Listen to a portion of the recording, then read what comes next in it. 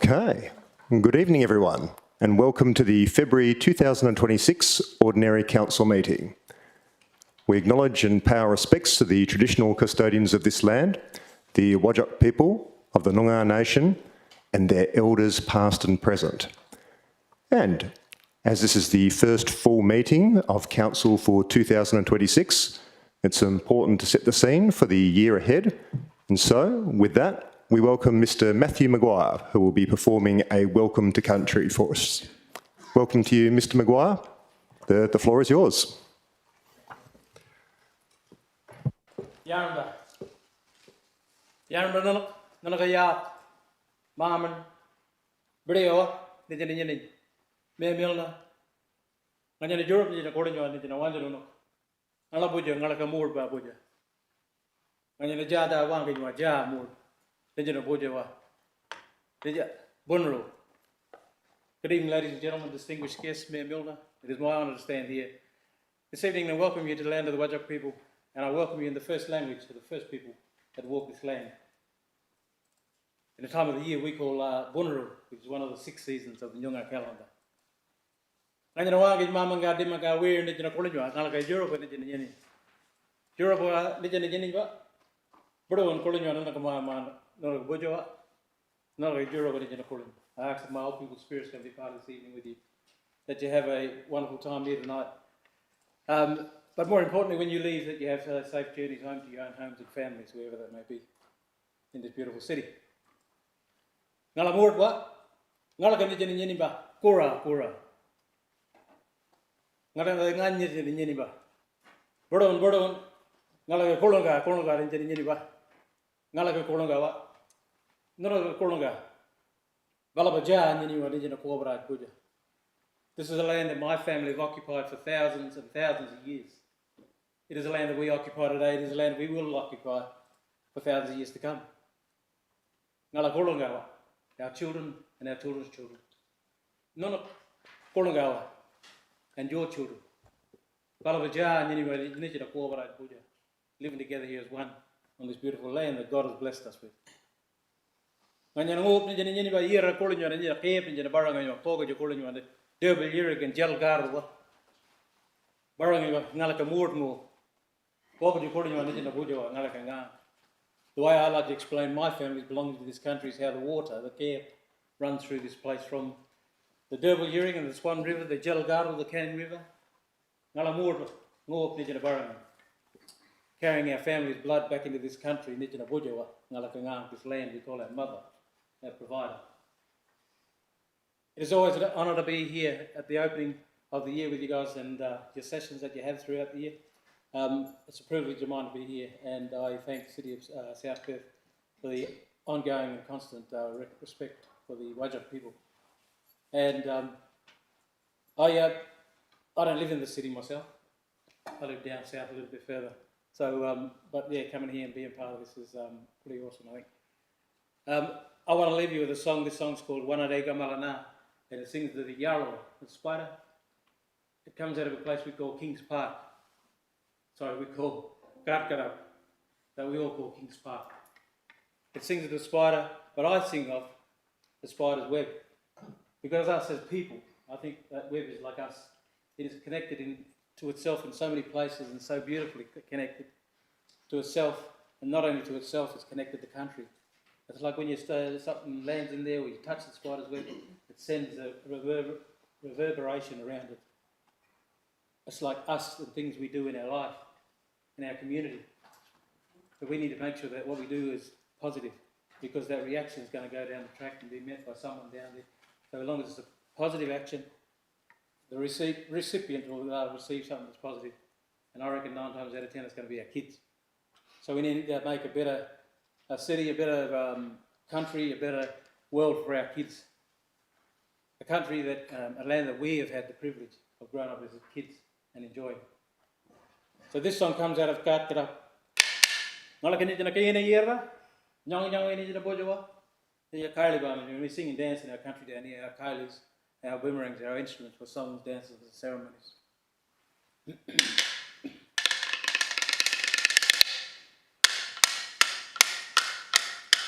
Wanare Ramalana wanare gamalana boyuguda waningo boyuguda waningo wanare gamalana ye boyuguda wanare gamalana ye boyuguda waningo boyuguda waningo wanare gamalana ye boyuguda waningo. So thank you again, Mayor Milner and the City of South Perth for having me here. Again, like I said earlier, it's an honour to come be part of this with you. And all the best with everything to come in the year and for the community as well. Thank you. Take care and God bless.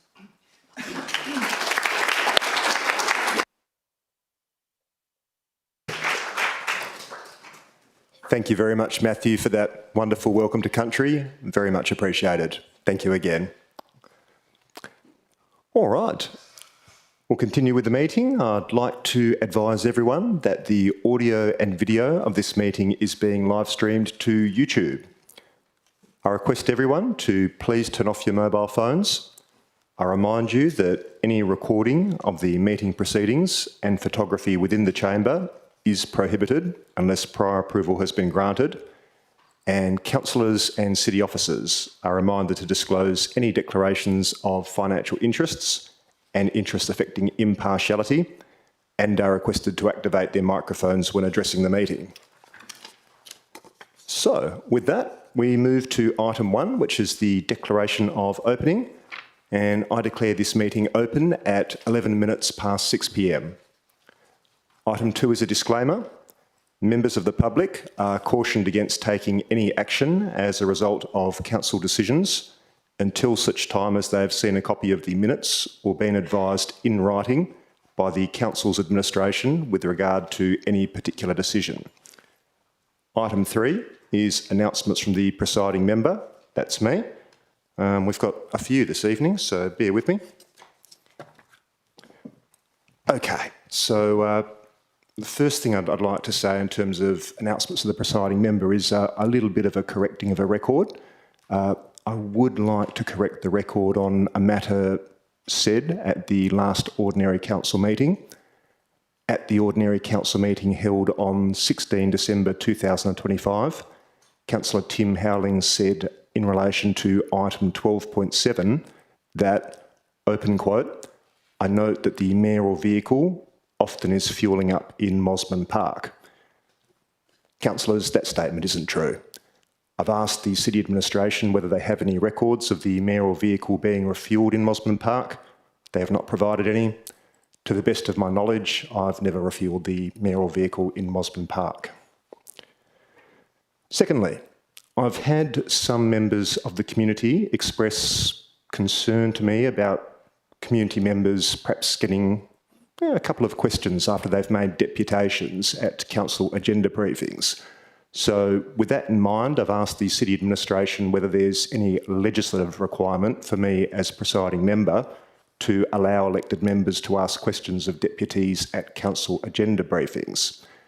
And if the City's advice on that question is I have discretion, then what I intend to do going forwards at future council agenda briefings is to ask each deputy whether they would like to take questions from elected members. If they do, great. If they'd prefer to simply make their deputation and then resume their seat, then subject to any advice that I might receive from governance or the City Administration, that's what I'll allow. Okay, we now move on to the mayoral report. For those, we've got a pretty full gallery tonight. For those who might not be aware, Council passed a motion at the October 2024 Ordinary Council meeting, and that motion resolved that at each Ordinary Council meeting, I must present a report of the mayoral engagements and meetings attended by me in my capacity as Mayor since the last Council meeting. And the reasons given in support of that motion stated that this practice is considered essential for maintaining transparency, fairness and accountability, allowing both councillors and the community to be fully informed of the Mayor's activities and enabling them to participate more effectively in council deliberations. The first part of that report says that I must present a summary of the events attended and persons met with by the Mayor in his or her capacity as Mayor since the last council meeting. So, councillors, the last council meeting was held on Tuesday, 16 December, so I'll begin from Wednesday, 17 December 2025. On Wednesday, 17 December, I attended a Christmas get-together to thank the dedicated justices of the peace, volunteers all of them, who make themselves available to our community at the South Perth and Manning libraries. Also on Wednesday, 17 December, I met with District Superintendent Amber Harvey and Senior Sergeant Nick Jessup, the Kensington Police Officer in charge, together with CEO Liz Ledger and relevant city staff. The discussion centred around the best options for managing hooning and associated antisocial activity, and the City provided the outcomes of the council meeting decision from the ordinary council meeting on Tuesday, 16 December. Also on Wednesday, 17 December, I attended the Kensington Primary School Year 6 graduation. I must say I always do enjoy attending school graduations for our local schools, and once again I congratulate the Kensington Primary School class of 2025. On Thursday, 18 December, I attended a community meeting held at the offices of our local State Member of Parliament, Mr Jeff Baker, MLA, concerning antisocial behaviour. I don't want to unwittingly compromise any investigations that might be underway, so I won't elaborate any further on that meeting, at least not tonight. Also on Thursday, 18 December, I attended on-site evening photo shoots with each of the winners of the city's first ever Christmas lights competition, which saw homes and businesses lighting up the festive season in spectacular style. I'd like to once again thank all of our entrants for being involved in the city's inaugural Christmas lights competition. All the entrants not only embraced the competition, but they also brought joy to families all over the city this festive season, so well done to all of them. On Friday the 19th of December, I attended a meeting of the Mill Point Rotary Club at Royal Perth Golf Club. For those who might not know, I serve as an honorary member of the Mill Point Rotary Club. On Saturday, 20 December, I met with Councillor Kathy Lees at local business Mecca Gourmet in Village Green, Carrawarra, to discuss council business. And on Monday, 22 December, I met with CEO Liz Ledger and the city's communication team. I used to meet with the city's communication team once per week to discuss current and upcoming communications by the city, potential third-party media relevant to the city, and my spokesperson's duties as spokesperson for the city. Those conversations now happen just with the CEO going forwards. On Tuesday, 23 December, I met with the local government inspector, Mr Tony Brown. Also on Tuesday, 23 December, Deputy Mayor Andre Brender-Abrandis and I met with CEO Liz Ledger and Corporate Services Director Bree Websdale. On Tuesday, 6 January, I met with Councillor Jacqueline Raison at local business Our Ruby Girl in Como to discuss council business. And on Thursday, 8 January, I met with Councillor Kathy Lees at local business The Hangout in Como to discuss local business. On Friday, 9 January, Deputy Mayor Andre Brender-Abrandis and I met with the local government inspector, Mr Tony Brown. Also on Friday, 9 January, I opened and spoke at the WA Women's Hall of Fame Roll of Honour photographic exhibition held at the City of South Perth Historical Society.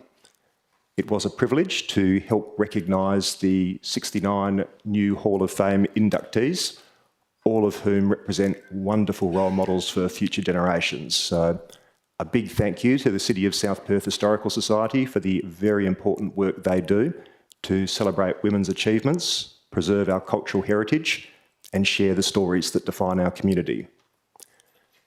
On Saturday, 10 January, I attended a media conference with the Honourable Patrick Gorman, MP, and Senator Ellie Whiteacre, held at Sir James Mitchell Park. I spoke about the city's then forthcoming Australia Day morning ceremony and thanked the federal government for providing a $15,000 grant towards the event. On Wednesday, 14 January, CEO Liz Ledger and I met with representatives of the Salter Point Community Group to discuss issues relating to the Salter Point community, including traffic issues.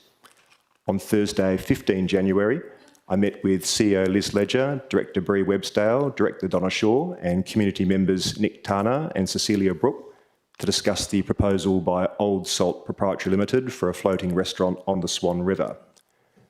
As councillors are aware, the decision maker on this proposal is the State Government's Department of Biodiversity, Conservation and Attractions, not the City of South Perth. The City's only role relative to this proposal is an officer technical assessment, which has recommended refusal of the proposal in its current form. On Friday, 16 January, I met with CEO Liz Ledger, Director Bree Webstale and Ross Drennan of Nocturnal to discuss matters relating to the station. On Monday, 19 January, I was very pleased to host a visit to South Perth by the Leader of the Opposition, Mr Basil Zemplus, MLA, to discuss various issues of importance to the City of South Perth community, including the need for a South Perth train station, our community's need for better access to indoor sports courts, and community safety. Over the course of almost a full day, we visited several locations across the City of South Perth to discuss what our community would like to see from the state government to help make our city a better place to live, work and play. And I would like to thank Mr Zemplus for taking the time to visit our district and for listening not just to me, but also to CEO Liz Ledger, to Director Bree Webstale, to Director Donna Shaw, and a number of members of our community. And I would like to let Council know that I've also extended a similar invitation to our Premier, the Honourable Roger Cook, MLA. On Wednesday, the 21st of January, I met with CEO Liz Ledger, and in an effort to try and reduce the length of this report, I will note that I also met with Ms Ledger on 27 January, 5 February, 10 February and 17 February. Also on Wednesday, 21 January, I caught up with the Mayor of the town of Victoria Park, Mayor Karen Vernon. As mentioned in previous reports, I try and catch up with the mayors of neighbouring local governments or local governments that the city shares strategic interests with every so often. We met at local business Kenzie's Kitchen in Kensington. On Monday, the 26th of January, I represented the City of South Perth at our Australia Day morning flag raising and citizenship ceremony. We welcomed the Governor of Western Australia, His Excellency, the Honourable Chris Dawson APM, inducted 107 new Australians from 40 different countries during what was a very special citizenship ceremony, and honoured some of our outstanding community members with the Aspire Citizen of the Year awards. It really was a wonderful day, and I'd like to give a big thank you to everyone who contributed and attended.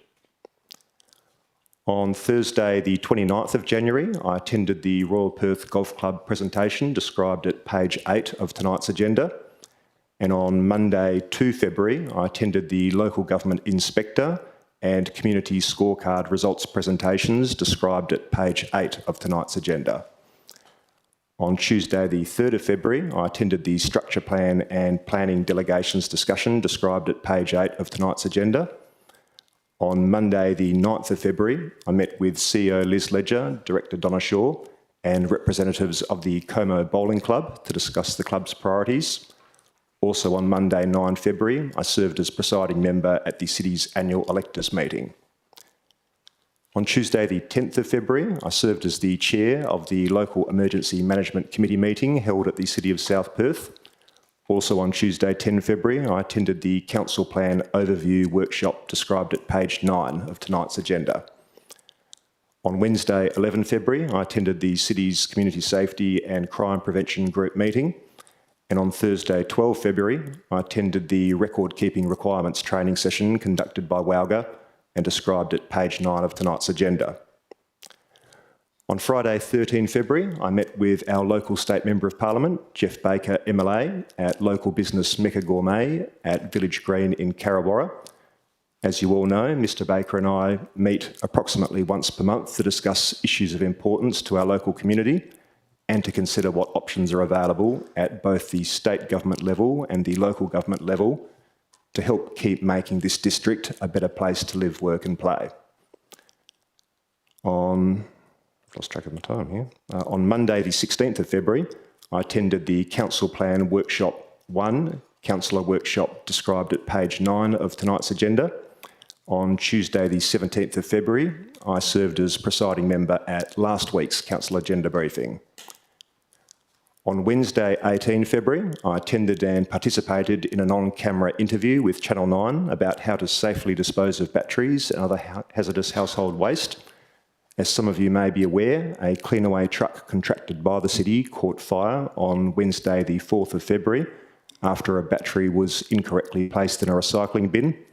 The driver was forced to urgently dump the hot load while in transit to the materials recycling facility, and that happened to be one of 3 rubbish truck fires reported across Perth that day. Also on Wednesday, 18 February, I attended and participated in the Western Australian Local Government Association's South East Metropolitan Zone meeting alongside Councillor Jacqueline Raison. The city is part of the South East Metropolitan Zone, which is comprised of representatives from the City of Armidale, the City of Canning, the City of Gosnells, the City of South Perth and the town of Victoria Park. On Thursday, 19 February, I caught up with the Mayor of the City of Canning, Mayor Patrick Hall. Later that same day, I met with Councillor Blake D'Souza at local business Dome Manning to discuss council business. On Friday, 20 February, CEO Liz Ledger and I met with the local government inspector, Mr Tony Brown. Mr Brown advised that a monitor will be appointed to the City of South Perth from 25 February 2026 to 29 April 2026. I very much welcome this appointment, and I hope that this development will assist everyone at the City of South Perth to focus on delivering good governance for the people in our district. On Saturday, the 21st of February, I attended and helped open South Perth Sounds at Ryrie Reserve in Como. Concert goers were treated to a headline performance from world-class Australian singer and songwriter, Andaria Award winner Conrad Sewell.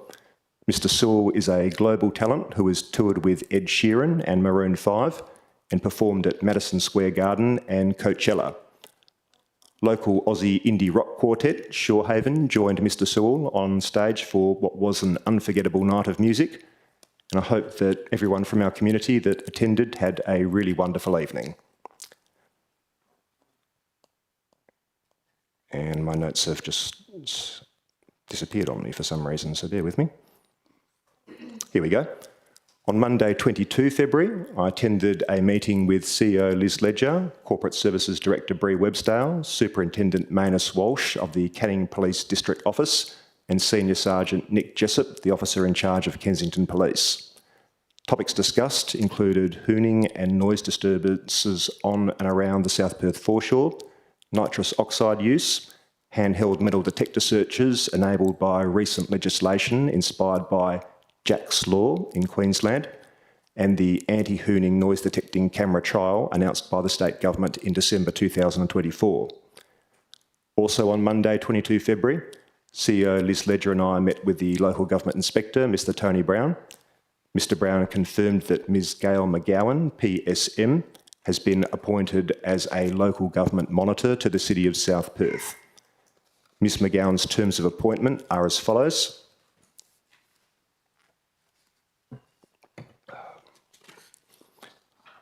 Monitoring assignment. Without limiting the monitor's functions and powers under Section 8 capital B dot 40 of the Local Government Act 1995 Act, the monitor is to perform the monitoring assignment as set out below. 1.1. To monitor the City of South Perth's governance, relationship and decision-making processes and practices with specific regard to the following matters. Subparagraph A. Council member understanding and performance of their collective and individual statutory roles and responsibilities as prescribed under Section 2.7, 2.8 and 2.10 of the Act. Subparagraph B. Relationships between the council members and between the council members and the city's employees, including council member behaviour with respect to the city's code of conduct for council members, committee members and candidates. Subparagraph C. The Council's practices and processes in the relation to its post-appointment obligations to the Chief Executive Officer, including the development and monitoring of performance criterias, open bracket, KPIs, close bracket, as required under Section 5.39, subsection 3, subsection B of the Local Government Act 1995. Subparagraph D. the Council's decision-making processes at ordinary and special meetings, the efficacy of the City's committees, and the adequacy of the City's standing orders, Local Law 2007, in relation to council member participation in deliberation and decision-making at meetings. Subparagraph E.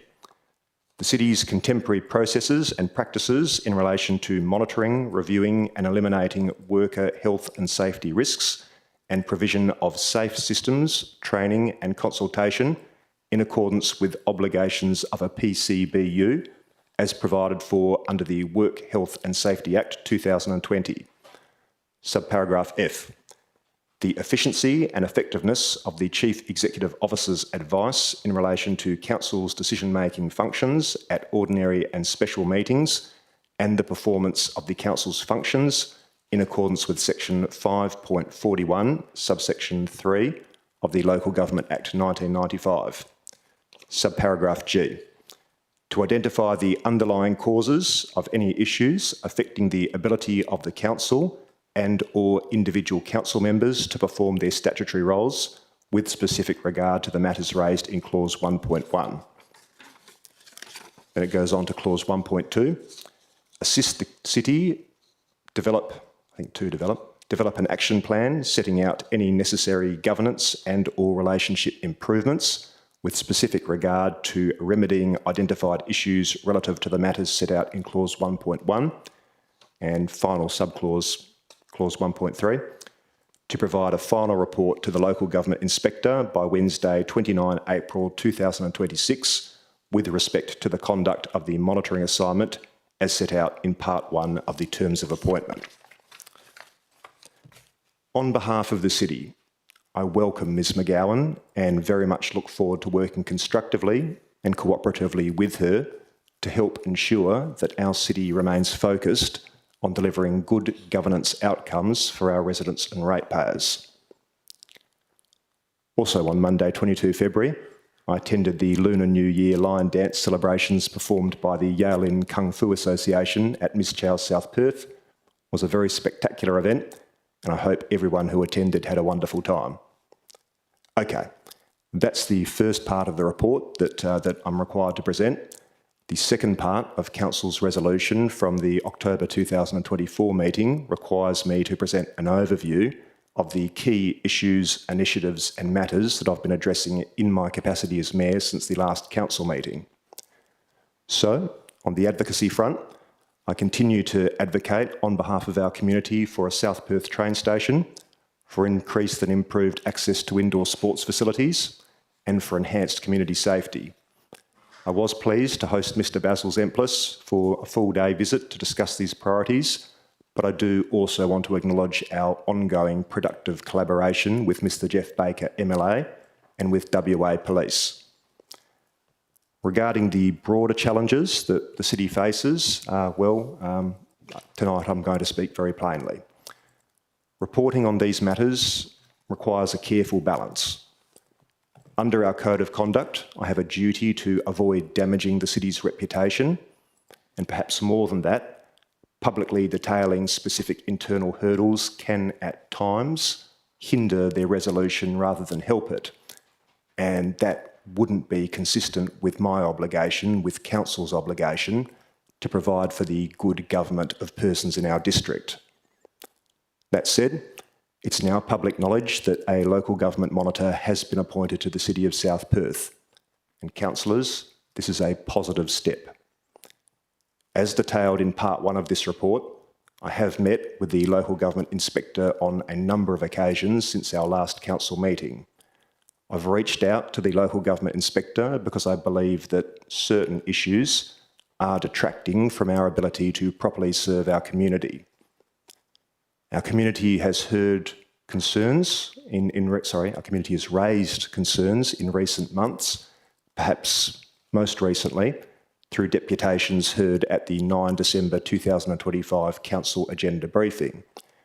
And I think it's fair to say that the issues faced by the City have escalated, at least to some degree, in recent months. After considering these recent events, I made the difficult but I think necessary decision to request the appointment of a local government monitor, because that is what the best interests of our community requires. I believe that the independent oversight of a local government monitor, perhaps coupled with the powers available to the local government inspector, can assist the city to overcome the challenges we face. This is new territory for local government in Western Australia. The Office of the Local Government Inspector is a new resource. It's only been online since the beginning of this year. But I hope that Ms McGowan's appointment as monitor serves as a catalyst for all of us, myself included, to take stock, reset, refocus, and work constructively towards serving the interests of our community. And on this, I must be clear. If we do not take the opportunity to reset, we risk the far more serious prospect of a formal local government inquiry in the none too distant future. I don't say that as a threat, it's a simple statement of fact. It is incumbent on all of us to act with care and diligence and with honesty and integrity, to act in accordance with the trust placed in us by our community, to treat others with respect, courtesy and fairness, and to make decisions based on merit and in the public interest. We have an opportunity here, and we should look at it as an opportunity for all of us to deliver good government and good results for the more than 46,000 residents and ratepayers that call our city home. Let's seize the opportunity to deliver the results that our community deserves and looks to us to deliver. That concludes this month's Mayoral report. Appreciate it, but no applause. I've got to be fair to everyone. Finally, in terms of item 3 and announcements from the presiding member, I note that we have 22 items on the agenda for decision this evening. I'm also aware that there's amendments or alternative motions in relation to a number of those items. The papers for tonight, when we add up the agenda, the confidential agenda, the attachments and the confidential attachments, total almost 1,000 pages for tonight. And there is a possibility that we might not get through everything on the agenda tonight. So, with that in mind, I'm giving everyone notice that depending on how tonight's meeting goes, I may well move an adjournment of tonight's meeting, most likely at around 10:30 p.m. tonight, but we'll see how we go. All right. That brings us to item 4, which is attendance. Item 4.1 is apologies. We've received apologies from Councillor Stephen Russell for this evening. Item 4.2 is approved leaves of absence, of which there are nil for this evening. Item 5 is declarations of interest. There's a few.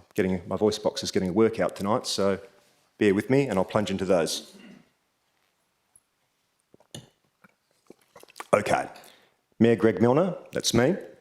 I've declared an impartiality interest in item 10.1.1 as my wife and I have previously been gifted tickets to see a show at Old Mill Theatre Inc. The total value of the tickets was below the $300 threshold for a financial interest. Councillor Kathy Lees has declared an impartiality interest in item 10.1.1 as I have met with Old Mill Theatre board members and attended shows at the theatre on a number of occasions. As a consequence, there may be a perception that my impartiality on the matter may be affected. I declare that I will consider this matter on its merits and vote accordingly. Councillor Jacqueline Raison has declared an impartiality interest in item 10.1.1 as during last year's election campaign, I met with board members of the Old Mill Theatre at their invitation and discussed a number of matters, including the lease that is the subject of this agenda item. More than 5 years ago, Old Mill Theatre board member Roger Farley and I served on a board together, and I was chair of that board. Since then, we have only seen one another in passing in and around South Perth. Notwithstanding these matters, I will consider this agenda item impartially in accordance with my duties as a councillor. Councillor Kathy Lees has declared an impartiality interest in item 10.1.2 as I know people who are members of the Friends of Collier Reserve and I am a client of a clinic that leases space in the adjacent pavilion at the reserve.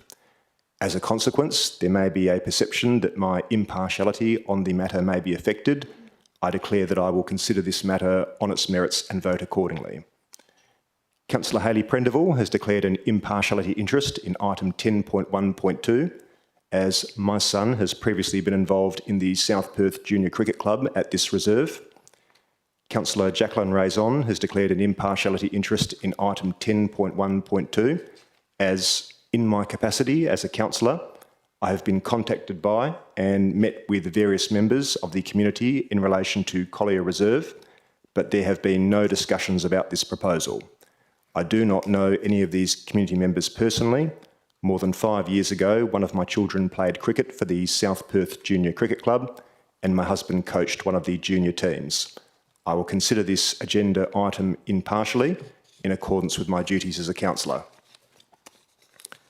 Mayor Greg Milner, I've declared an impartiality interest in item 10.3.1, as I know a number of the members of the Royal Perth Golf Club. Councillor Kathy Lees has declared an impartiality interest in item 10.3.1, as I have friends who are members of the Royal Perth Golf Club. Consequently, there may be a perception that my impartiality on the matter may be affected. I declare that I will consider this matter on its merits and vote accordingly. Councillor Jacqueline Raison has declared an impartiality interest in item 10.3.1, as in my capacity as a councillor for Mill Point Ward, I have been contacted by and met with various members of the community in relation to the Royal Perth Golf Course. Recently, at the invitation of the Royal Perth Golf Club, I attended a tour of the golf course.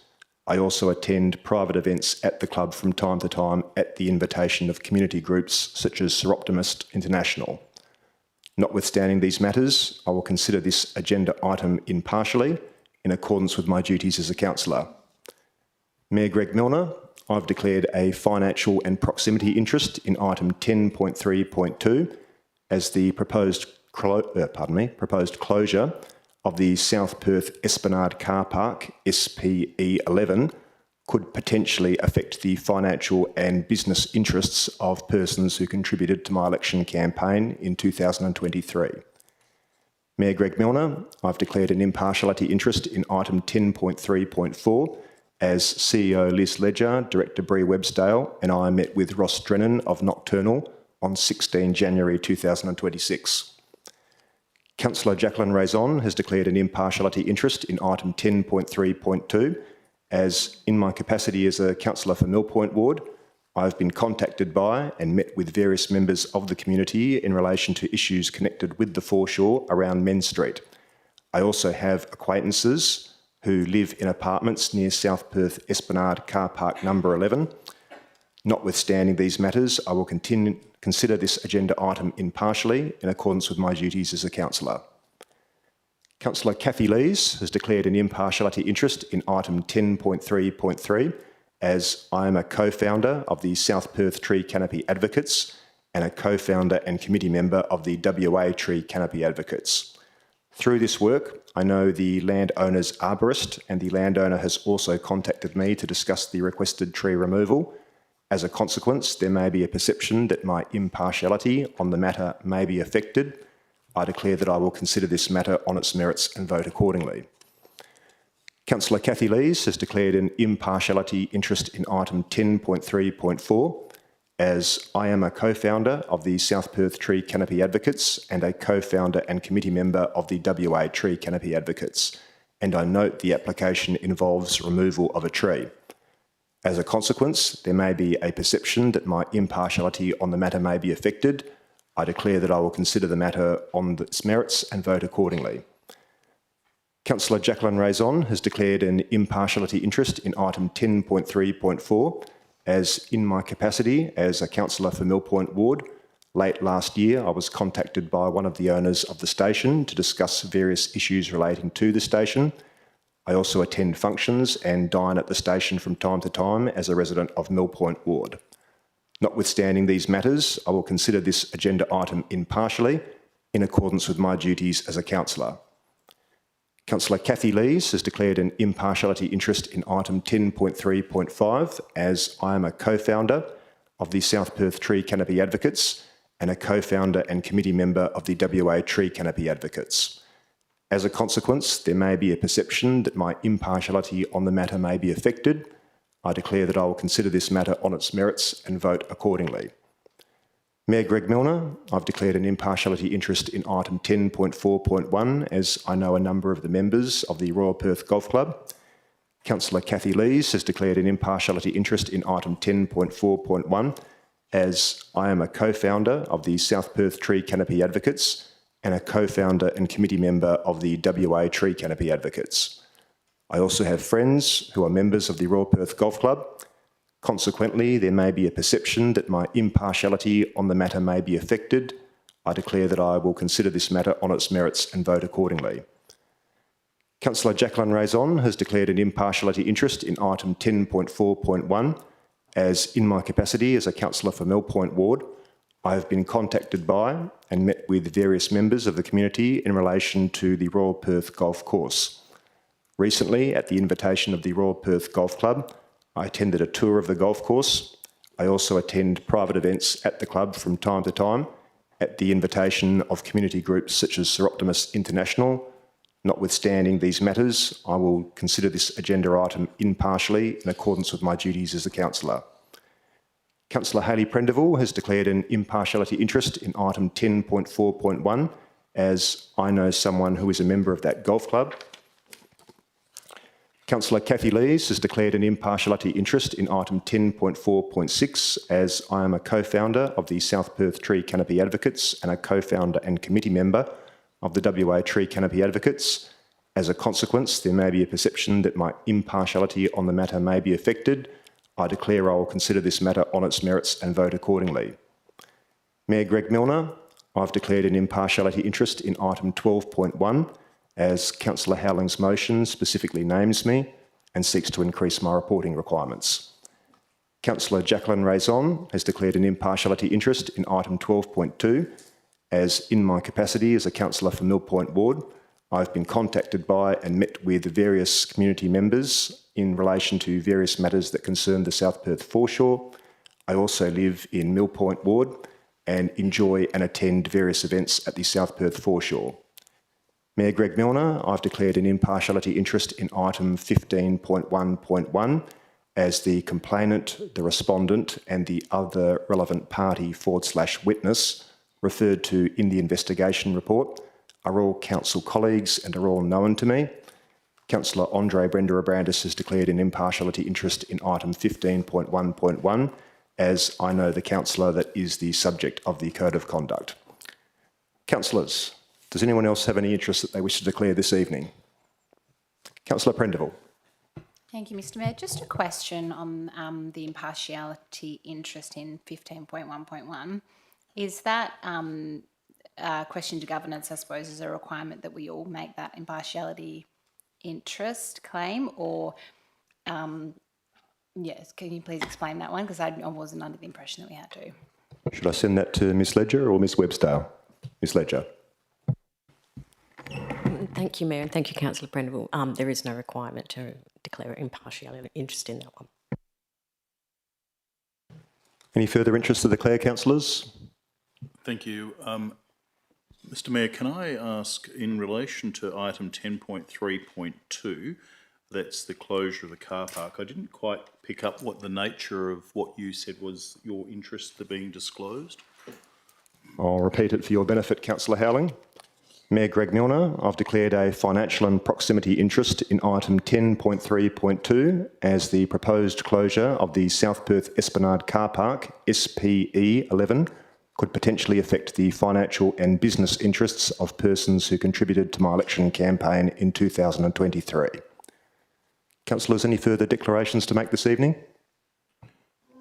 No. Okay. Mr Mayor, in relation to that, will you give us an opportunity to address that at the time that that agenda item is raised? Councillor Howling, no, because it's up to councillors as to which interests they declare. It's not up for debate. I'm moving on. I'd now like to move to item 6, which is public question time. Item 6.1 is responses to previous public questions taken on notice. That's nil. Item 6.2 is public question time. But before I do open public question time, I'd like to remind everyone that this section is for questions only and preambles should be kept to a minimum. And please do refrain from using any language that could be considered offensive, objectionable or defamatory. I know you're all going to behave yourselves, but as I've said before, public question time is for public questions. It's not for deputations with a question mark on the end.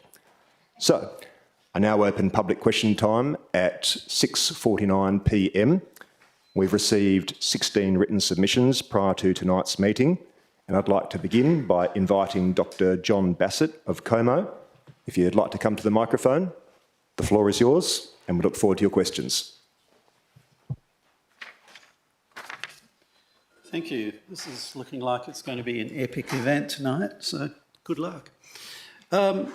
My first two questions relate to the proposal for the station Tavern. And so I should start by saying that I'm an acoustician who has previously consulted on similar proposals. And in that regard, I have expertise in addressing the acoustic report that was part of the agenda. I should also disclose that the consultant who has produced that report, I'm on quite friendly terms with. We were both students at the Faculty of Architecture in Sydney University at about the same time. We are both members of the West Australian branch of the Australian Acoustical Society, so we meet at events that that society puts on, and I also communicate with him at times through the year about, usually about things like equipment. So, the item referred to in council is a heritage listed property, and I understand that that's the reason that it was referred to council. When we look at the acoustic report, it makes a series of recommendations that include using blinds and retractable awnings, roof awnings, and attachment of sound absorbent panelling to exposed walls. Particularly the sound absorbent panelling is important. However, the response from Lands and Heritage only addresses the proposed awning and glazing. Placement of acoustic panels on the building exterior and the use of blinds will significantly alter the way the building is read visually.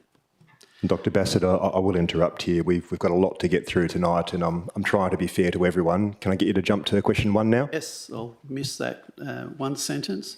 Does council have a holistic approach to assessment that recognises the impact of one aspect of the development on other aspects of the same development, or is everything dealt with in silos? Thank you. I understand all questions will be directed to Ms Ledger tonight, so Ms Ledger. Thank you, Dr. Bassett. Yes, the City considers various matters in the assessment of development application, including amenity, heritage values, built form, and the advice from external government agencies and the local planning framework. Thank you. My second question is, while the acoustic report is reasonably extensive, residents have pointed out that some sensitive receivers have not been fully captured in the report, and I would have to agree with that. That is recognised in the recommendation that directs that an amended acoustic report be provided that addresses those concerns in more detail. So the question is, why is this item before council when clearly there is more work to be done on the proposal before it can be properly considered by councillors? Thank you for the question. Ms Ledger. Thank you, Mayor. The City is of the view that any likely mitigation measures would not require material alternation to the proposed development. Conditions have therefore been recommended that support what has been applied for. For example, if a revised acoustic report recommended thicker glazing to offset noise, this would not substantially alter the facade of the building. A noise management plan may recommend music is not amplified or certain activities are not undertaken on the alfresco. This would be a matter for the acoustic consultant to recommend, demonstrating compliance should council include the conditions on the determination. My third question is in relation to the October council meeting where the draft heritage list was adopted by council. An amendment was put by Councillor Howelling that in part requested the Chief Executive Officer undertake place-specific reviews, including consideration of built form, of the following places in the local heritage survey, and where relevant, ensuring the statement of significance is consistent with the State Register of Heritage Places. Those places were 39 Anstey Street, 40 Coode Street, which is Wesley College, 25 Forest Street, which is the St Columba's Church Group, 50 Labashire Road, which is the Royal Perth Golf Course, and 44 Angelo Street. So the question is, in light of applications before council that may have an impact on the heritage values of some of these properties, can council advise whether the site-specific reviews have been completed?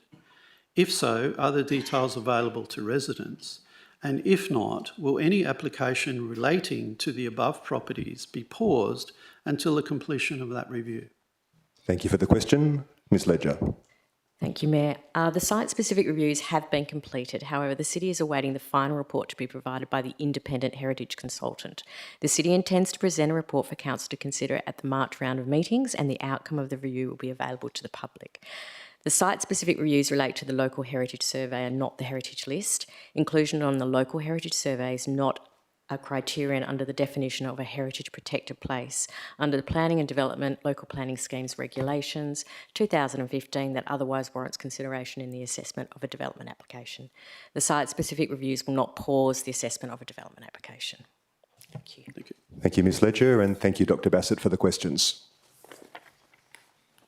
I'd now like to invite Mr Andrew McLean of South Perth, if you'd like to come to the microphone. Welcome to you. The microphone is yours, and we look forward to your question. Thank you. I think some of this might have been covered by Dr Bassett's question. However, it's in the preamble, the council removal of some noted heritage listings in South Perth. The question is, why and within what process has the City removed the Royal Perth Golf Club's grounds from our city's heritage list, along with other places such as St Joseph's Convent, part of the newly named St Columba's Group, Wesley College, etc., when it's very clear that the community wants them to remain on our city's heritage list and the community has not been informed of these removals? Thank you for the question. Ms Ledger. Thank you, Mayor. At its October 2025 OCM, Council resolved to adopt the draft heritage list subject to the removal of 4 places, which included the Royal Perth Golf Course Club. With respect to process, the local government determines places on its heritage list. The Planning and Development Local Planning Schemes Regulation 2015 do not prescribe which places are to be included in the heritage list. The minutes are publicly available on the City's website, as is a copy of the adopted heritage list. Thank you. Thank you, Ms Ledger, and thank you, Mr McLean, for your question. I'd now like to invite Ms Sue Ellen Murdoch of South Perth. Welcome to you. There you are. The microphone is yours, and we look forward to your question. I'm speaking against agenda item 10.4.1. Strategic direction, leadership aspiration, receptive and proactive in meeting the needs of our community. Within this strategic direction... I might just interrupt here, Ms Murdoch. I'm terribly sorry. You can ask a question, but the time for deputations where you speak for or against was last week. Okay, but fine. Please proceed to your question. Okay, question. Why is the City actively recommending our council approve damage to our natural environment and in so doing failing to work in accordance with the adopted urban greening strategy, our tree protection policy and the community's clearly communicated needs by actually seeking to significantly reduce our tree canopy, environmental, heritage and wildlife assets? Thank you for the question. Ms Ledger? Thank you. Item 10.4.1 is a report for Council to consider the Royal Perth Golf Club request for approval for Stage 3 works on Crown Reserve, pursuant to clause section 6.3 and 123 of a lease with the City. The officer recommendation is that consent should be provided for the works pursuant to the lease with the following revegetation condition: that the Royal Perth Golf Club Inc. carrying out the agreed revegetation activities in accordance with the Vegetation Management Plan as a condition of consent under clause 6.3 of the lease. That includes the planting of a further 8,000 trees and shrubs in the 2028 and 29 in the Melville Parade corridor. Thank you. Thank you, Ms Ledger, and thank you, Ms Murdoch, for the question. I'd now like to invite Ms Heidi Schmidt of South Perth. Welcome to you. The microphone is yours, and we look forward to your questions. Good evening, everyone. I apologise again. I've got this raspy voice. Speaking against agenda item 10.4.1 Damage caused Once again, Ms Schmidt, got to be fair to everyone, can ask questions, but we're not speaking for or against. Okay. It's you have a little bit of a preamble, Got it. but Got it. yeah, great. Preamble. Preamble alert. I have actually reduced my preamble heaps because other people have covered bits. Since December 2025, the Royal Perth Golf Club has repeatedly changed the number of trees it proposes to remove, which demonstrates some disorganisation. First it was 75, then 80, and now 39 trees plus 4 clumps of casuarina. Let's be clear, every tree matters. Okay, I do have to jump in here. Appreciate the passion, but I can't let public question times be deputations with question marks. 39 trees plus 4 clumps of casuarina. Casuarina are a recognised genus of tree. They are actually trees. So the community's gone and had a look, and we're estimating 70, even up to 105. So the City of South Perth defines environmental damage as any detrimental impact on the natural environment, including failure to maintain or enhance it. So I'm just skipping bits. Yeah, I think we should jump to question 1 at this point. All right. So the proposal by the golf club would forever damage and diminish our much appreciated community asset, our environment, and our heritage and our wildlife. Question, and please, Ms Ledger, could you read your answer slowly for me? Because it's quite hard to keep up with you when we're just listening, because we don't see the words as well.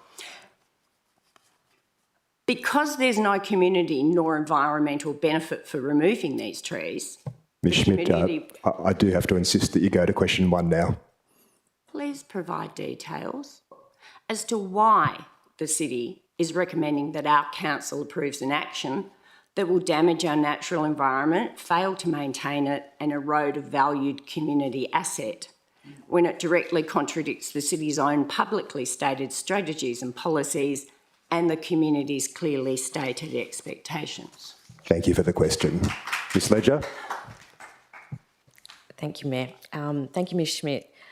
The City is recommending approval of Stage 3 works pursuant to the lease with the Royal Perth Golf Course, including a condition regarding revegetation.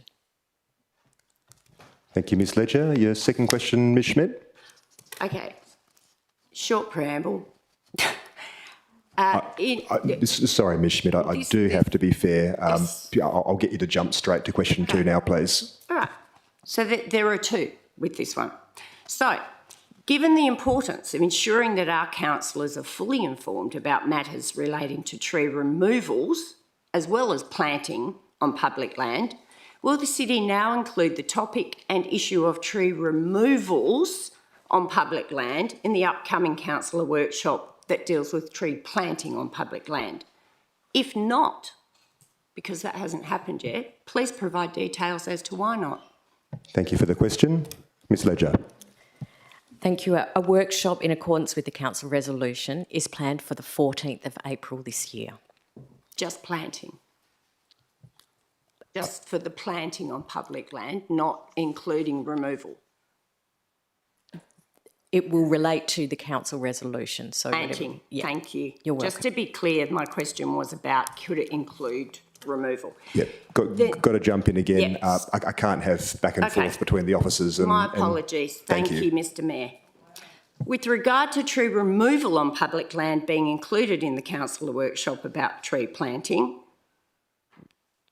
this was my second question, given I thought I'd get a better answer. Will the City and Council therefore prudently defer consideration of 10.4.1 until after the imperative tree planting and removal workshop has been delivered and attended by our councillors? Thank you. Ms Ledger? Thank you, Mayor. The administration is not intending to defer or propose deferral of this item. Thank you. Thank you, Ms Ledger, and thank you, Ms Schmidt, for the questions. Now, folks, I've got to be fair to everyone. The standing orders do say no clapping or booing or anything like that. We're all here just to listen respectfully to the questions from the community and the answers given by the administration. So, yeah, thank you. Yes.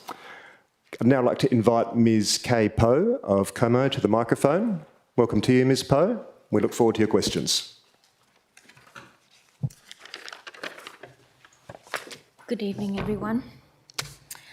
During last Tuesday's council meeting, Councillor Prendeville asked me, along with other community members, for our views on the location of the proposed change rooms at Collier Reserve.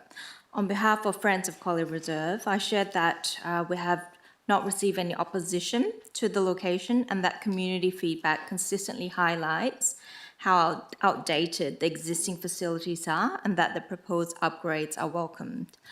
To provide councillors with further assurance, could the city explain why this location was chosen, including factors such as accessibility, proximity to the existing pavilion facilities, underground services, and lease boundaries?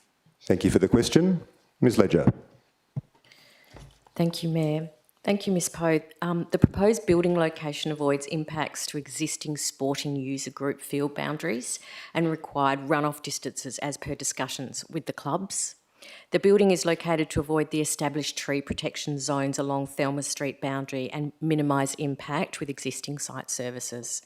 The building is located to stay within the city's management order boundary as well and to not extend over the adjacent Collins Reserve, which is Crown land and leased to Wesley. Thank you. Question 2. Could the city outline what amenities will be provided within the small kiosk and how these are expected to benefit the club's patrons and wider community using Collier Reserve? Thank you for the question. Ms Ledger. This will be up to the clubs how they use it, but it's likely to include sale of goods such as food and beverage and club merchandise. Okay, great. Thank you. Question 3. Noting that timely award of the contract is required to meet grant funding milestones, and with appreciation for the efforts of Director Anne Primo and her team in bringing this project to this stage, could the city outline the anticipated implementation timeline should council endorse the tender this evening, including key stages such as commencement of works and practical completion? Thank you. Ms Ledger. Thank you. The commencement date is intended to be the 30th of March this year and with a practical completion date to be in September this year. Thank you. Thank you, Ms Ledger, and thank you, Ms Poe, for the questions. Thank you. I'll now, because it's been more than 15 minutes for public question time, I'm going to use my powers under the standing orders to extend public question time for a further 15 minutes. But after that, I'll need council support to extend public question time any further. I'd now like to invite Ms Bronwyn David of South Perth, if you'd like to come to the microphone. Welcome to you, and we look forward to your questions. Good evening, thank you very much. Fair to say we've got a tree canopy crisis in Perth, shothole borer development. The loss of canopy threatens not only our lifestyle but the lives of native animals, especially some species of black cockatoos. Our entire ecosystem is impoverished when we lose trees. So my first question, the architects of the golf course proposal are a Sydney firm and a London firm. Both of these cities have vastly different environments and ecologies to Perth. Neither city has a polyphagous shothole borer infestation, and both cities are much wetter than Perth. Is the city concerned that this lack of local expertise has resulted in recommendations that are not ideal for our climate? Thank you for the question. Ms Ledger. Thanks. Mayor, Ms David, no. Thank you. Given that we know that there are bird and animal species roosting and feeding at the golf course, why has the city failed to seek an independent wildlife audit from the Royal Perth Golf Club to accompany the club's application to remove trees, especially in circumstances where the club has had the opportunity for a do-over of their plans? Thank you. Ms Ledger. An independent wildlife audit was not required to be provided by the Royal Perth Golf Course as part of the request for approval pursuant to the lease. Can the city now request a wildlife audit? No interjections from the gallery, please. I appreciate the passion, but again, got to be fair to everyone. Well, that wasn't kind. Ms Ledger.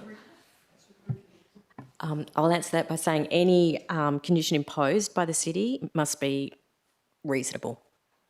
Thank you very much. You're welcome. Thank you, Ms Ledger. Okay, and thank you, Ms David, for the questions. I'd now like to invite Ms Christy Lowe of Como, if you'd like to come to the microphone. We look forward to your questions. Welcome to you. Thank you. Good evening, everybody. My questions relate to item 10.4.1, Stage 3 works at Royal Perth Golf Club.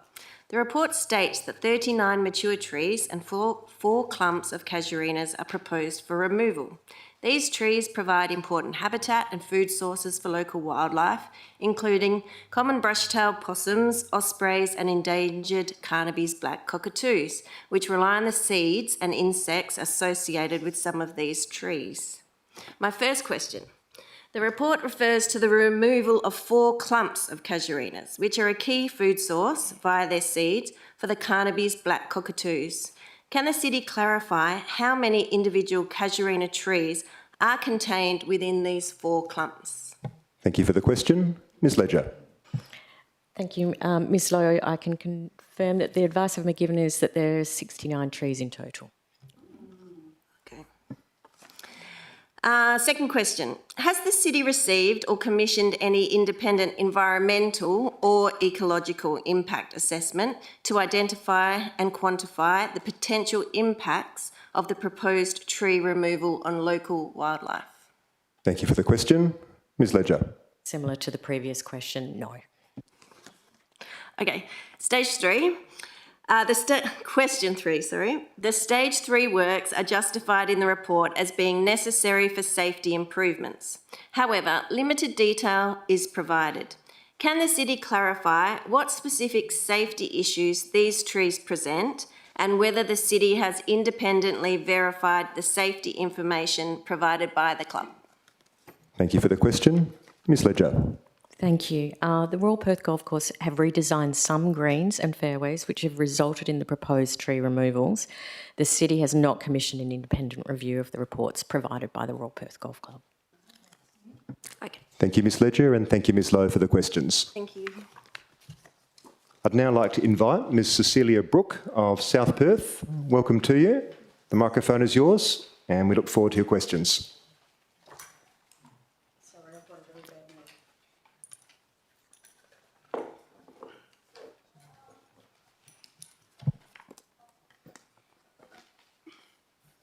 Thank you, Mr Mayor, councillors and all City staff. I refer to 10.1.2, provision of new change rooms building for Collier Reserve. I would like to commend the City employees for the design of the new change rooms to be built at Collier Reserve. As we have seen on many occasions in this chamber, ratepayers making deputations, showing pictures of just how busy this reserve is with local people, enjoying many different sports and people walking their dogs. This is what the reserve is for, and this is truly a wonderful asset for the City of South Perth ratepayers and residents. My question 1, you won't believe it, has already been asked. If Council votes to go ahead with the change rooms tonight, when would the expected start day be for the erection of the club rooms by AE Hoskins Builders, and what is the anticipated date of finalisation of the building? Thank you for the question. Ms Ledger. Thank you, Mayor. Ms Brooke, yes, as mentioned, 30th of March is our intended start date with practical completion in September. My second question is, with the monitor having been appointed to the City, will she have the right to question the City of South Perth staff as well as the Mayor and councillors? Thank you. Ms Ledger. Thank you, Mayor. Yes, she will. Thank you, Ms Ledger, and thank you, Ms Brooke, for the questions. I'd now like to invite Ms Joanne Ord of Como. Welcome to you. The microphone is yours, and we look forward to your questions.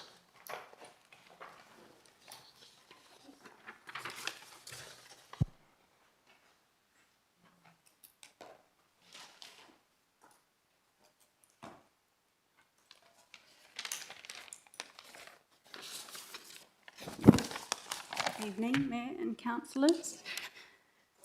So my questions are about the golf course. I guess most people's are tonight.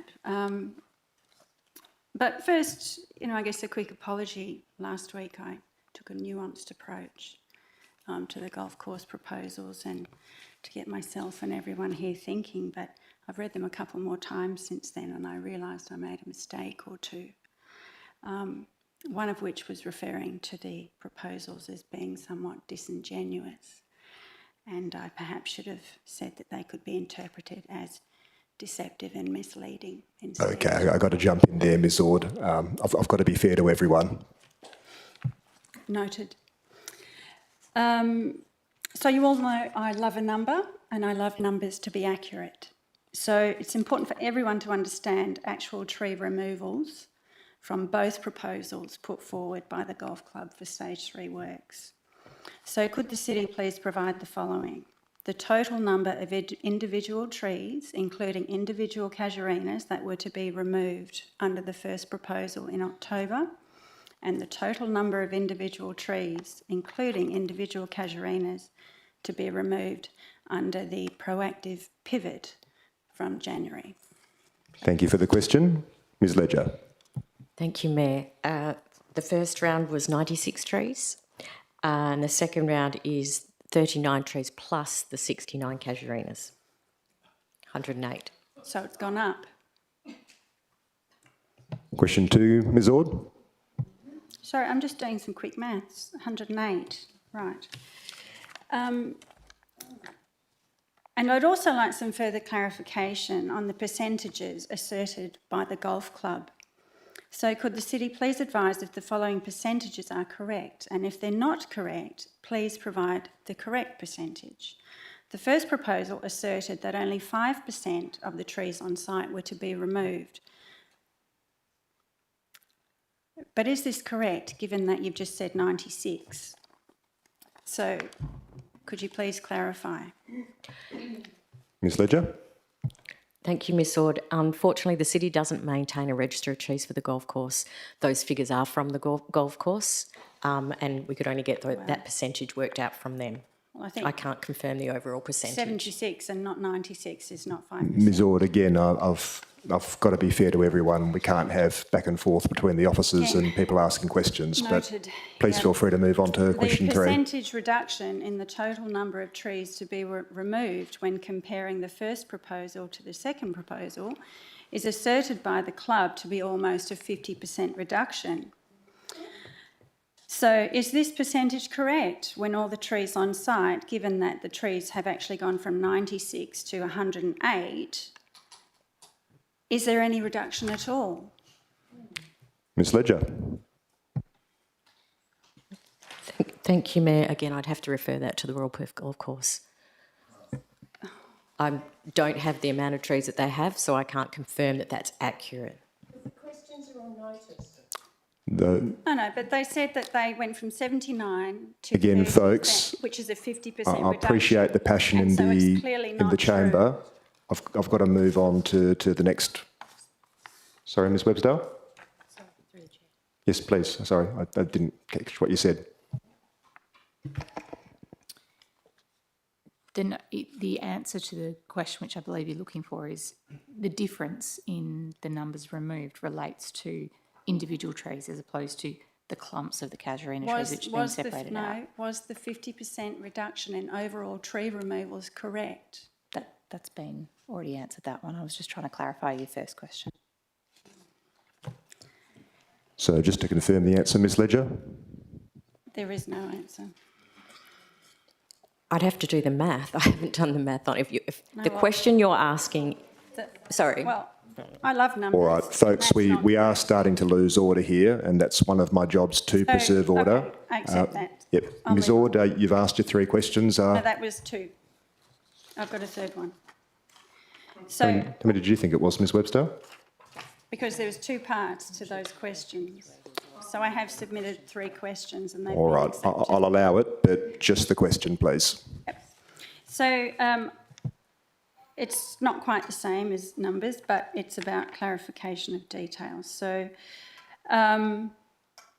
previously I did state that I hoped that the City had done their best to ensure the club had done their best, so accuracy of City reporting is something we really rely on in the community. And on page 2 of the City's report, the reporting officer has paraphrased the content of the club's January letter stating the amended proposal reduced the number of trees from 76 to 39. No mention of casuarina clusters, and which contain individual trees, which we now know is at 108. And so I believe this paraphrasing is not correct. And at the bottom of page 3 of the officer's report, it states the original application was to remove 76 trees, or 5% of the total number of trees. The revised application is to remove 39 trees, including 4 clumps of casuarinas. But we now know it wasn't 76 trees in the first proposal. All right, that's probably a fair amount of backstory. Well, let's go to the question. Yeah. So it's imperative that proponents' assertions are scrutinised by the city and corrected wherever possible, not Ms. Ord, those are repeated and statements. given Please weight. proceed to the question. So what procedures and systems does the city follow to ensure the community is provided with accurate reporting, and are reports reviewed by others internally before publishing? Thank you for the question. Ms. Ledger. Folks, again, I want to give everyone a fair crack, but I need everyone to behave and follow the rules, please. Ms. Ledger. We'll take that on notice. All right. Thank you, Ms. Ledger, and thank you, Ms. Ord, for the questions. I am moving on. I'd like to... Again, Ms. Ord, I have to be fair to everyone. Council hasn't got the right information. I'd now like to invite Ms. Lindley Miles of Waterford to the microphone. Welcome to you, Ms. Miles. The microphone is yours, and we look forward to your questions. Good evening, everyone. My name's Lindley Miles and I live at 6 Doneraile Court in Waterford. My questions relate to a petition that was recently submitted regarding the Waterford entrance. It's not only very unappealing, but it's now an ugly eyesore. So my questions are, question 1, do the CEO, Mayor, councillors believe that given Waterford Avenue, Manning Road and Kent Street intersection, which is a significant gateway into the city of South Perth, feel that the area in question gives a positive indication of what the city of South Perth stands for with regard to pride in our community? Thank you for the question. Ms. Ledger. Thank you, Mayor. Thank you, Ms. Miles. This will be the subject of a report presented to Council, so that will become part of the answer to your question. Okay. All right, so I'll skip question 2 because it's basically, So when do you think the community would know what the plans are for the Waterford entrance? Thank you for the question. Ms. Ledger. Thank you, Mayor. I would have to, just a moment, because it's not one of your questions, but I would say I'm going to pass that to the Director. Thank you. Ms. Amprema. Thank you, Mr. Mayor. Thank you for the question. So that would be ultimately dependent on the outcome of the report that comes back to Council, and we would hope that anything may be part of the budget discussions for 26, 27, if there are any recommendations to do any works there. Okay, I would just like to see the entrance to be something to be proud of, as I'm very proud of the rest of the city of South Perth. So we'd like to join the beauty of South Perth. So thank you very much. Thank you, Ms. Miles, and thank you, Ms. Amprema. I'd now like to invite Mr. Ross Drennan of South Perth. Welcome to you. The microphone is yours, and we look forward to your questions.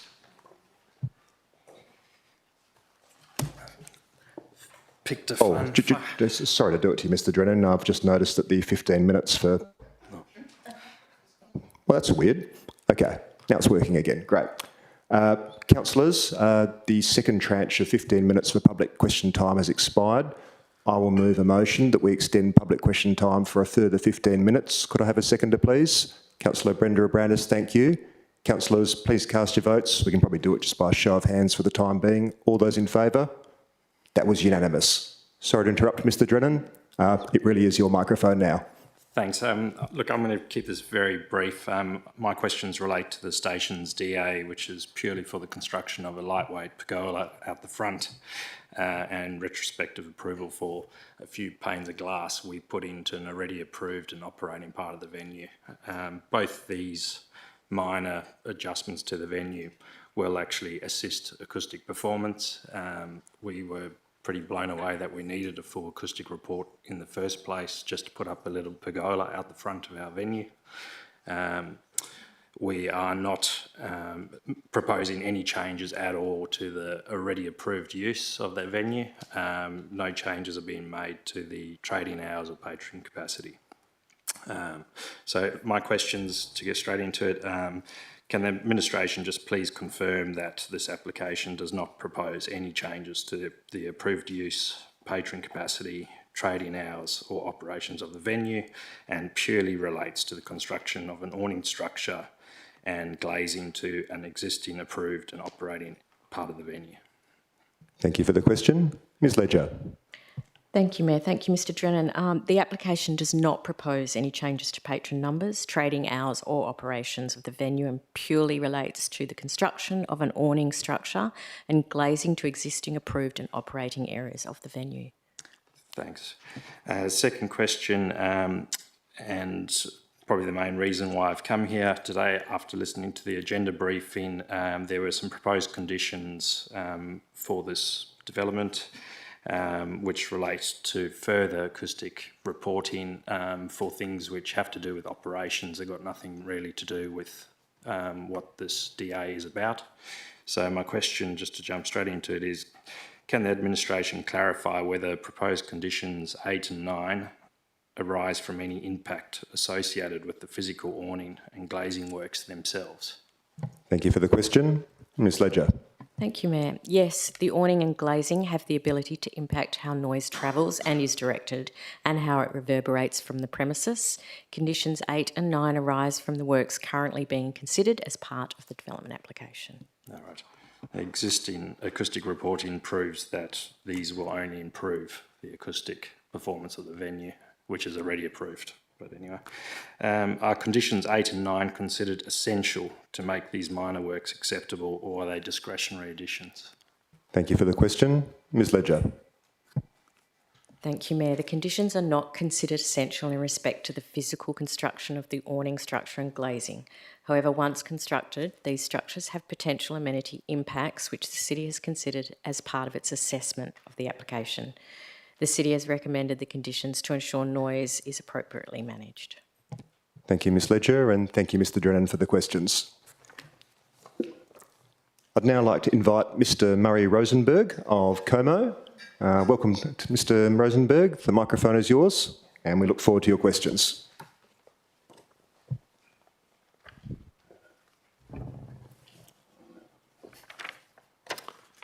My questions relate to item 10.4.1, the Royal Perth Golf Club Stage 3 works. Tree removal safety consideration are given as a primary objective of the Royal Perth Golf Club Stage 3 project. Refer a copy of letter to the then CEO of South Perth dated the 17th of October 2025 in part to attachments in the agenda. The letter refers to detailed safety analysis as provided in Appendix 1. I have been unable to find Appendix 1 in the agenda or attachments. Question 1. Can the public be supplied a copy of Appendix 1 which contains the detailed safety analysis? Thank you for the question. Ms Ledger. Thank you, Mayor.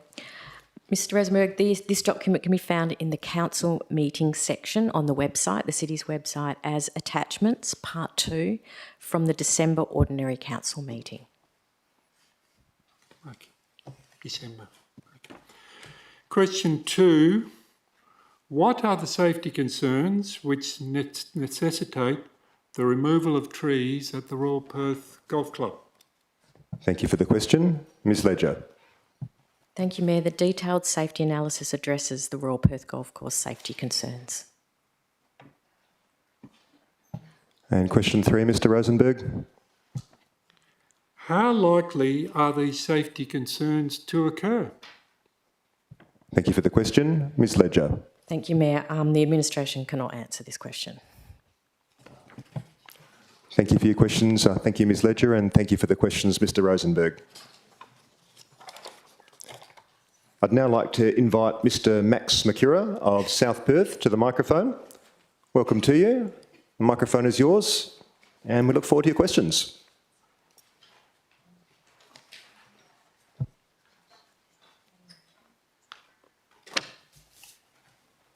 In the spirit of keeping things brief, I will only have a very short preamble. This is addressing 10.4.1. As someone who's deeply concerned about the destruction of natural habitat of all flora and fauna, whether large or small, I'm committed to tempering any activity that threatens species, particularly where there are no valid reasons for doing so. And that would be the case here. So my questions are, I already know the answer. Is the city proposing to, or has the city undertaken already a wildlife audit at the Royal Perth Golf Course? Thank you for the question. Ms Ledger. Thank you, Mayor. As previously answered, no. In the event that the city has not yet or does not intend to undertake an audit to determine the extent and nature of the lost flora and fauna post-tree removal, could an explanation be given as to why not? Thank you for the question. Ms Ledger. The land is leased to the Royal Perth Golf Course and they are required to present information to support their application for works. And your third question, Mr Smakura? So, hypothetical, can it be confirmed that on completion of a wildlife audit, should there be one, will this document be shared publicly for the community to be fully informed regarding the level of natural destruction the council views as acceptable? Thank you for the question. Ms Ledger. Thank you, Mayor. That would be for the Royal Perth Golf Course. Thank you, Ms Ledger, and thank you, Mr Smakura, for the questions. I'd now like to invite Dr Louise Johnston of Como. If you'd like to come to the microphone, welcome to you, and we look forward to your questions. Good evening, everybody. At this time of rapid global warming and the critical significant role that trees play in the maintaining the local environmental balance and good health, it is extraordinary that we're even considering the removal of a single tree from our community. By voting in favour of this motion, is the council proposing to ignore and abandon the considerable and most impressive work undertaken last year by the city in developing an urban greening policy and associated infrastructure to expand our urban canopy? Thank you for the question. Ms Ledger. Thank you, Mayor. Dr Johnson, that would be a question for council. Thank you, Ms Ledger. Your second question, Dr Johnson? That's it? No. Yeah, in fairness to Ms Ledger, it is on the agenda for council's decision tonight. Right. Okay, so by voting in favour of this motion, does the council intend to step outside the environmental framework established by the federal and state governments for protecting natural habitats and their inhabitants? Thank you for the question. Ms Ledger.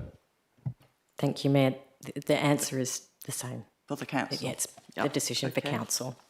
Just one more question. Has the city provided the Royal Perth Golf Club with a copy of the South Perth Urban Greening Policy and hence advised on its context, thereby emphasising the lack of realism inherent in the club's motion and its excessive tree destruction goals? Thank you for the question. Ms Ledger.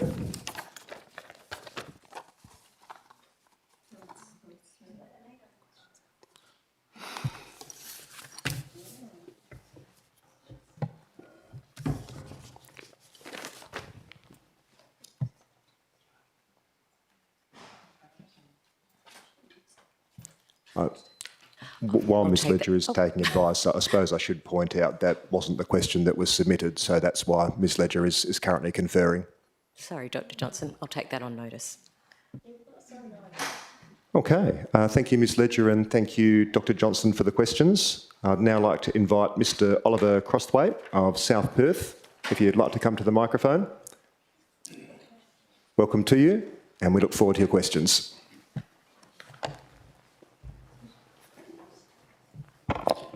Mayor, councillors, the Royal Perth Golf Club has got 74 acres. It's a private golf course. It's under the care, control and management of the City of South Perth, and I understand it has only around 1,100 members, and significant number apparently live outside the city.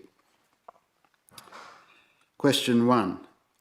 Given that it had been asserted by the city that the golf course's conservation is essential and reflects the highest level of local cultural heritage significance and is very important to the heritage of the locality, is it not paramount that the city uses all levers at its disposal to not only prevent the mature trees from being cut down, but to support the club's proposal to plant more trees to ensure safety and increased canopy for the good of both the members and our residents? Thank you for the question. Ms Ledger. Thank you, Mayor. Mr Crossway, item 10.4.1 is a report for council to consider the Royal Perth Golf Club request for approval for stage 3 works on Crown Reserve pursuant to the clause section 6.3 and 123 of a lease with the city. The matter must be considered by reference to the lease. Thank you, Ms Ledger. Your second question, Mr Crossway. The club has asserted that it's going to cut down around 100 mature trees. Provides only one incident where a member has been hit by an errant ball, and the club has not noted any other available options or alternatives to increase safety.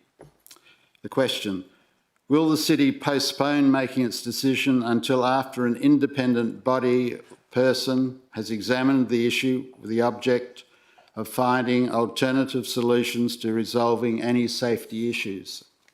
Thank you for the question. Ms Ledger. Thank you, Mayor.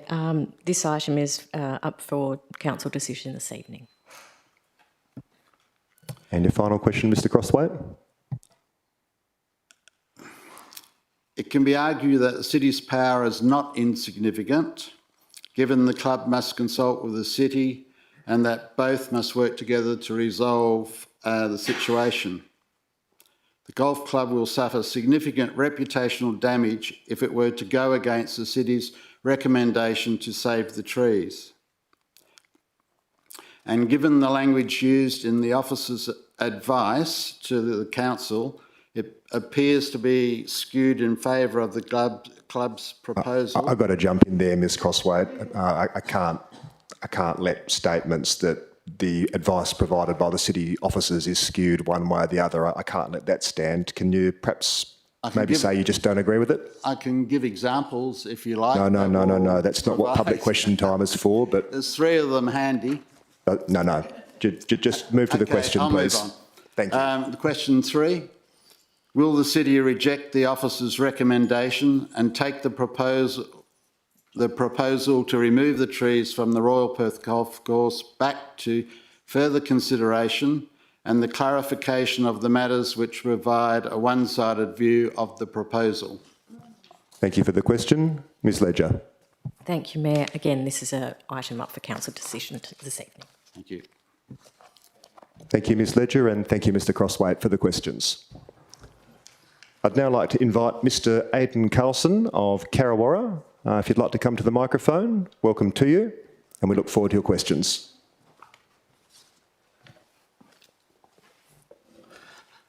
Thank you for the opportunity to ask questions.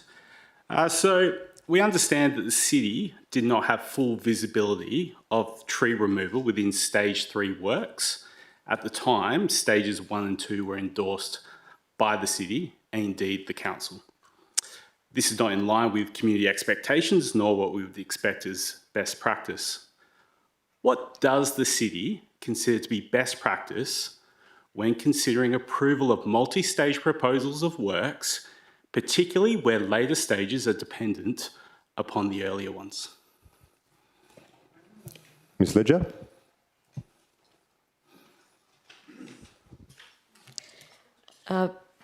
Thank you, Mr Carlson. The city has reviewed the proposal as presented and the urban greening strategy was adopted after stages 1 and 2. Sorry, my question is, what does the city consider to be best practice when considering approval of multi-stage proposals of works, particularly where later stages are dependent upon the earlier ones? Thank you. Ms Ledger, did you wish to add anything to the previous answer, or? I think it would be dependent on each project. It's not a All right. specific to At that. this stage, I do have to interrupt again because the 15 minutes has expired once more. Councillors, I'll move another motion that we extend public question time for a further 15 minutes, seconded by Councillor Brenda Abrandis. Thank you. Councillors, all those in favour, please raise your hands. It was all but Councillor Howling. All those against? Councillor Howling voting against. So those in favour were myself, Mayor Greg Milner, Councillor Hayley Prendeville, Councillor Jacqueline Razon, Councillor Kathy Lees, Councillor Bronwyn Moore, Councillor Blake D'Souza and Councillor Andre Brenda Abrandis. Those against were Councillor Tim Howling. Public question time has been extended for a further 15 minutes. Question 2, please, Mr Carlson. Well, thank you to the councillors and the Mayor who agreed to extend question time for myself. I won't ask the second part because I think that's the one you answered. So I have a second question. Some of it may have already been answered by Mr Milner or Mayor Milner's report at the start, but following a turbulent 12-month period, a local government monitor has been appointed to the City of South Perth, reads a WA Today article from Monday.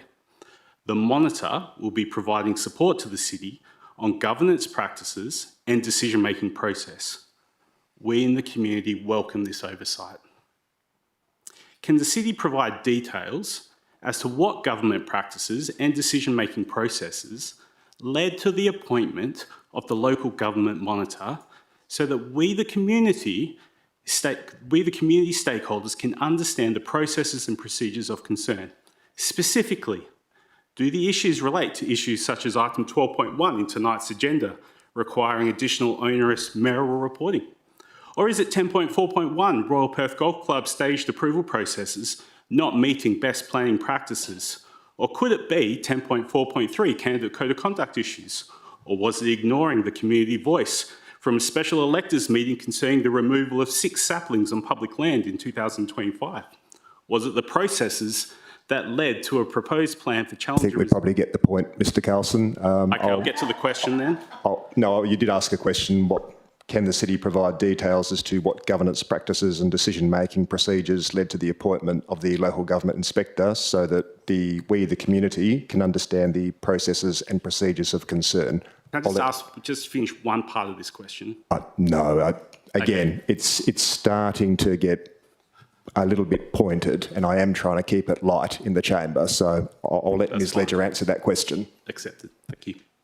Thank you, Mayor. Thank you, Mr Carlson. The appointment of a monitor is by the local government inspector.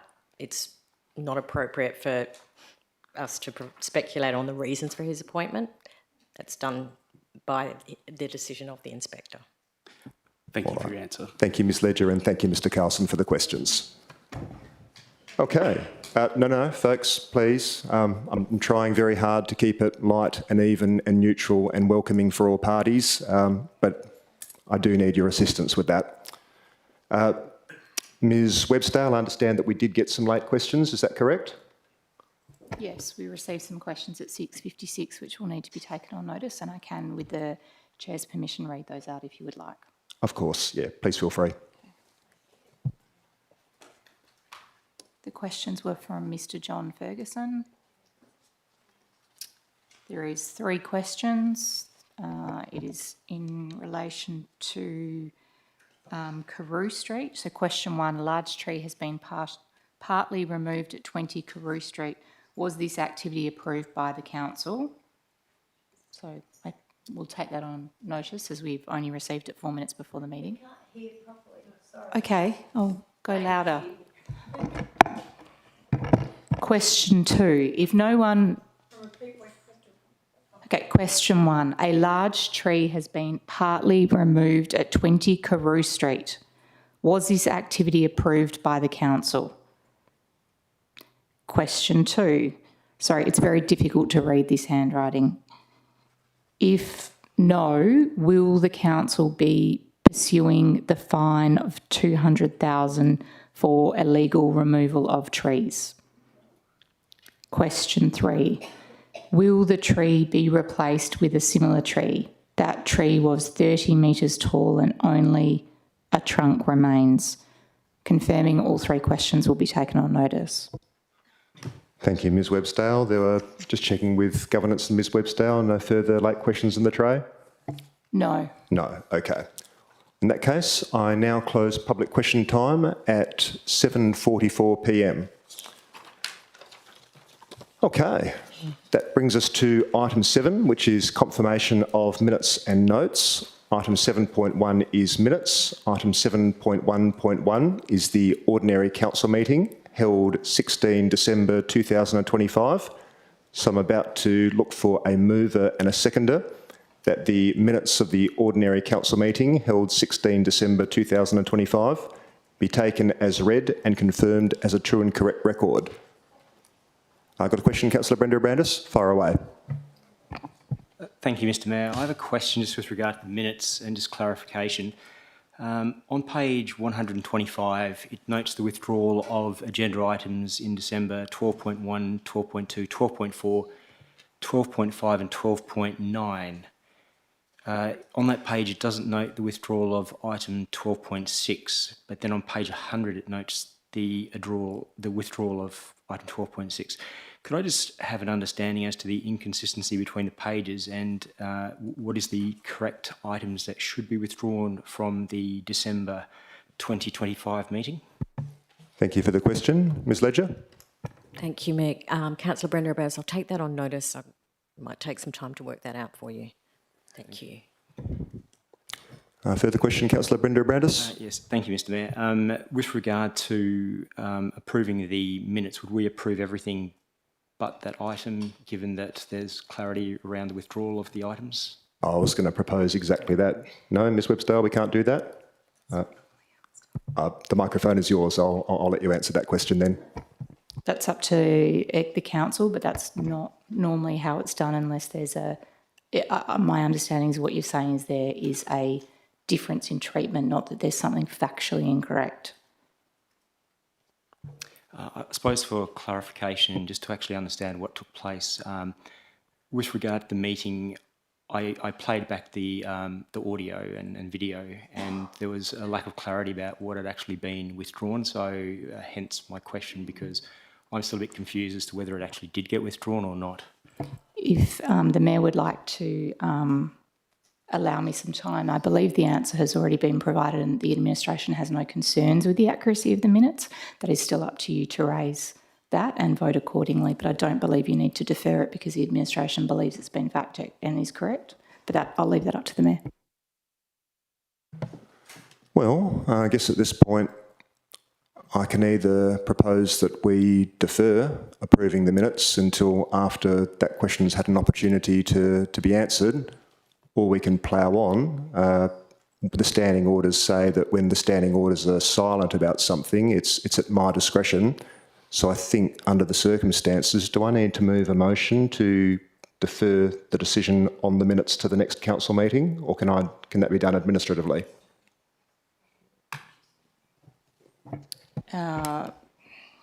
I think you best just, if perhaps we can move the item to the end of the meeting. In the interim, I can provide you the information you need, but noting that it's generally best that we do deal with these matters prior to the council meeting so that I can check the information for you. All right. Perhaps if someone can remind me when we get to item 13, which is questions from members, that we can revisit that question then.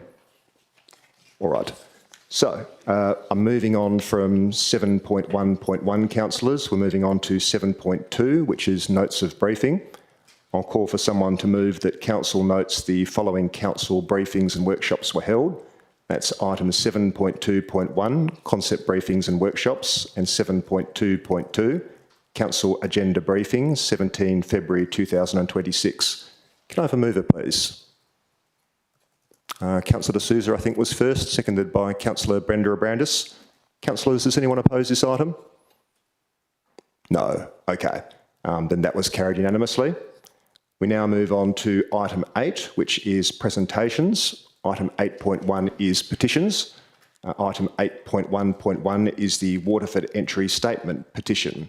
So I'm about to call for someone to move that the petition received on 18 February 2026 from Ms Lindley Miles of 6 Doneraile Court, Waterford, together with 208 unverified signatures in relation to an entry statement to be installed in Waterford on the southern side of the intersection of Manning Road, Kent Street, Manning Road, Kent Street and Waterford Avenue, be forwarded to the relevant director for consideration. Could I have a mover, please? I think Councillor Brenda Abrandis was first, then Councillor De Souza. Councillors, does anyone oppose this item? No. Then that was carried unanimously. Okay. Item 8.2 is gifts or awards presented to council. That's nil. Item 8.3 is deputations, and deputations were heard at the council agenda briefing held 17 February 2026. That brings us to item 9, and item 9 is method of dealing with agenda business. So I wish to advise that the following agenda item was not presented to the council agenda briefing held on 17 February 2026. That is item 15.1.1, entitled Councillor Code of Conduct. I will now seek confirmation from the Chief Executive Officer, Ms Liz Ledger, that all the report items contained in tonight's agenda were discussed at the February council agenda briefing, with the exception of item 15.1.1. Ms Ledger. Thank you, Mayor. Yes, I can confirm that. Okay. So, with the exception of those items to be withdrawn for discussion, reports will be adopted by exception resolution. And by this, I mean the officer recommendation will be adopted as is, without discussion or amendment. The following items have been withdrawn. They are item 10.3.2, response to council resolution 1225/250, including a proposed closure of South Perth Esplanade car park number 11. The reason for that is Mayor Greg Milner, I've declared a financial and proximity interest in that item, and Councillor Kathy Lees has an alternative motion. Item 10.3.3, entitled Proposed Tree Damaging Activity to a Regulated Tree, Lot 29, number 14 Hurlingham Road, South Perth. And the reason for that is Councillor Tim Howling and Councillor Kathy Lees have both submitted alternative motions. I'm just confirming with the administration that Councillor Howling's was received first in time. Is that correct? Correct. Okay. Well, that means that Councillor Howling's alternative motion will be heard first, and if for whatever reason that is unsuccessful, then Councillor Kathy Lee's motion will be heard second. We've also got item 10.3.4, entitled Proposed Additions to Tavern at the Station, Lot 688, number 1 Men Street, South Perth. And the reason for that is Councillor Bronwyn has an amendment. Item 10.4.1, entitled Royal Perth Golf Club, Inc. Stage 3 Works. The reason for that is Councillor Kathy Lees has an alternative motion. Item 10.4.2, entitled Delegation DC 690, Local Planning Scheme number 7. The reason for that is an absolute majority is required. Item 10.4.3, entitled Council Member, Committee Member and Candidate Code of Conduct. The reason for that is an absolute majority is required. Item 10.4.5, entitled Metro Development Assessment Panel. Reason, elected member appointment as an additional alternative member is required. And item 10.4.6, entitled Urban Greening Advisory Group, and the reason for that is elected member appointments are recommended.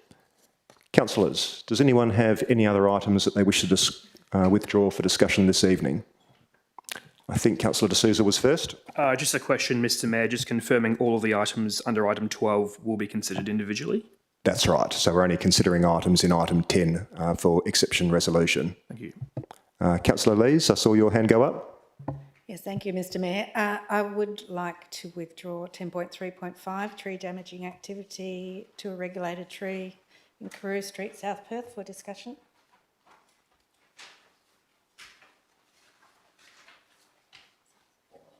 So just confirming, we're also withdrawing item 10.3.5, entitled Tree Damaging Activity to a Regulated Tree, lot 42, number 20, Carew Street, South Perth. Is that correct? That's correct. Thank you. Any other items to be withdrawn for discussion this evening, councillors? No. Okay. In that case, I will call for a mover and a seconder to carry the following items by exception resolution.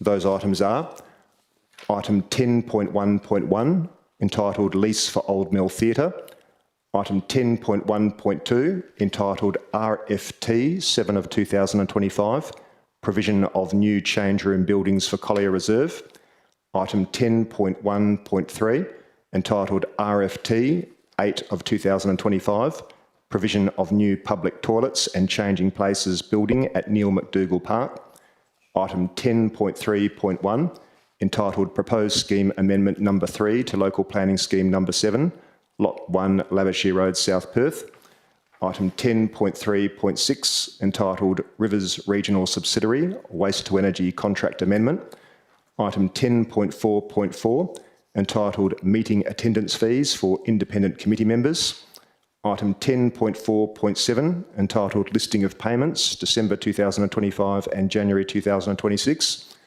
item 10.4.8, Monthly Financial Statements, December 2025, and item 10.4.9, entitled Monthly Financial Statements, January 2026.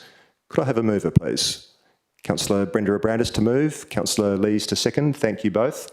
Councillors, does anyone oppose any of these items to be passed by exception resolution? No. Okay.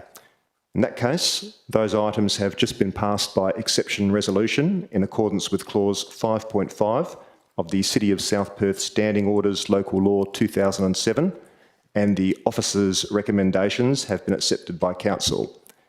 We'll now be moving on to those reports identified to be withdrawn for discussion this evening, the first of which is item 10.3.2, entitled Response to Council Resolution 1225/250, including proposed closure of South Perth Esplanade Car Park number 11.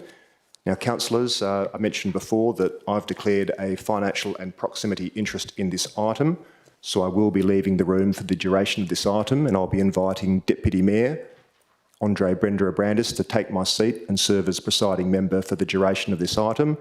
If someone would be kind enough to come and get me after this item's done, I would be grateful. Thank you all, and see you shortly.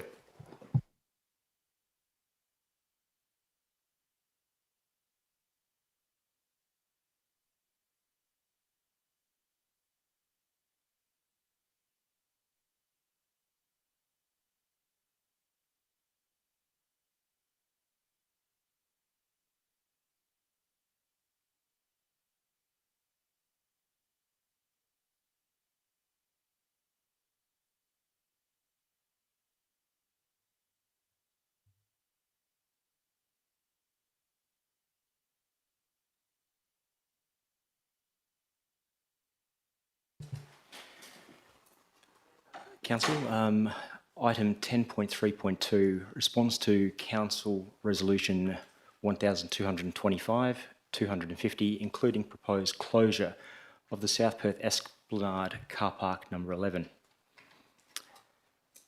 The officer's recommendation is before us this evening, and it provides for a trial period for closure with the required times over the weekends, or from Monday through to Saturday at prescribed times, Sundays, and also weekends from Monday to Sunday during the winter period, with differing times as included in the officer's recommendation.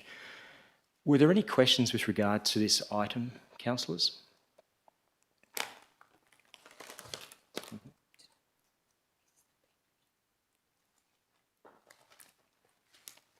Did any councillors have any questions with regard to this item at all?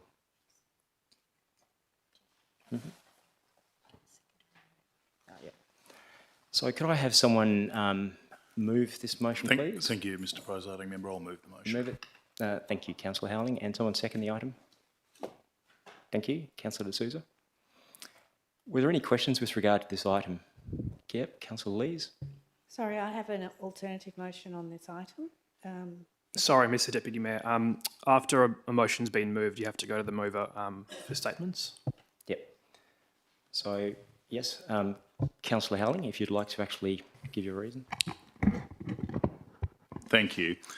Yes, on the 16th of December 2025, this council took some steps which were important after hearing a significant number of public deputations. Those deputations identified how the amenity and the concerns of those persons living in proximity to both the Esplanade as well as car park number 11 have been affected and the enjoyment of their properties directly impacted by what is described now as hooning. There have been certain measures that were promptly and quickly addressed by the local government, and the administration is to be congratulated at the speed with which they have moved. The car park number 11, however, has been left open, and the consequence of that has been that it has continued to be the subject of a significant number of complaints as a result of the early morning activities of a number of people hooning in that location. The consequences of this mean that it continues to be a problem that the city continues to work on to deter. The city is to be congratulated in working with the police. Residents have also worked with police, surrounding residents, and a number of them have contacted the police in terms of where they are to deploy the cameras that the state government has on order at the present time. This trial period will take a great step forward, and it will work together with other steps that the city is taking to address these very significant issues. I commend the administration for the proposed motion, and and for that reason I have moved in favour of it. Thank you, Mr. Presiding Member. Thank you, Councillor Howling. Would the seconder like to actually provide some comments? Councillor D'Souza. Thank you, Mr Deputy Mayor. Just briefly, I'd like to thank Ms Ledger and the City for acting so swiftly on this matter. We've heard a lot of community concern around hooning in the area, and I think the fact that we've now been, what's now before us is a program to actually close on a trial basis this car park is a step in the right direction. And I think as a council we should get on with it. So I thank the city for this proposal, and I encourage my colleagues to support it. Thank you, Councillor D'Souza. We have an alternative motion tonight. Ms Lees, did you want to make note to your alternative motion? Yes, thank you, Presiding Mayor. I would like to foreshadow that I do have an alternative motion that proposes to delay the closure for further information at a later time. Thank you, Councillor Lees. Were there any other council members who would like to ask any questions or speak against the item? Yes, Councillor Raison. Thank you, Mr Presiding Member. This is a very significant issue in the community at the moment, hooning, and I also commend the administration on the steps that have been taken recently following the December council meeting. Talking to people, there are a number of things that are already having a positive impact. One of those things is the increased police presence that's resulted in a number of arrests, including in this car park that's the subject of this motion. At the moment, it's early days in terms of the CCTV camera that's been installed, and we're also going to have more data once the extended range of services commence later this month. As we saw with the closure of the Millers Pool car park, there are always pluses and minuses with these closures. One of the minuses is that our community loses the benefit of the amenity. I've had people say that they used to go for, late summer picnics in that area, and there has been other feedback that as a result of the closure of Millers Pool car park, in some ways the issue has now moved down to the car park that's the subject of this notice of motion. So while I am open to considering every option available that the city has within its power to address this, My preference is to have a little bit more data because I think there are already positive changes. One reason for this is that the closure of this car park will impact negatively the people who do live in the area, who use the car park if they are having events such as 21sts or elderly visitors who are coming to see them. It's not just for visitors to the city, the people that are in that building closest to that car park also rely on that car park and themselves host late night events sometimes. So given all of those things, I won't be supporting this motion at this point in time. Thank you. Thank you, Councillor Raison. Did anyone want to speak in favour? Yep, Councillor Prindiville. Thank you, Mr. Presiding Member. I have a procedural question, if I may. Yes, certainly. Councillor Lees's alternative motion, is it not process that if that she moves her alternative motion within our debate of the substantive motion, or does she have to wait until after the vote?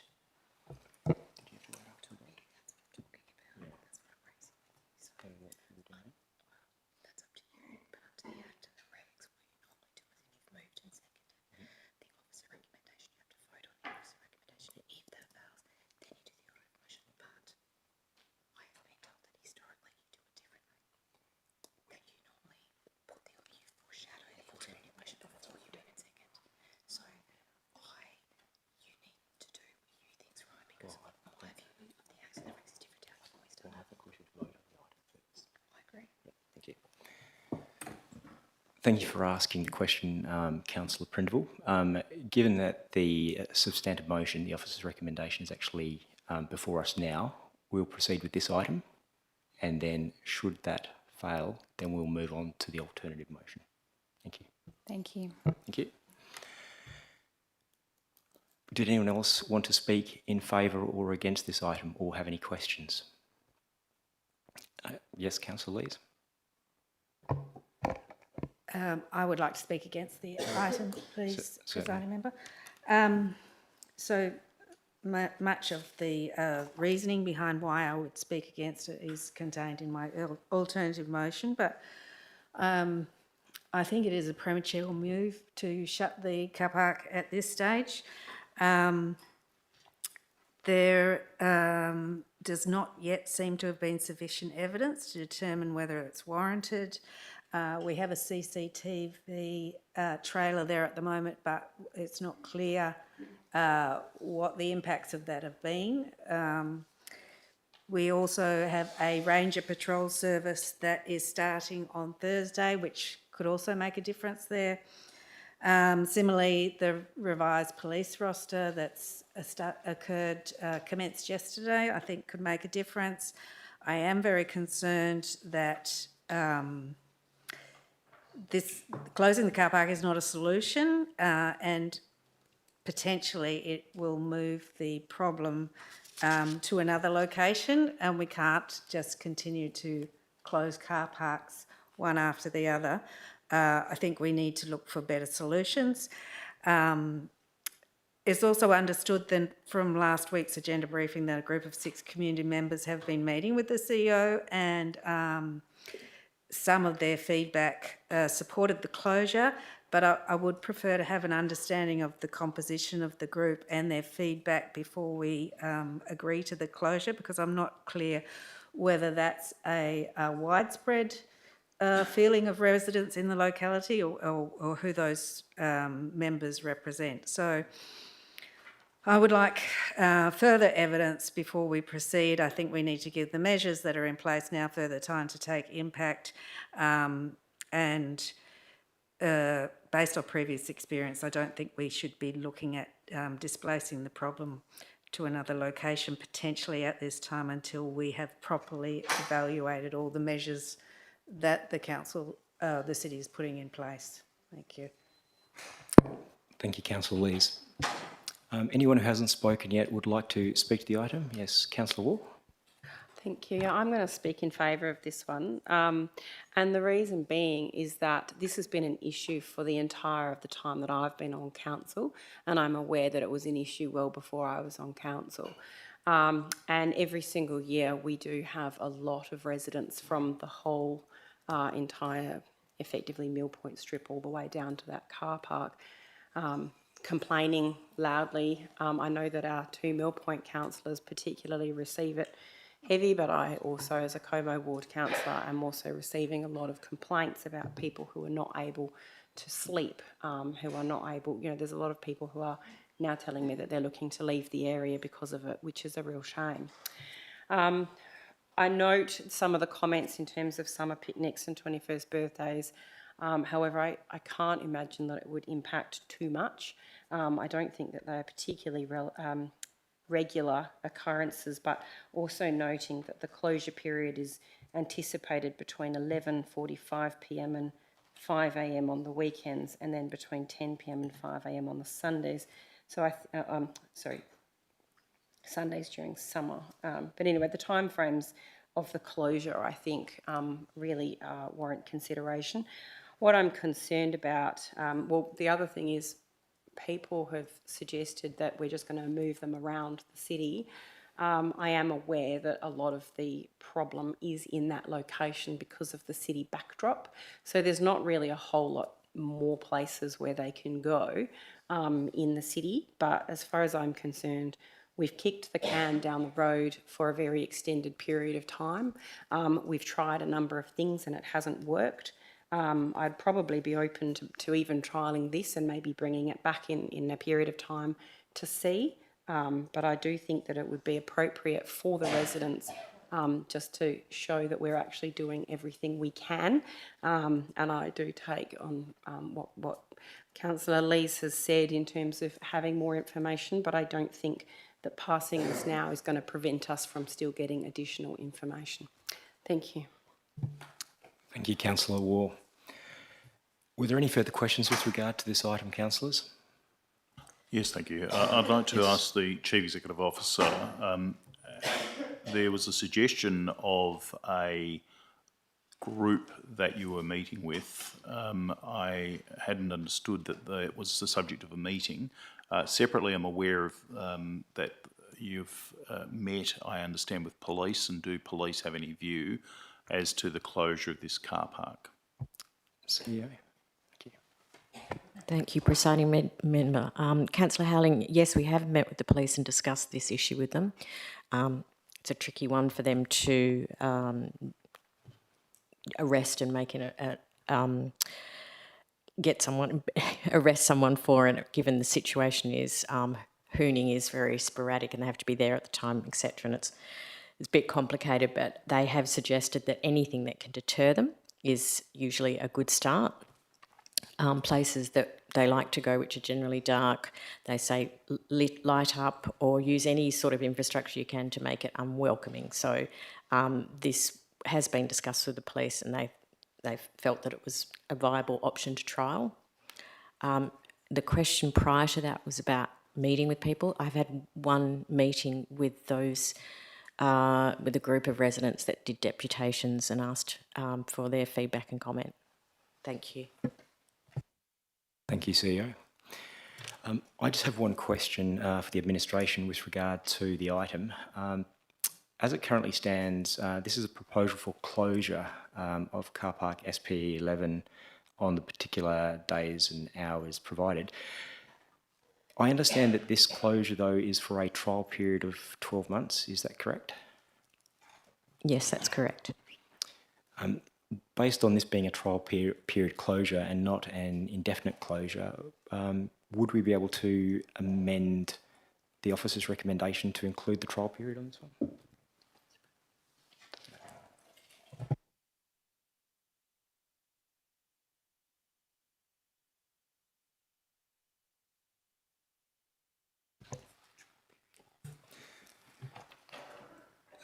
The answer would be yes. Yeah. Thank you very much, Ms. Webstale. So for clarification purposes, this officer recommendation will be amended to note that... You'll need to move it. Yeah. I'm the mover. Yeah, that I'm proposing that we'll be closing the car park for a trial period of 12 months. So would anyone like to move that? No, I'm the mover of the substantive motion. Yeah. I'm prepared to accept that amendment. Thank you, so you Mr. Presiding Member. Thank you very much. Do we need a seconder as well? We require a seconder, don't we? And Councillor D'Souza, you seconded it, so would you like to No actually... issues. Yep, Thank that's you very fine. much. Thank you. Okay. So the motion as it reads now authorises closure of the City of South Perth Esplanade car park for a trial period of 12 months as follows, with A, B and C with regard to the days and times.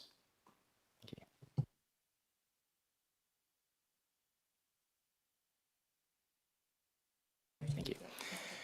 Okay, if there are no further questions with regard to the item, I would like to put this item to the vote. So I'd like to be able to have the right of reply. Thanks, Mr. My apologies. Thank you, Mr. Howling. Thank you.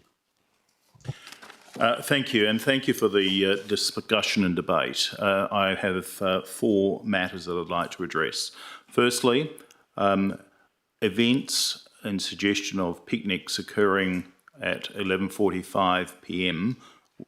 Is not something I have seen on the occasions that I've gone down there. I do see families enjoying the location, and the persons that may be attending there after at least 11:45 p.m. I have seen young people standing with car doors open and with music blaring. So it may be that there's a different view that we take as to the activities that people are undertaking whilst using that car park. Those do not appear to be local residents who have come down for the purposes of the enjoyment of what might be described as a picnic at 11:45 or up to 11:45 p.m. Largely, the second point that I want to make, largely that car park is empty at 5 a.m. And that indicates to me who the local residents might be that are using it. When they know that the car park is closed, I assure you that the events that they may organise may result in people parking in other locations other than at car park number 11. And so for that reason, the community who I've spoken to have not raised any objection to the closure of the car park for the times identified. The third point that I wish to make is that at least for the purposes of doing anything that we can to deter, as the police had said, we need to pull all levers. And I ask council members to remember the deputations that we received by just people that don't ordinarily come to council, don't ordinarily make submissions, and they made clear submissions on the impact to their lives. And I think it ought to mean that all of us, for the benefit of the Mill Point ward, wish to pull all levers to assist the amenity of the people living in that location. The last point is that this question of a meeting, I was aware that after the deputations, the members who made those deputations, some of them had attended, they told me so, and they appreciated the attendance together with the Chief Executive Officer, who took the deputations seriously and dealt with the matters promptly, and also have heard what they had to say further after their deputation. That's the sort of care for our community that has assisted me in my job, at the very least, as the local ward councillor, and for that reason I ask that you all vote in favour of this motion. Thank you, Councillor Howling. Thank you, and if I could please put this item to the vote. Thank you.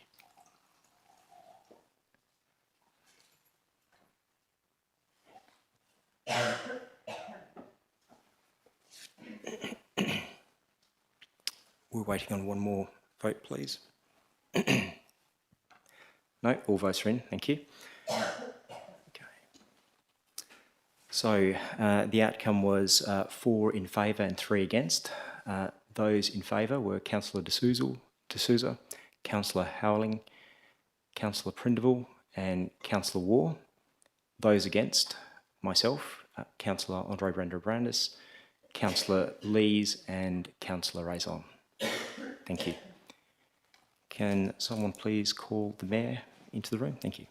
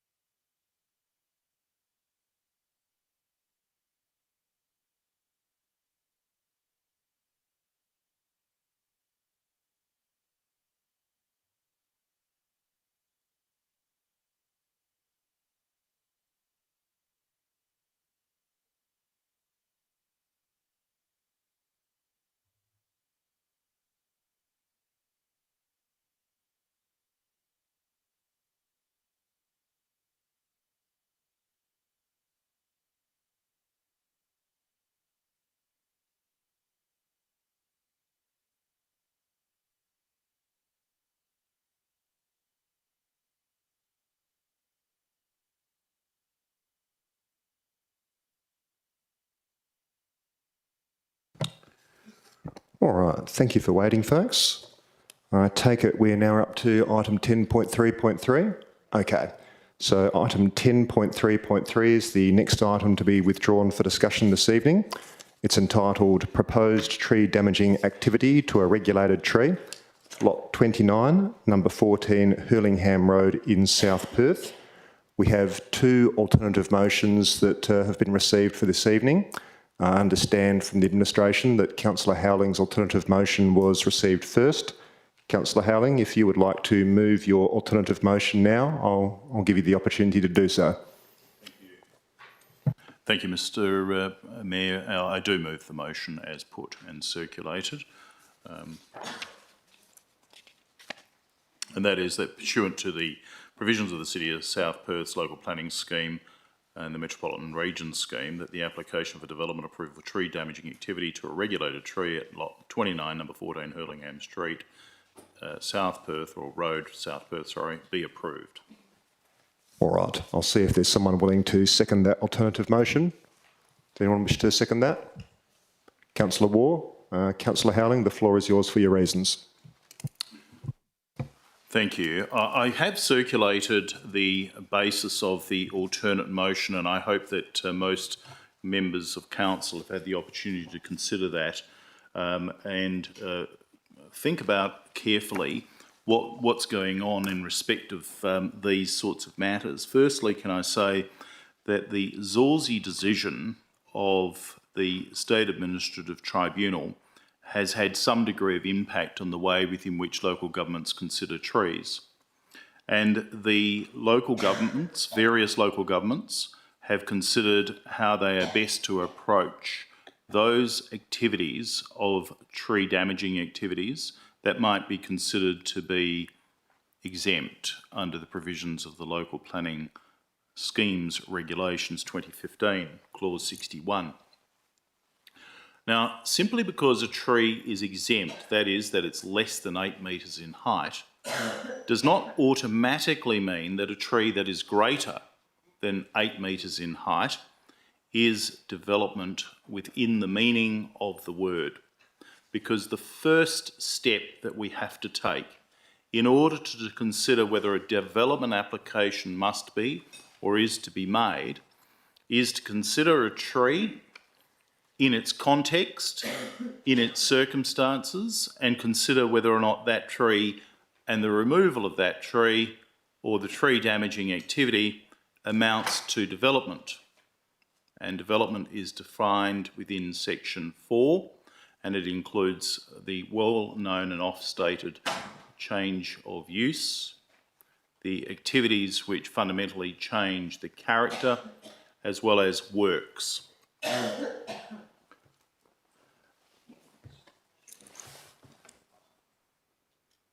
When considering whether or not it is development, what you can't do is go straight to the local planning policy.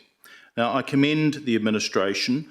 Under paragraph 3, they have certainly set out in the first 2 paragraphs under the word planning context that the State Administrative Tribunal has confirmed development approval can be sought for trees on the basis that such removal is works pursuant to the Planning and Development Act. However, the SAT found that the question of whether or not the felling of a tree constitutes work and is thus development is always context dependent, and that in a residential context, Dominius arises for consideration as to whether or not an application for development approval should be sought. Now, that is entirely correct. And then the next paragraph states effectively, whilst tree removal on private property can be considered development for which approval is required, consideration should be given to the significance of the tree and the planning context as to whether or not development approval should be required. Again, entirely correct. But what you don't then do is go to the policy which guides the way within which you would consider whether or not an approval is properly to be granted if an application is necessary. Because the first step that you always need to take is to consider whether or not it is in fact development. Now, I've looked at this tree in the context of where it is and how it appears, and in the streetscape. It is not a tree that, in at least my opinion, would fall within what the definition of a tree of some degree of significance. A tree within the residential context would mean that it would require development approval. It's diminutive, it's one tree. In the circumstances of a whole raft of other trees, including a tree immediately forward of it, being another jacaranda tree. In all of those circumstances, I am not satisfied, at least from my point of view, that it is development. Now, the second reason that I've put within my reasons circulated is that where we know of a danger presented by a set of circumstances, such as in the case of Pyrenees Shire Council and Day, there was a danger, the city knew of the danger, it warned of the danger, and being aware, it thereby had the foreseeability of the circumstances relevant to that danger.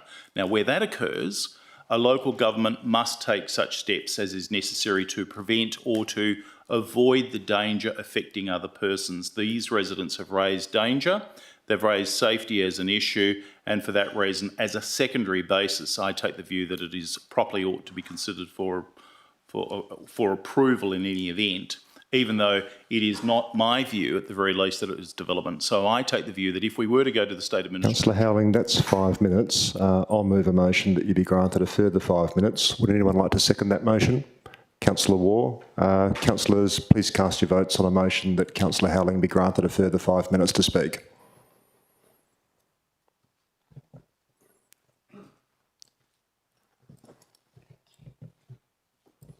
And still waiting on 2 more votes. 1 more vote. Hopefully it's not me. Don't think it's me. Governance, who are we waiting for? Councillor Lees.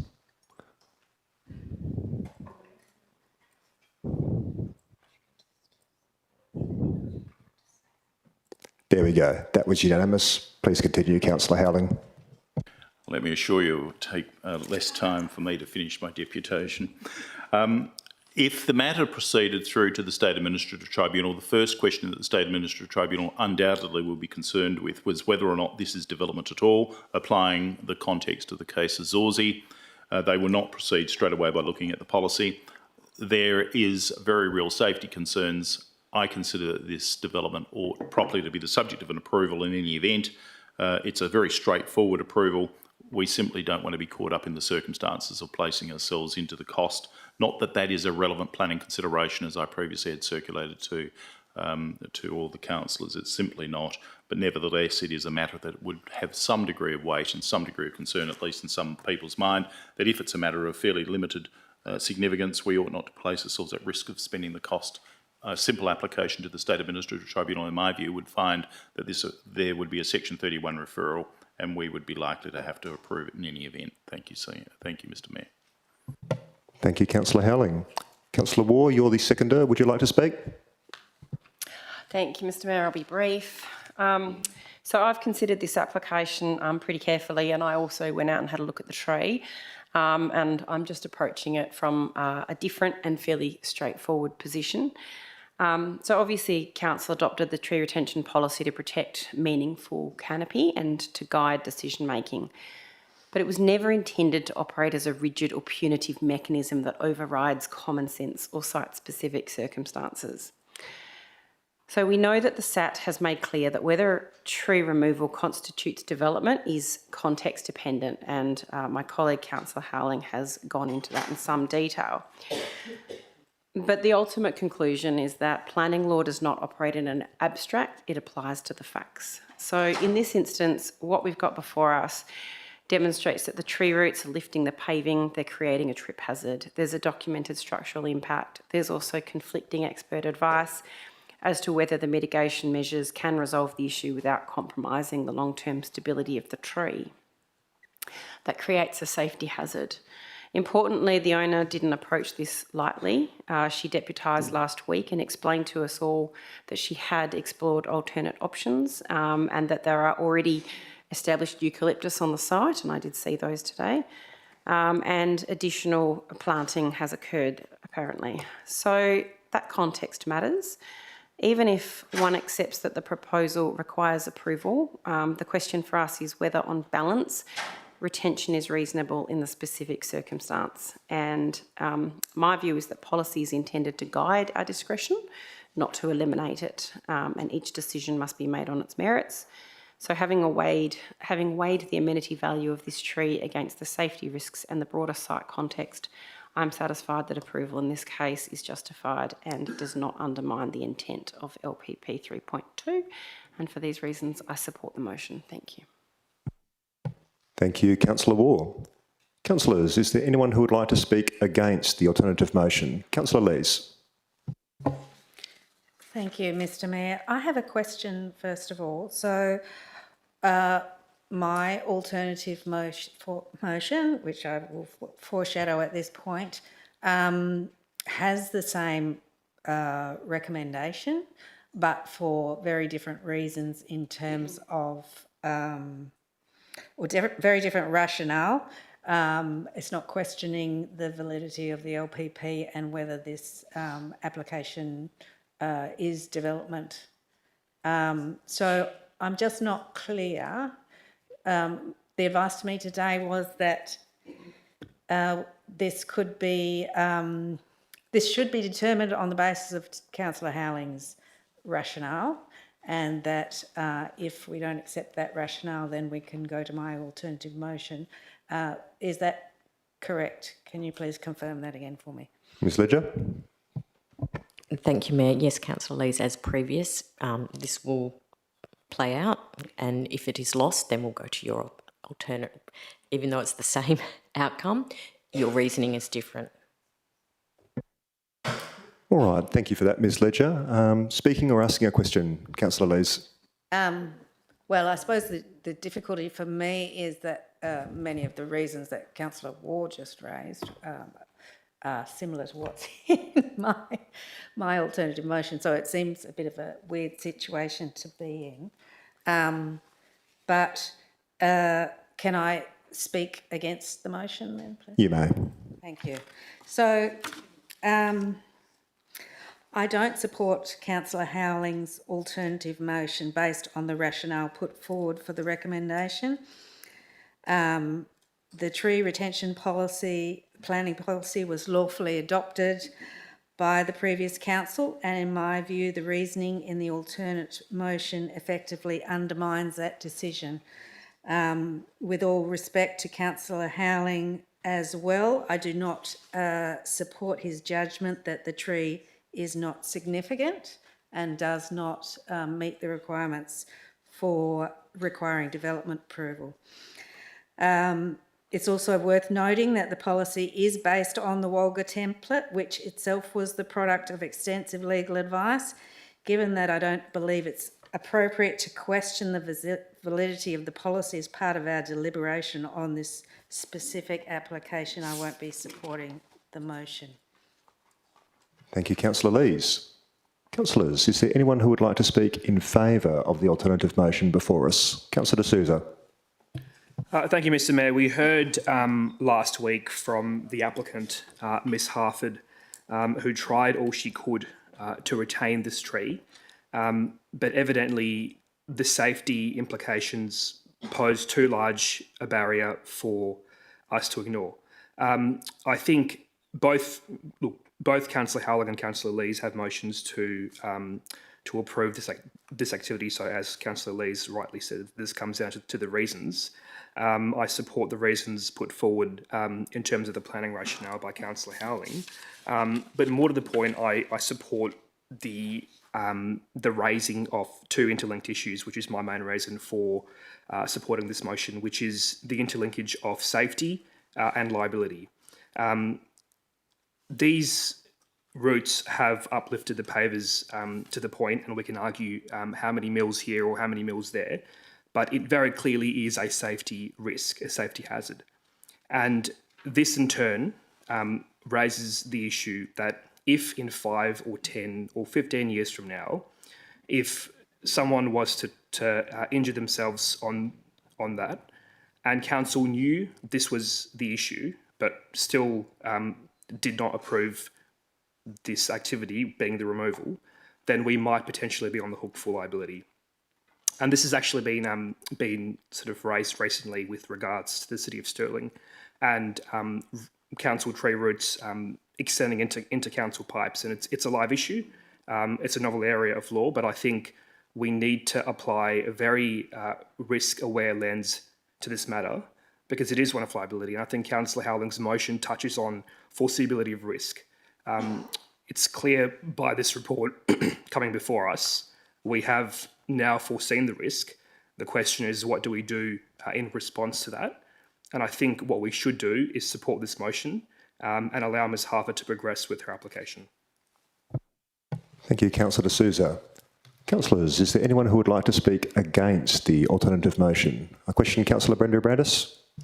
Yes, thank you, Mr Mayor. I've got a couple of questions for the administration. Just following on from Councillor D'Souza's comments with regard to liability, can the administration please provide some comments with regard to our exposure for liability regarding this is actually a tree on private property, a private tree, and whether it's the responsibility for the owner, the ratepayer, to actually maintain the tree in a safe kind of way? Thank you. Thank you, Councillor Brenda Brandis. Ms Ledger, did I send that to you? To Ms Webster? As pointed out by Councillor D'Souza, there still is an element of risk. There is a concept of contributory negligence that would apply in this case. So it's not as simple as just discounting the liability because it is on private property. That is genuinely a factor. But if the risk is foreseeable and we have stopped, the council has decided to stop the removal of the tree and that was deemed unreasonable in the circumstances, there is a possibility of liability. I think you can't give a definitive answer because you don't know what may occur and the intervening factors in between, but there is certainly a possibility of exposure to risk. Thank you, Ms Webster. And your second question, Councillor Brenda Brandis. Thank you very much for the response. And my second question is just with regard to the discussion that was raised by Councillor Howling with regard to what constitutes works or development with regard to the removal of this tree. Just wondering if the administration can provide a bit of clarity or actually confirm whether it does actually constitute a development. Thank you. Ms Shaw? Thank you, Mr Mayor. So as provided in the report, the city is of the view that it is context dependent on whether or not a tree is significant enough to otherwise warrant development approval. However, the policy that's been adopted by council provides that tree damaging activity constitutes works under the regulations and development under the Planning and Development Act 2005.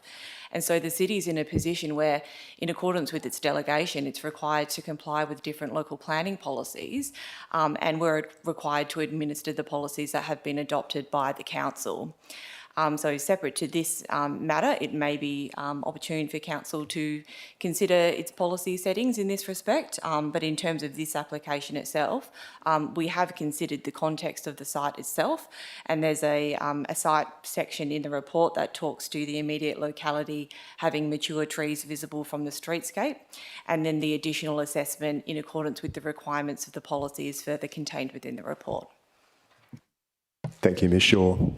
Another question, Councillor Brenda Brandis. Yes, thank you, Director Shaw. And I have a final question with regard to this item. Just with regard to the closing report, I probably would have thought a bit differently about this item, knowing that we do have a little bit more exposure with regard to liability.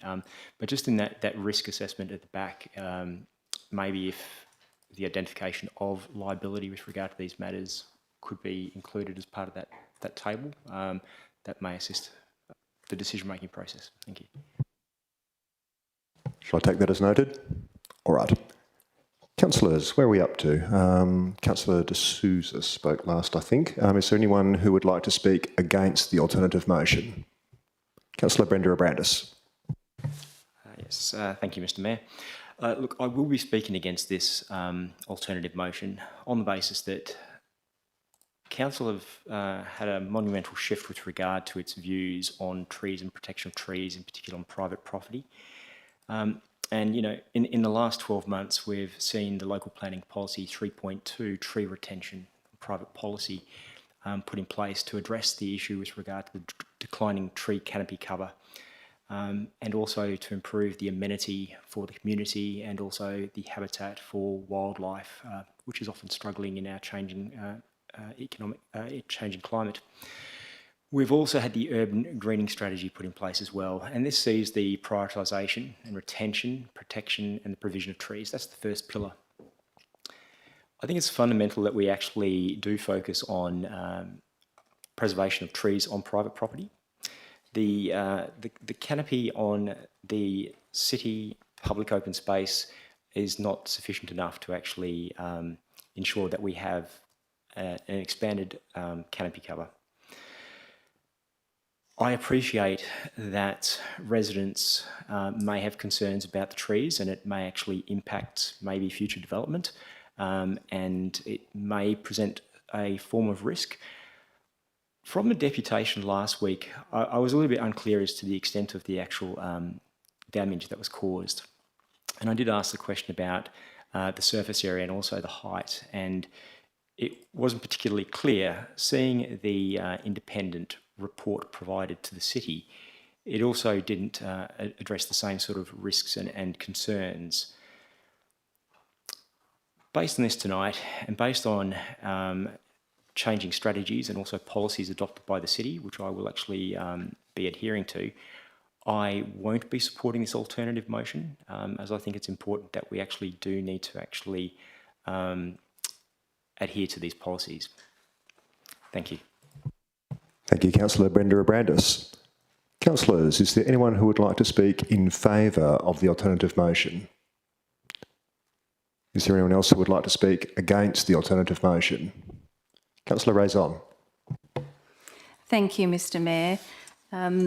I also have had a look at this tree and agree with all councillors in terms of the views that are expressed by the applicant.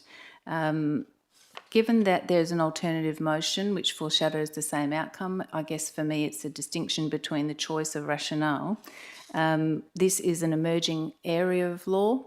It has a number of complexities to it, and ultimately, while I'm not disputing any of the views expressed in relation to this motion, and I appreciate the detail, in the time frame, because of the size of the agenda, haven't, to my own satisfaction, really been able to interrogate the legal position, or I don't know that there's been an ability to take independent legal advice. So for me, that's why I won't be supporting this motion on the basis of the legal rationale, which I haven't had the time to review. Thank you, Councillor Raison. Councillors, is there anyone who would like to speak either for or against the alternative motion who has not spoken yet? I'll say a couple of words. I'll keep it quick. And in fact, I'm speaking against for much the same reason that Councillor Raison spoke against. It's unusual to have a situation where we have two alternative motions that are effectively proposing the same outcome, but come at it from very different positions. I have had the opportunity of reading Councillor Lee's reasons. I'm comfortable with those. I'm not sure I agree with everything in Councillor Howling's motion about the validity or the power of local planning policy 3.2. I voted against local planning policy 3.2 last year, as some of you will recall, but it is a policy of the city now, and under the circumstances, I think I'm obliged to give it due regard. That's not to say Councillor Howling is wrong. I just don't know if I can put my name to it at this point in time. So, yes, I'll be supporting Councillor Lee's alternative motion and voting against the current alternative motion. That's me. Councillors, is there anyone who hasn't spoken for or against yet who would like to speak? No? In that case, I'll give Councillor Howling 5 minutes to rebut any arguments made during debate. Thank you. Firstly, it was a pity because I had endeavoured to work together with Councillor Lees to combine the two motions. You will note that there's both a safety aspect in the motion that I'm putting as well as a reality.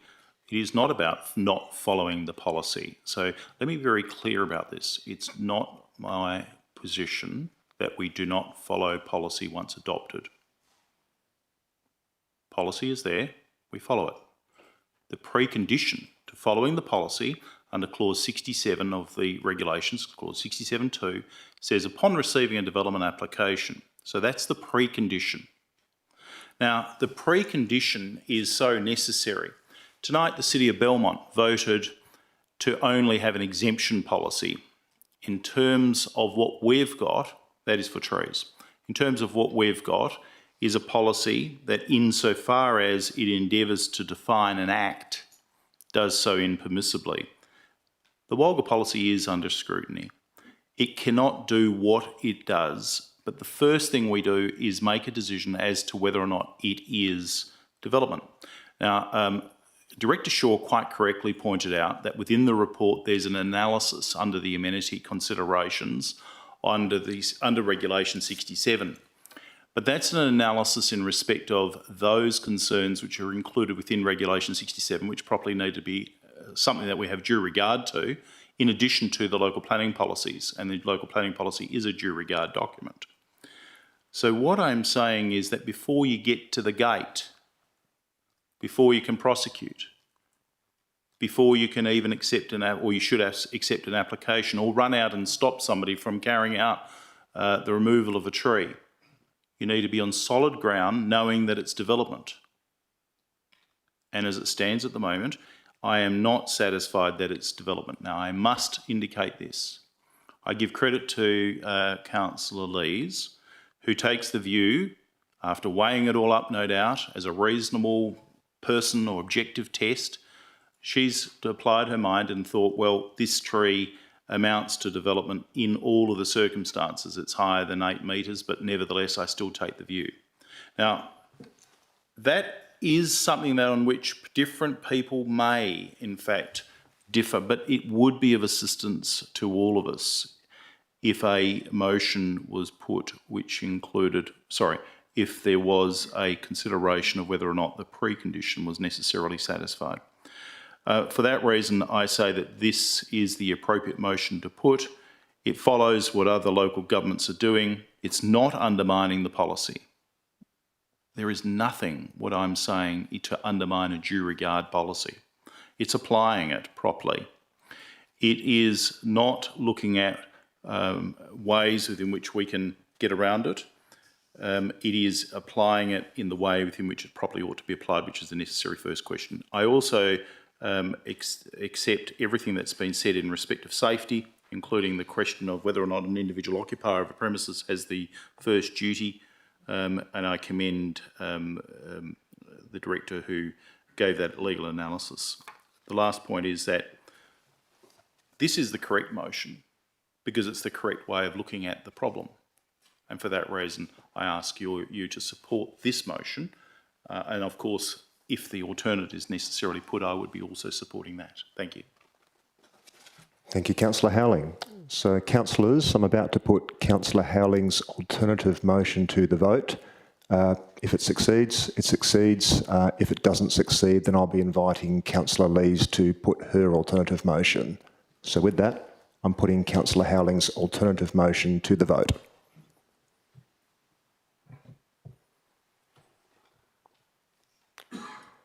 Okay, so the votes are in. It's tied for all. Those who voted in favour were Councillor D'Souza, Councillor Howling, Councillor Prendeville and Councillor Waugh. Those who voted against were Councillor Brenda Abrandis, Councillor Lees, Mayor Milner and Councillor Raison. In these circumstances, I have to cast a casting vote. So in line with my primary vote, I'll cast a vote against Councillor Howling's alternative motion, which means that the alternative motion is lost. And I now invite Councillor Lees to move the alternative motion that she foreshadowed. Thank you, Mr. Mayor.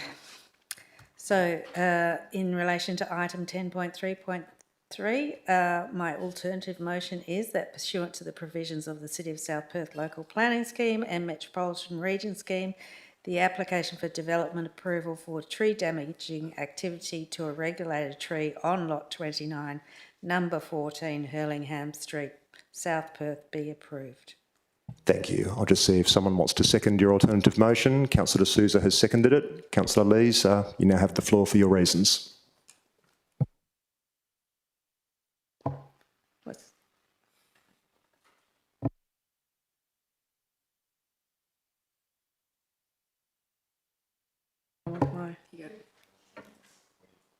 We're back in business. Thank you. Thank you, Mr. Mayor. So this is a bit of a bizarre situation to be in with the two recommendations or two motions proposing the same thing, but my reasons are quite different in terms of whether I believe this tree removal is development or not. Oh, sorry, the removal of the trees requires development approval. So the officer report indicates that council, when determining this development application, is required to have regard to matters listed in clause 67.2 of the deemed provisions, to the extent that they are considered relevant to the application. This includes the relevant aims of Local Planning Scheme number 7 and the provisions of Local Planning Policy 3.2 tree retention. So I will be focusing on that policy, which specifies the matters to be considered when assessing development applications for the removal of large regulated trees, such as the jacaranda now in question. The intent of the policy is not to mandate the retention of every tree, but to ensure that all reasonable options for retention have been fully explored and that removal is only supported where the tree is unhealthy, poses a safety risk, or where redesigned to accommodate the tree is not feasible. In this instance, the jacaranda is causing uplift of the surrounding paving, creating a potential tripping hazard for the older residents and visitors to the property. We are advised that this presents an ongoing safety risk. Unfortunately, the arborists engaged by the applicant and the arborists engaged by the city have conflicting views on whether fixing the issue, possibly with raised paving or decking, could be done without compromising the tree's health or the structural stability of the tree. As a result, there is no agreed upon mitigation option that would address both the safety hazard and retain confidence in the tree's long-term health and structural stability. While the tree is currently assessed as healthy, it is estimated to be more than 60 years old. Given the typical lifespan of jacarandas in urban environments, as suggested in the reports, it's likely that the tree is approaching the latter stages of its life. This further reduces the justification for undertaking costly or complex works to retain it, particularly where those works may themselves jeopardise the tree's stability or accelerate its decline. It was also clear to me from the owner's deputation last week that she values the amenity and environmental benefits that mature trees provide. Her property already accommodates 2 large eucalypts, and she has proactively planted several new trees in anticipation of the potential need to remove the jacaranda. Importantly, the retention of 2 established eucalypts ensures that the property will continue to contribute a reasonable level of canopy cover to the streetscape and broader neighbourhood. Furthermore, the owner has taken reasonable steps to retain the tree and has not made the decision to seek its removal lightly. The combination of safety concerns, conflicting expert advice, the tree's age and the owner's demonstrated efforts to preserve and replace canopy on her property indicate to me that the requirements and intent of the planning scheme and the local planning policy have been met. And for these reasons, and with considerable sadness, I must say, I believe that approval of removal of the jacaranda is justified and should be supported. Thank you, Councillor Lees. Councillor D'Souza, you're the seconder. Would you like to speak? Thank you, Mr. Mayor. Look, same outcome, different reasons. I'd like to thank Councillor Lees for her motion. I've outlined my reasons in the previous motion brought by Councillor Howling. We obviously want to retain trees, especially mature trees in the city, but I think what this motion brings to light more broadly is not at any cost, and that cost is issues around safety and risk. So I think we as a council need to be cognisant that safety and risk do factor into these considerations and should guide and inform our views going forward. And so I'd support this motion and encourage my colleagues to do the same.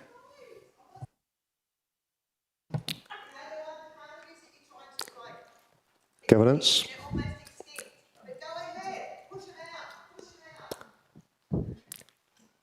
I like a bit of cabaret.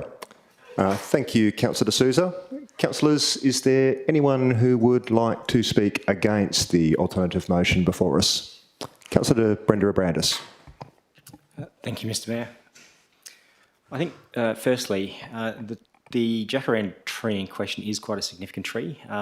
It has an amazing canopy cover, it's got a good size, and it provides a lot of amenity because it's actually really quite visible from the streets, and it's more significant than the street trees that it's adjacent to. I think the important thing is the officer's recommendation, I think, is relatively clear, and it doesn't really indicate the level of risk that's been discussed tonight. It notes that the applicant's arborist report states that the tree is healthy and that it displays good overall vigour and no signs of decline. The arborist report also states that the tree is not at risk of loss of limbs and is not a safety risk. On the other hand, the city's arborist also advised that there's no demonstrated need to remove the tree, as the paver distortion issue, which is the main issue that I'm understanding, can be ameliorated by a number of measures that they've actually provided in their report. So it concerns me that maybe roots causing pavers to be lifted are not necessarily being addressed by ratepayers, as opposed to the option of removing the tree in its entirety. I think the officer's recommendation is appropriate with regard to the scale of this tree, and consideration for other measures to overcome things such as tree damage should be undertaken. And even if that includes considering some of the roots that may need to be removed and maybe rework of the pavers. So look, I don't really see the same risk. The report doesn't actually indicate risk, and neither of the arborist reports explain that this is actually a major risk.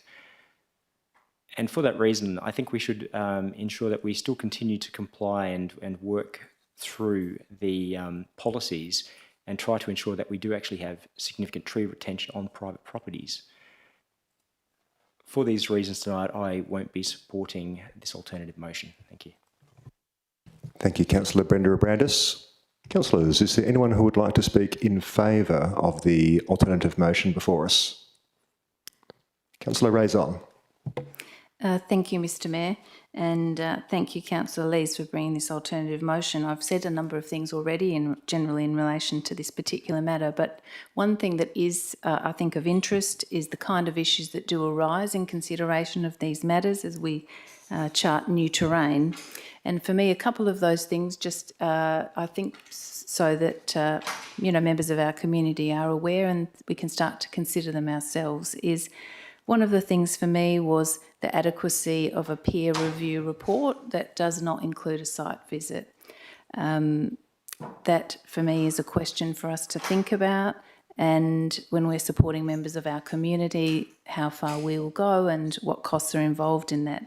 Another thing which is a little bit more of a grey area is what information we have in making these decisions about the estimated costs of what's required to remedy safety issues.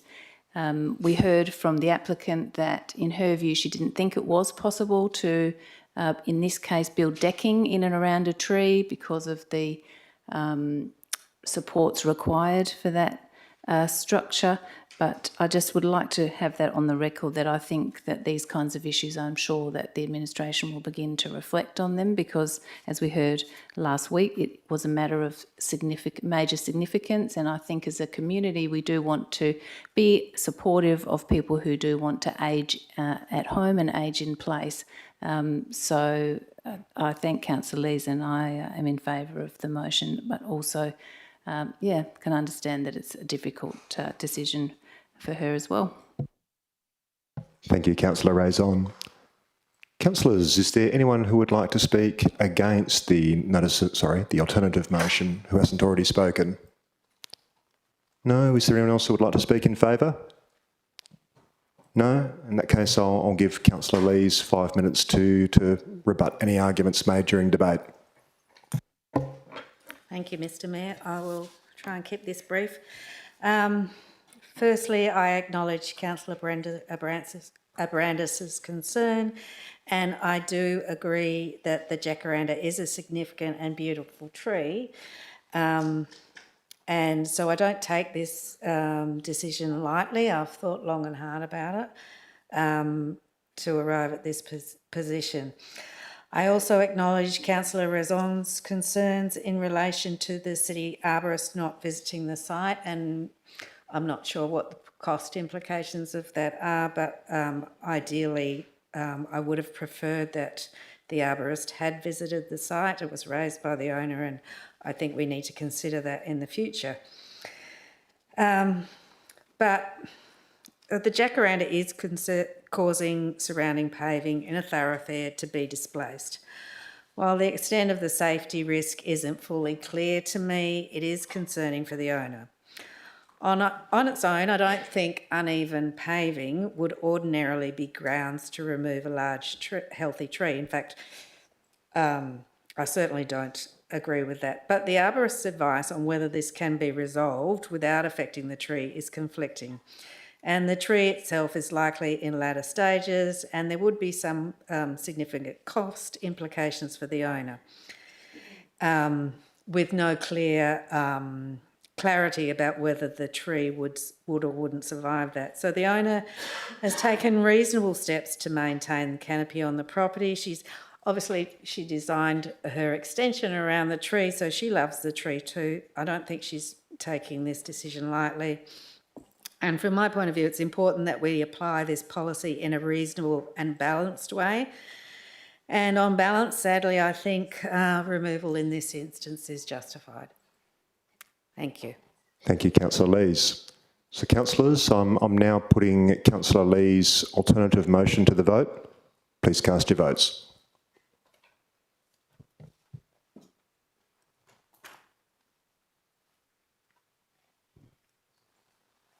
All right, so the votes are in. Those who voted in favour were Councillor De Souza, Councillor Howling, Councillor Lees, Mayor Milner, Councillor Prendeville, Councillor Razon and Councillor Ward. Those against were Councillor Abrandis. Councillors, I'm conscious that it's gone 9 o'clock. We've been at it for 3 hours without a break. I might move a motion that we have an adjournment for 10 minutes to give people an opportunity to use the facilities and stretch their legs. Would someone be kind enough to second? Councillor Prendeville, thank you. All those in favour, please raise your hands. And that was unanimous. I will see everyone back in the chamber at 9:13 p.m.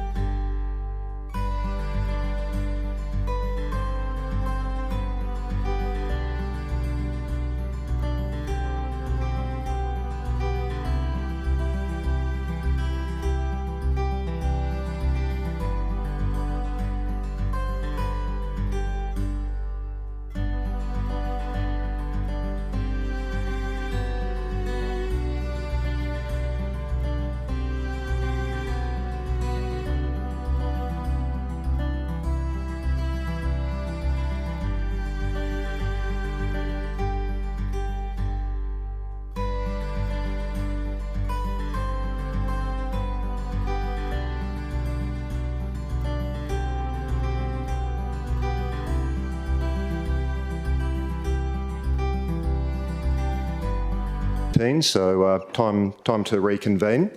I've had the opportunity to have a very, very brief conference with Ms Ledger and Ms Websdale and Councillor Brenda Brandis about the question about the minutes from item 7.1.1. So with the indulgence of council, do I need to move a motion for that, or can I do that just off my own bat, jump back to 7.1.1 now? Yeah, okay. I assume everyone's happy with that.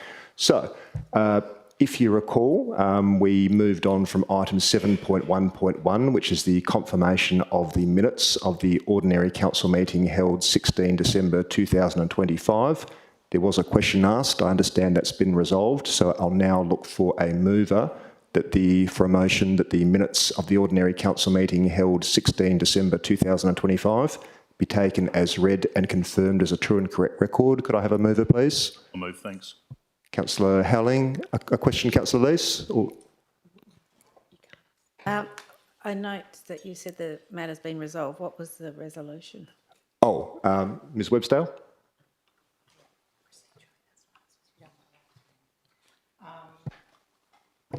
As advised to council members by email on the 6th of February 2026, at the time item 12.9 was withdrawn, items 12.1, 12.2, 12.4 and 12.5 were also withdrawn by Councillor Howling. This is noted on page 125 of the minutes. Item 12.6 and item 12.10 were withdrawn separately, and the minutes reflect the withdrawal of those items. So all items are referenced on page 125 and page 100 of the minutes, and the administration is satisfied that they're true and correct. Thank you. Thank you, Ms Webdale. So Councillor Howling was the mover. Could I have a seconder, please? Councillor Prendeville, thank you. Councillors, does anyone oppose the motion about the minutes being accepted as a true and correct record? No. In that case, I'll take that as being unanimously carried. All right. We now move on to the next item to be withdrawn for discussion this evening, which is item 10.3.4, entitled Proposed Additions to Tavern, the Station, Lot 688, number 1, Menn Street, South Perth. There's an officer recommendation before us.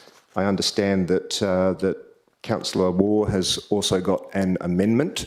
Councillor Waugh, did you intend to move the amendment effectively as an amended motion, or would you prefer that someone moves and seconds the officer recommendation and then you'll propose an amendment? I'm happy to move it as an amended motion, if that's okay. All right then. If you could please then read not so much your motion, because that'll be fairly long, but perhaps tell us where your amendment differs from the officer recommendation. So my amendment is to delete conditions 8 and 9 from the officer's recommendation. All right, thank you. Is there someone who would like to second that motion? I'll second that, thanks. Councillor Howling is the seconder. Councillor Waugh, the floor is yours for your reasons. Thank you, Mr Mayor. So I have provided written reasons, but I'm just going to simplify it a little bit for council in my oral reasons. So I'm moving an amendment to remove conditions 8 and 9 because, put simply, when we impose conditions, we are exercising a statutory discretion that is bounded by the established planning law principles. And those include the High Court in Tenwood Holdings that reaffirmed that a valid condition must be for a proper planning purpose, must fairly and reasonably relate to the development, and must be reasonable. So my focus in this particular circumstances is on the requirement for a clear and substantial nexus between the condition and the impacts of the development before us. In the agenda briefing, officers advised that the proposed patio and the glazing are intended to reduce noise impacts, not increase them. Therefore, the application does not increase patron numbers, it does not extend trading hours, it does not approve additional amplification. It is merely a structural modification that is said to improve acoustic performance. Conditions 8 and 9 require worst-case recalculated acoustic modelling and the preparation and implementation of a lifetime noise management plan. So the question for us is whether those requirements are directly connected to a new impact that is created or materially exacerbated by this development. The tribunal in the cases of Hill and the City of Subiaco and Kellett and the City of Vincent both made clear that conditions must respond to the impacts that are arising from the proposal itself. They cannot be used to regulate broader operational matters or address issues that exist independently of the development, which is what we have here. Ongoing operational noise is already regulated under the Environmental Protection Act and the Environmental Protection Noise Regulations. That framework provides very clear standards and established measurement methodologies, and it also provides enforcement mechanisms and review rights. Where a comprehensive statutory regime already governs operational noise, planning conditions should only then extend further if the development itself introduces a new or an intensified impact requiring additional control. Given that the officer advice is that the patio is intended to reduce noise, and given that there is no change to the trading intensity, I'm not satisfied that the additional modelling requirement and lifetime noise management plan demonstrate the necessary causal connection to this structural approval. So for that reason, I consider that conditions 8 and 9 do not meet the fairly and reasonably relates test, and they should be removed.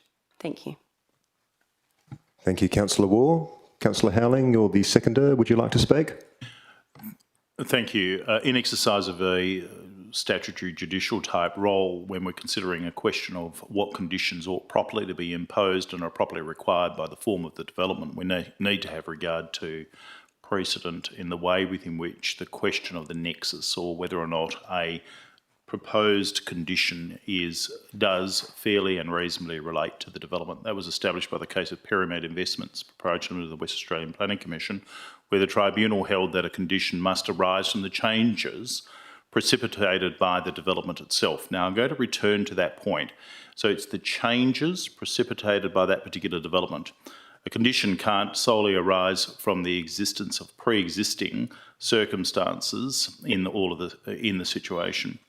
Now, that's established by the case also of Baumgarter and the City of Joondalup, where the applicant sought to retrospectively impose a requirement in respect of a privacy screening on an upper storey of a house that had already been the subject of a development application. The tribunal there found that that wasn't fair and reasonable in all of the circumstances. The well-known case of Kellett and the town of Vincent also applied the same test, that you can't retrospectively impose conditions that arise from a use which has already been carrying it out. Now, in this particular instance, we're talking about a use which has been approved, which creates the noise.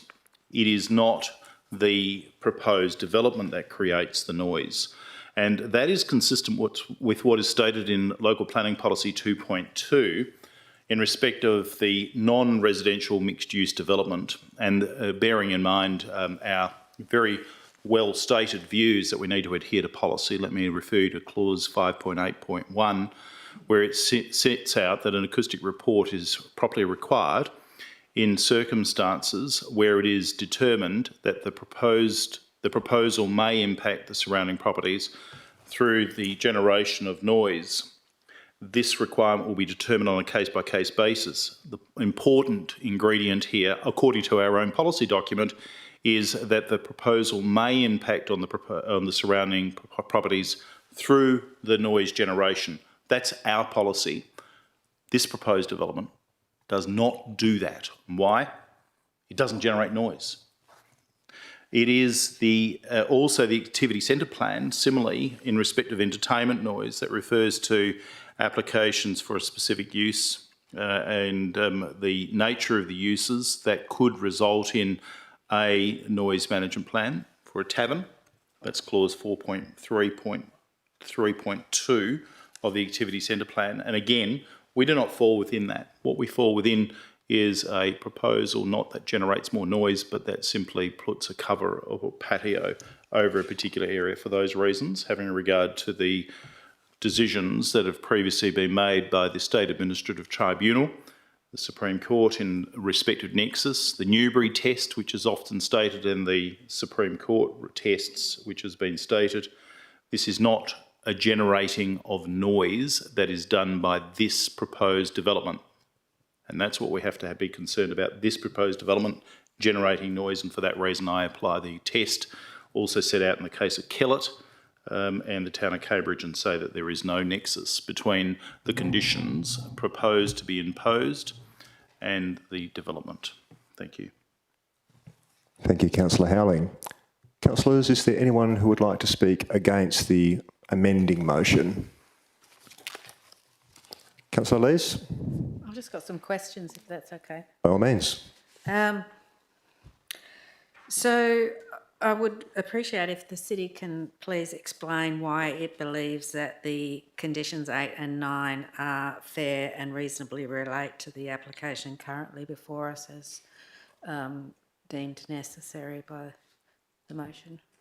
Ms Shaw? Thank you, Mr Mayor, and I obviously acknowledge that it's open to council to remove those conditions.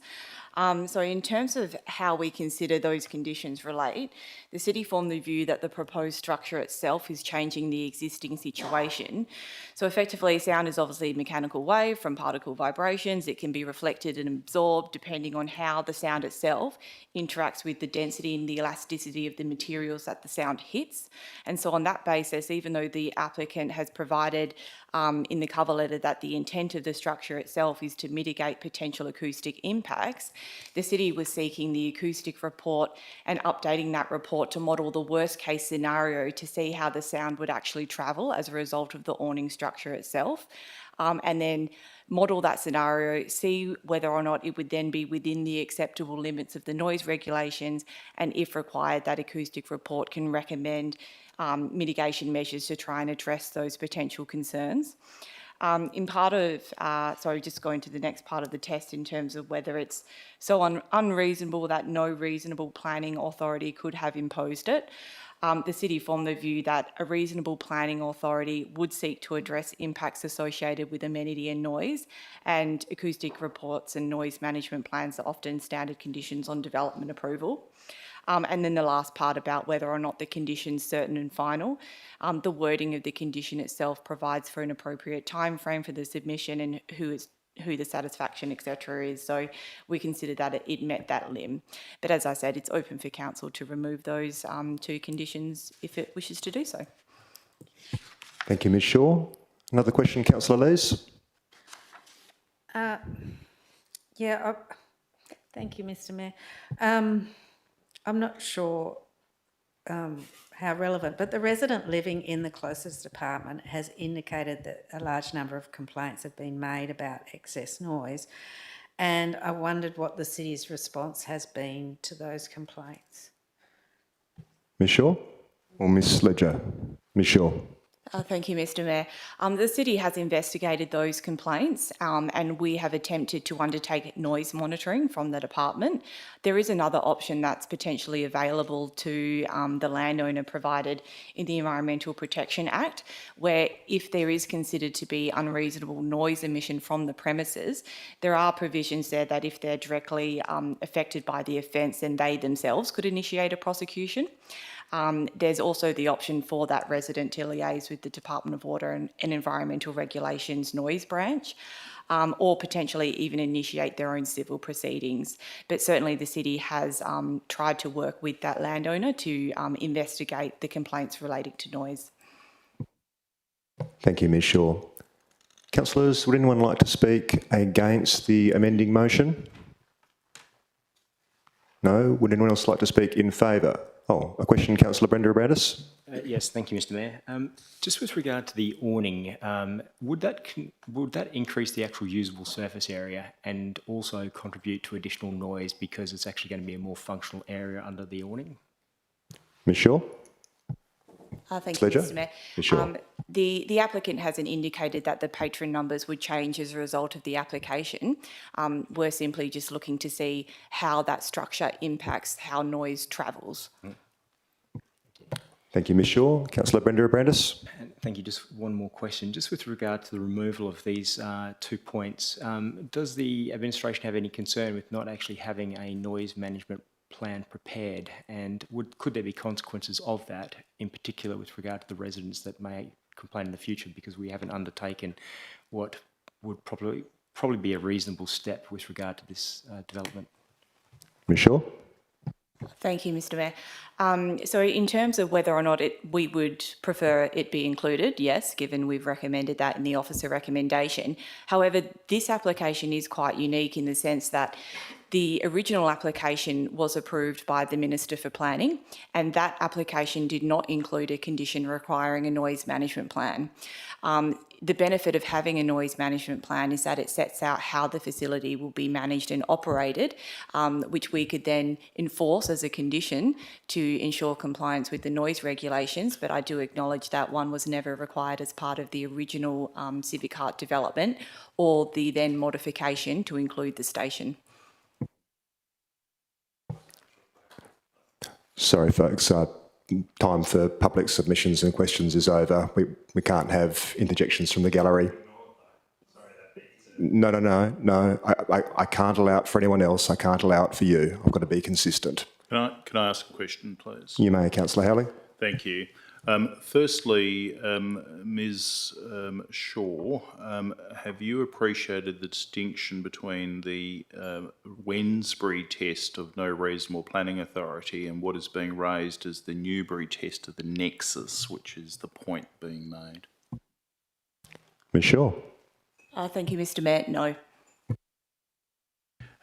Secondly, the noise-sensitive premises from which readings would be taken is at the rear of where the proposed patio is to be located.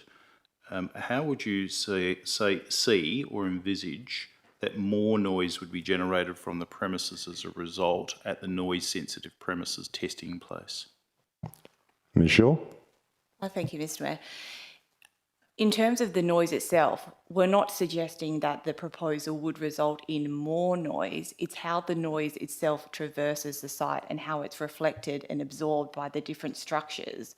So just because there's a physical barrier in one location, the noise could then bounce and move to a different location. And so what the city's after is the modelling to see how that noise interacts with the new structure and whether or not the new limits would then impact the nearest noise-sensitive receiver. Thank you, Ms Shaw. Councillors, is there anyone who would like to speak against the amending motion? I think that's what we're up to. Councillor Elise? Sorry, I've just got one last question, Mr Mayor, if that's okay. Please proceed. So if we do have an acoustic report as a condition, and if the acoustic report necessitates alterations to the building that impact its heritage significance, then am I right in thinking that that would then need to come back to council? Ms Shaw? Thank you, Mr Mayor. It depends on what the measures recommended by the acoustic consultant actually are, because there are a range of different methods you could use to ensure that the noise was compliant. It may be things like changing the materials, or it could be things like increasing the thickness of the glazing, or it could be in terms of how the space is actually used and operated. Thank you. Thank you, Ms Shaw. I was just mindful of one of the questions that was raised about the heritage significance and the changes that might occur, so thank you. Councillor Waugh, a question? You've already spoken, of course. Yeah, question, thank you. Sorry, can I just confirm that the city does have environmental health officers? Ms Ledger? Yes, we do. And those are authorised under the Environmental Protection Act and the noise regulations? Yes, they are. And under that Act and regulations, they have the power and authority to issue directions and to require noise management plans as required? Thank you, Michelle. Thank you, through you, Mr Mayor. Yes, and they have the ability to ensure compliance with the noise regulations. Thank you, Ms Shaw. Councillor Brenda Brandis, did I see your hand go up there? Yes, Mr Mayor, I just want to talk to the item. Please, are you speaking for or against? Speaking against this item. So firstly, we heard from the officer this evening that there are concerns with regard to this development and the potential impact that it could actually have on the acoustics. There is uncertainty, and with the density of residents living in near proximity, it could create a concern. I think With regard to this application, it's probably appropriate and it's probably good governance around the planning process that maybe we should undertake these studies just to ensure that we've actually closed off on what potential detrimental acoustic impacts could be attributed to this development. Look, I think if the reality is the structure does reduce the noise level and it does absorb the noise, then there would be no concern. So I think as a good protocol to undertake the studies, as this has been done in previous applications before, and have a noise management plan in place, I think this is quite appropriate. And for those reasons, I won't be supporting the removal of those parts to this item. Thank you. Thank you, Councillor Brenda Abrandis. Councillors, is there someone who would like to speak in favour of the amending motion? Councillor De Souza. Thank you, Mr Mayor. I support Councillor Waugh's motion to delete conditions 8 and 9 of this item. I think we've heard from the administration that these are non-essential conditions, so it is open for council to consider that in its vote tonight. We heard the question earlier from Mr Drennan and the answer from the city that this application does not increase patron numbers and it does not extend trading hours. And I think that needs to be factored very heavily into council's vote tonight, because I guess this is the entire subject of debate, but it's not as major an amendment, an application, as the initial modification of the station, and that would have been the appropriate time to consider these issues. And so for those reasons, I'll be supporting this proposal to delete to delete conditions 8 and 9. Thank you, Councillor De Souza. Councillors, is there anyone who would like to speak against the amending motion who hasn't already spoken? Councillor Lees. Thank you, Mr Mayor. I'll be very brief. I'm satisfied by the administration's advice that the structure will can potentially change the way the noise travels around the site and potentially impact on adjacent residents in a different way and potentially an increased way. So I will be supporting, I won't be supporting the removal of those conditions. And I might just say that I find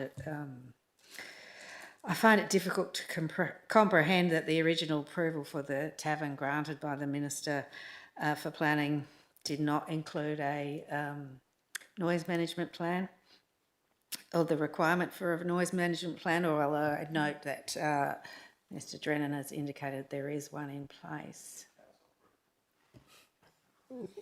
Thank you, Councillor Lees. Thank you. But I suppose if that is the case, then that condition in itself is not an issue as such, if there's already one there. Yeah. Thank you.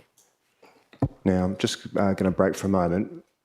Folks in the gallery, we have, and we still have, some pretty, I suppose, important items on the agenda, and everyone's going to have a view on these things, but please, no more interactions from the gallery. It's not appropriate. Now's the time to listen. I think my next question, I'm not sure if it's to Ms Ledger or Ms Shaw, but Councillor De Souza, I think, made a reference to the relevant conditions 8 and 9 not being essential. And I do apologise. There's been any number of emails that's come across my laptop, particularly in the last week. I thought the answer to that question was a little bit more nuanced. Can I get some clarity on that? Yes, Mayor. It's not essential. I provided that answer earlier on this evening. Sorry. Just to refresh my memory, could you read the entirety of the answer that was provided? Are conditions 8 and 9 considered essential to make these minor works acceptable, or are they discretionary additions? The response is the conditions are not considered essential in respect to the physical construction of the awning structure and glazing. However, once constructed, these structures have potential amenity impacts, which the City has considered as part of the assessment. All right. I'm happy for my next question to be answered by either Ms Ledger or Ms Shaw, but we've had a bit of a debate debate tonight, from the city administration's point of view, has anything been said that would change the officer recommendation in the agenda for tonight?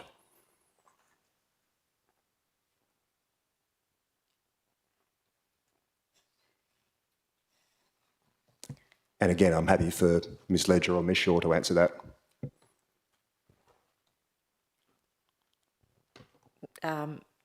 Mr Mayor, that's a difficult one to say because we've put the officer recommendation up as is. And I think based on the information that the administration has provided, then council needs to make that decision as to whether 8 or 9 is required or not. All right. In that case, Councillor Raison, you've had your hand patiently up there. Thank you, Mr Mayor. I think in fairness to the administration, I would like to put the question about are we aware as a city of a noise management plan? Ms Ledger? Ms Shaw? Thank you, Mr Mayor. So the original condition on the Civic Heart application, which was also included on the station amendment, required an acoustic report be prepared. The details of that report then required noise management, and what was submitted was a venue management plan that has some of the details that are otherwise provided in a noise management plan. But the reason that we've requested a noise management plan in support of this application would reflect if there are any changes as a result of the modelling that comes from the requested acoustic report. Thank you, Ms Shaw.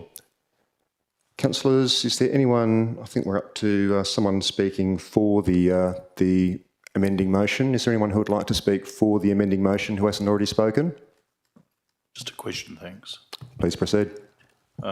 So, Director Shaw, the venue management plan relates to the way within which the venue would be then operated, and as a component of the venue management plan, you're saying there's a noise management plan included within that. Ms Shaw? Sorry, no, what was submitted was a venue management plan, and there's not a separate noise management plan included within that venues management plan. Thank you, Ms Shaw. Is there anyone who would like to speak either for or against who hasn't spoken yet? I'll speak. I won't be long.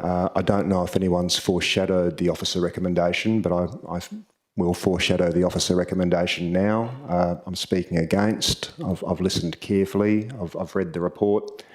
I'm not persuaded by the amending motion. I'll be voting against the amending motion and supporting the officer recommendation. Is there anyone else who would like to speak either for or against? No. In that case, Councillor Waugh, you have 5 minutes to rebut any arguments made during debate. Thank you, Mr Mayor.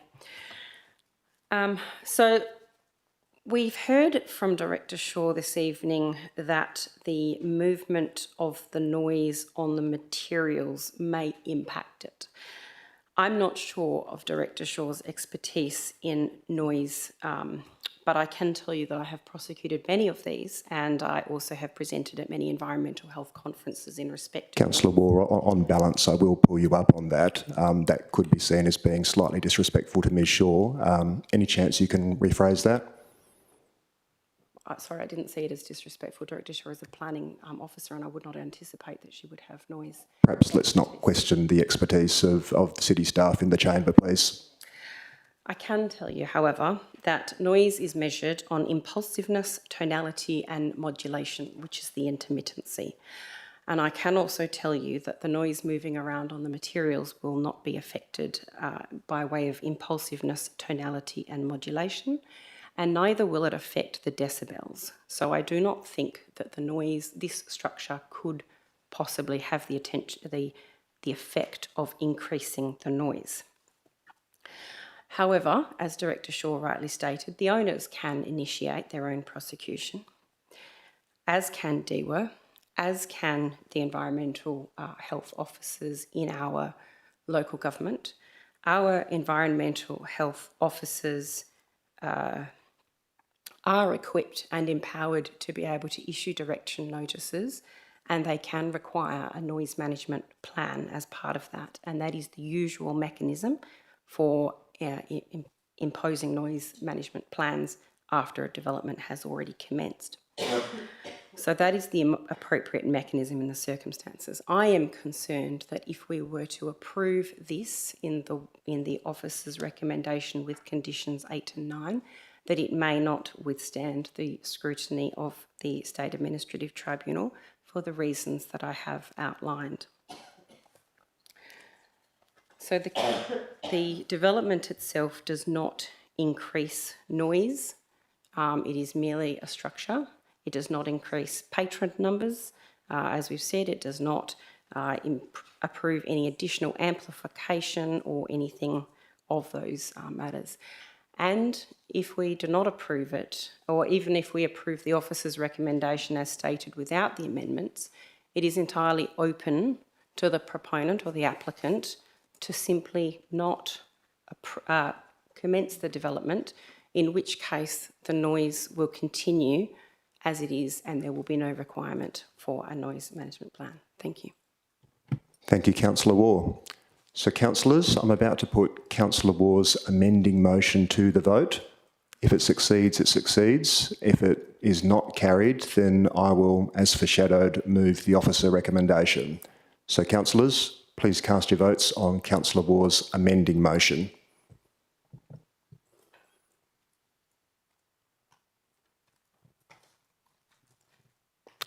Okay, so the votes are in. Councillor Waugh's amending motion has been carried 5 votes to 3. Those in favour were Councillor Sousa, Councillor Howling, Councillor Prendeville, Councillor Raison and Councillor Waugh. Those against were Councillor Brenda Abrandis, Councillor Lees and Mayor Milner. Okay, so we now move on to the next item to be withdrawn for discussion this evening, which is item 10.3.5, entitled Tree Damaging Activity to a Regulated Tree, lot number 42, number 20, Carew Street, South Perth. There's an officer recommendation before us. I haven't received any alternative motions or amended motions. Would someone like to move the officer recommendation? Councillor Lees, would someone like to second the officer recommendation? Thank you, I'll second that. Councillor Howling, the floor is yours, Councillor Lees. So essentially, thank you, Mr Mayor. I just wanted to speak to this application because I have a real problem with it. But I acknowledge that the recommendation is appropriate. So my problem is granting retrospective approval for the removal of this tree when unauthorised works have created the circumstances in which removal is now being sought. I support the recommendation, but I do so reluctantly. We heard from somebody tonight that it was a 30-metre tree. It was a substantial tree. The damage done to it clearly conflicts with our local planning policy, our local planning scheme. And I do not accept that the defence of "I didn't know" is a valid justification. And like the administration, I also do not agree that the tree species is a weed. So looking ahead, I would like to see the city take more proactive steps to make landowners aware of their obligations under the tree retention local planning policy. I wonder whether it is possible, using the city's data, to identify properties that have trees 8 metres or higher and write to those people. I would also wonder if it is possible to undertake, I'm not sure of the cost of that, and that's something that obviously would need to be explored. I also wonder if we could or would seek that we undertake further prominent notices in the city's publications, social media and at city-owned facilities to ensure residents are aware of their responsibilities. So with that in mind, and again, with great sadness, I accept that in its current form and based on the advice provided that the tree should go, and that it be replaced as soon as possible. Thank you. Thank you, Councillor Lees. Councillor Howling, you're the seconder. Would you like to speak? Thank you. Very briefly. Firstly, it was not, in my view, at the very least, a form of development that was required the city to act in the manner that it subsequently did and stopped the removal of the tree, but nevertheless, now that it has been stopped and an application for development has been made, and for that reason I should imagine that the owner would have been consulted in respect of the proposed condition, and in all of those circumstances I'm prepared to support the officer's recommendation, with the caveat that it's not my view that it is development to start with, but nevertheless I've had that debate previously and will seek to satisfy this council at a future point. For those reasons, I support the officer's motion. Thank you, Councillor Howling. Councillors, is there anyone who would like to speak against the officer recommendation? No? Is there anyone else who would like to speak in favour? No? There being no debate, there's no need for Councillor Lees to wind up. I'll simply put the officer recommendation to the vote. Councillors, please cast your votes. And that was unanimous. Thank you, councillors. Okay, we now move on to the next item to be withdrawn for discussion this evening, which is item 10.4.1, entitled Royal Perth Golf Club, Inc. Stage 3 Works. We have received an alternative motion from Councillor Kathy Lees. As is usual practice, I'll give the councillor that's prepared an alternative motion first bite at the cherry. Councillor Lees, would you like to move your alternative motion? Thank you, Mr Mayor.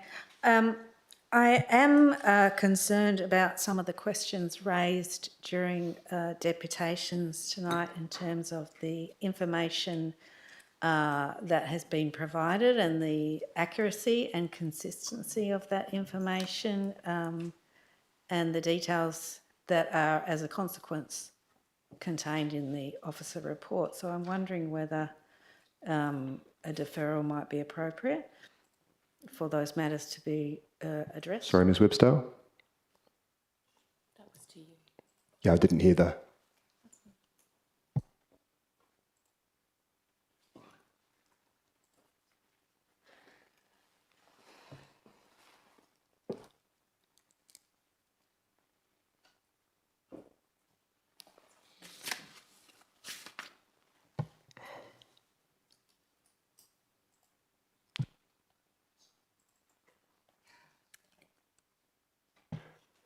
All right. Yeah, look, I should ask for a seconder first. Is anyone willing to second the a motion for a deferral? Councillor Brenda Brandis. Okay, so it's a procedural motion. That means that Councillor Lees is able to give her reasons, which she may have done, but now that we've got a seconder, Councillor D'Souza. Just a question, Mr Mayor. If this item is deferred, will that in any way adversely prejudice the Royal Perth Golf Club? Ms Ledger. Thank you, Mayor. Yes, it will, because these works are staged works and they have lined up those works consecutively, so there would be some impact. I'm not sure what that impact is.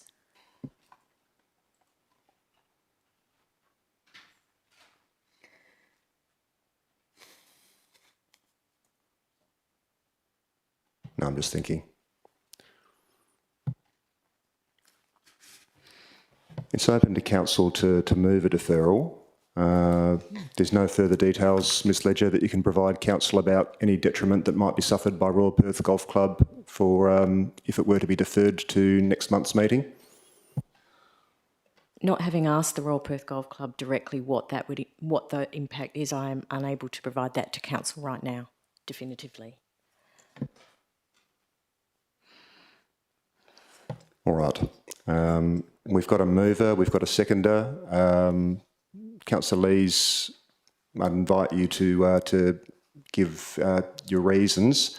Ms Websdale has suggested maybe using slightly different language in terms of concerns with the accuracy of the information provided by the administration.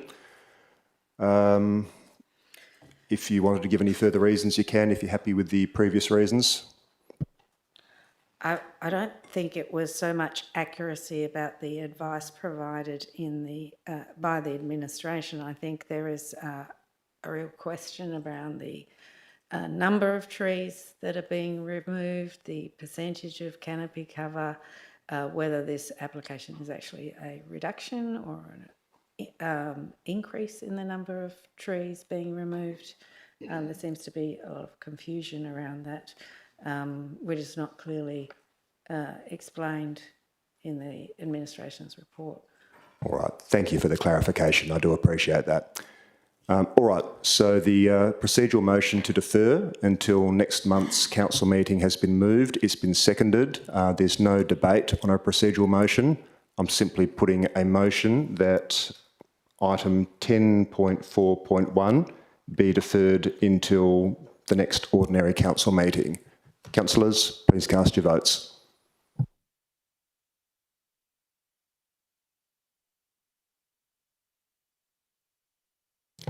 All right, so the votes are in. Those who voted in favour of the deferral were Councillor Brenda Abrandis, Councillor Lees and Mayor Milner.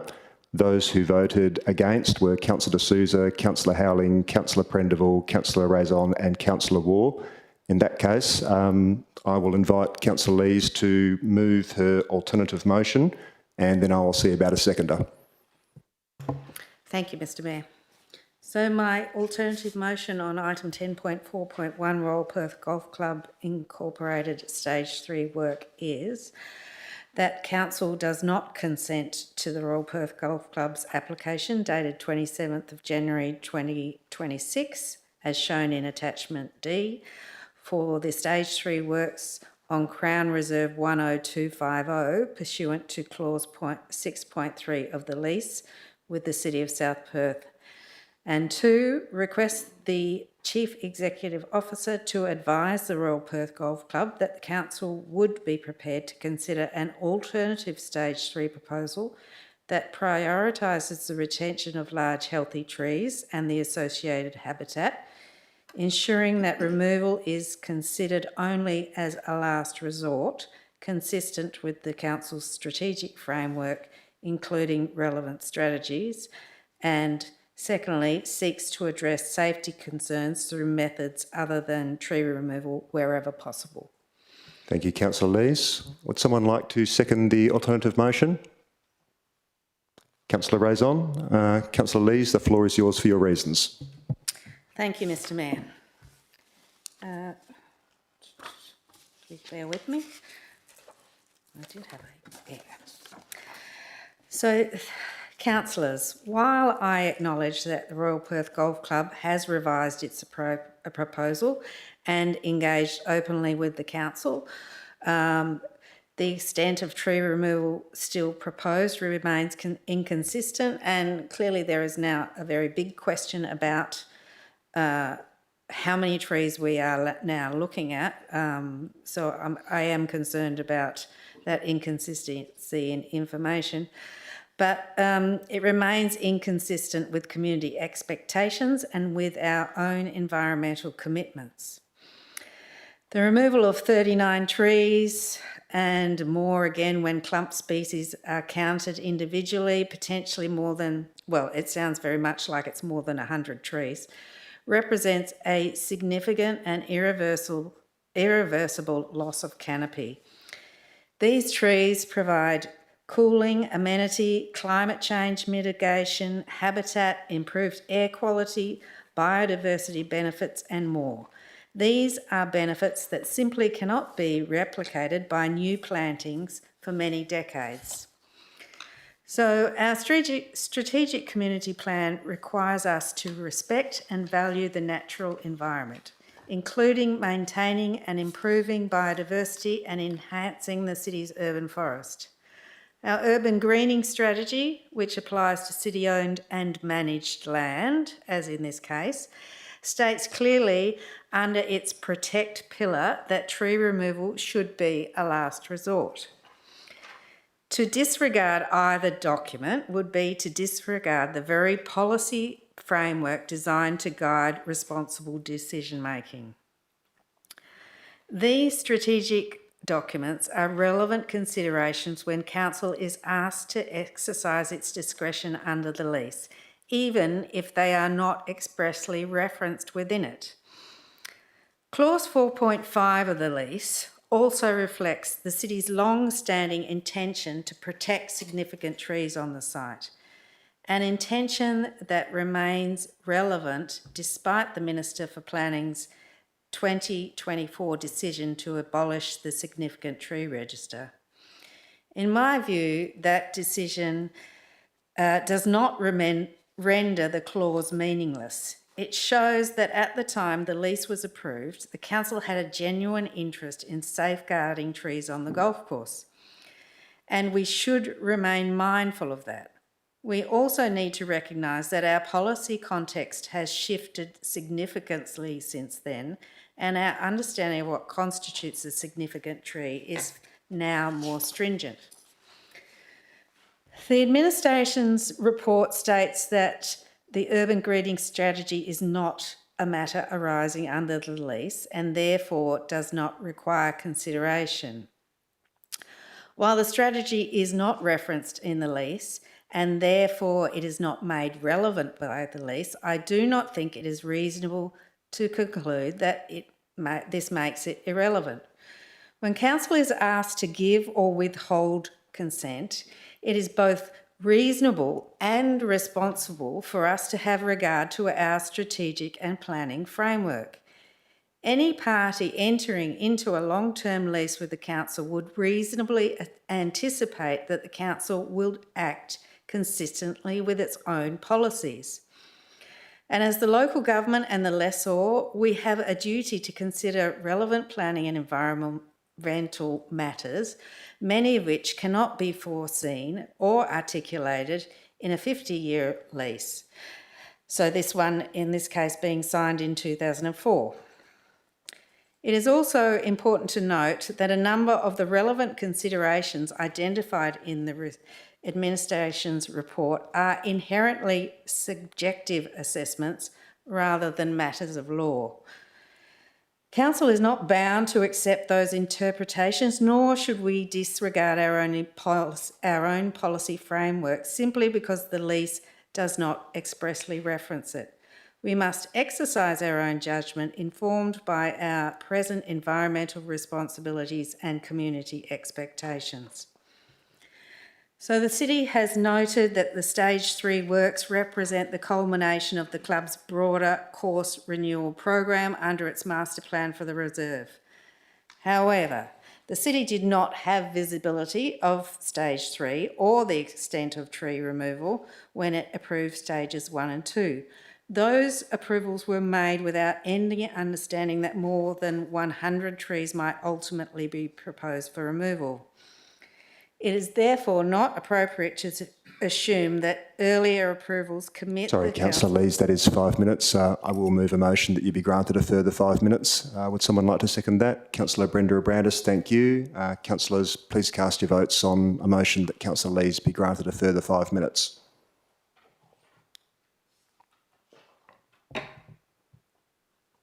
And that was unanimous. Thank you. Please continue, Councillor Lees. So it is therefore not appropriate to assume that earlier approvals commit the council to supporting this stage. Each stage must be assessed on its own merits, and Stage 3 presents impacts that were not previously disclosed or evaluated. The proposal does not demonstrate that tree removal has been treated as a genuine last resort, and it is not clear that all alternative design responses have been fully explored. While none of us are experts in golf course design, the site has operated successfully under its existing constraints for decades. Constraints alone do not justify the scale of canopy loss proposed. It would be appropriate for alternatives such as, and again I'm not an expert in this, but such as landscape screening, tee alignment, path adjustment, strategic bunker placement, pruning, understory management or wildlife-friendly netting to be examined more thoroughly. It is acknowledged that many of the trees on the site were planted by the club over the years, and that contribution is genuinely appreciated. But the fact that the club planted these trees does not diminish their current environmental, aesthetic or community value, nor does it provide grounds for their removal now that they have matured into significant canopy assets. We also now know that the 4 clumps of Casuarina cunninghamia, I always have trouble with this, Cunninghamiana, that's close enough, comprise 69 individual trees at least. So when counted accurately, the total number of trees proposed for removal is well over 100. This reinforces the need for a more cautious and environmentally responsible approach. The club's revegetation program, planting around 300 new trees, is acknowledged and appreciated. It is a positive commitment and will contribute to the long-term health of the site. But new plantings cannot compensate for the immediate and substantial loss of mature canopy. The environmental, climatic and habitat benefits provided by large established trees take many decades to replace, and the community will bear that loss in the meantime.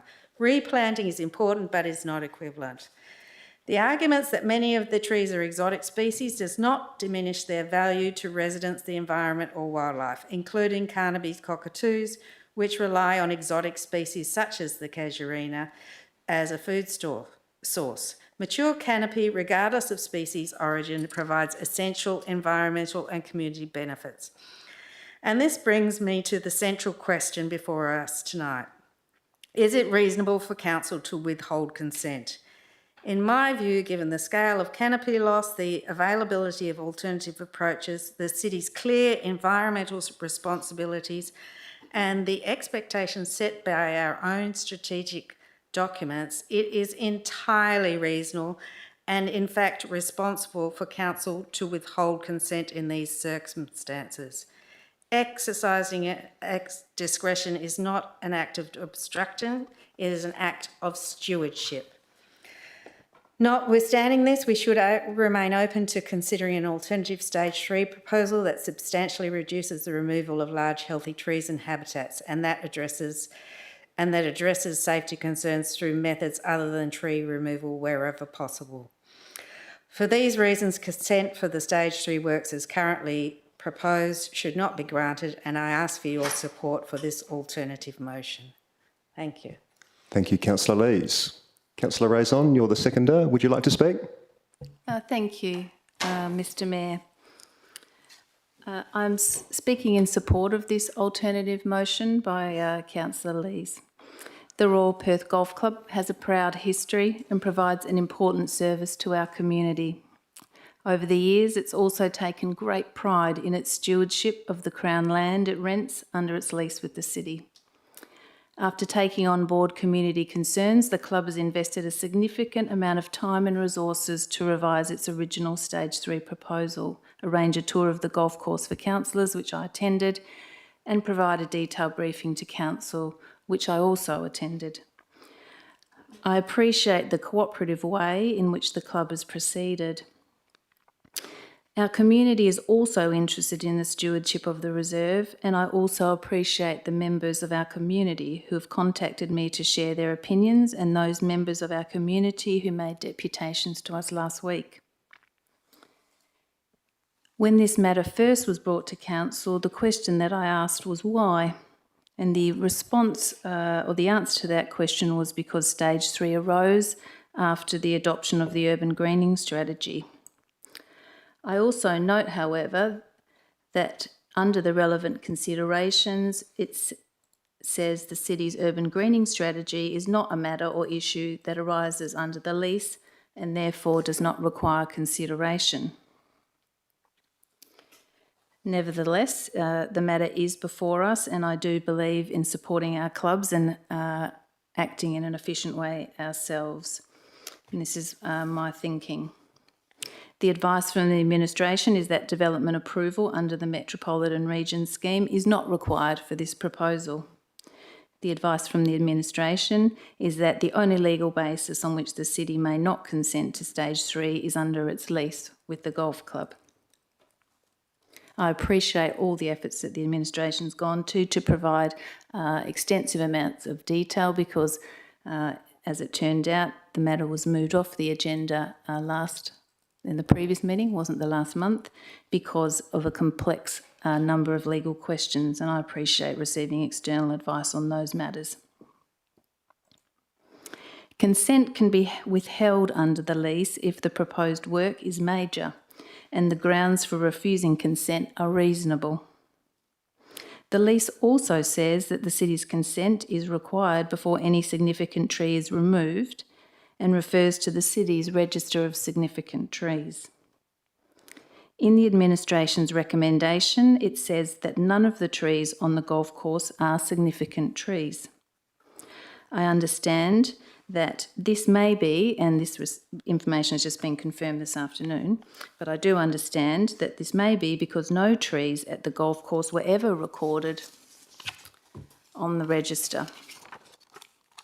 I also note that on the city's intra-maps, there are trees on the golf course that are referred to as significant trees. I appreciate, however, one is a defined term in a lease and the other is just an item on a website. After considering the alternative motion on this item by Councillor Lees and reviewing what is known as the trees clause of the lease, it seems that there was a clear intention by the parties to have a register of significant trees. And as the recommendation notes, and the reference to the case law is there, the law requires that each party do all that is reasonably necessary to secure performance of the lease.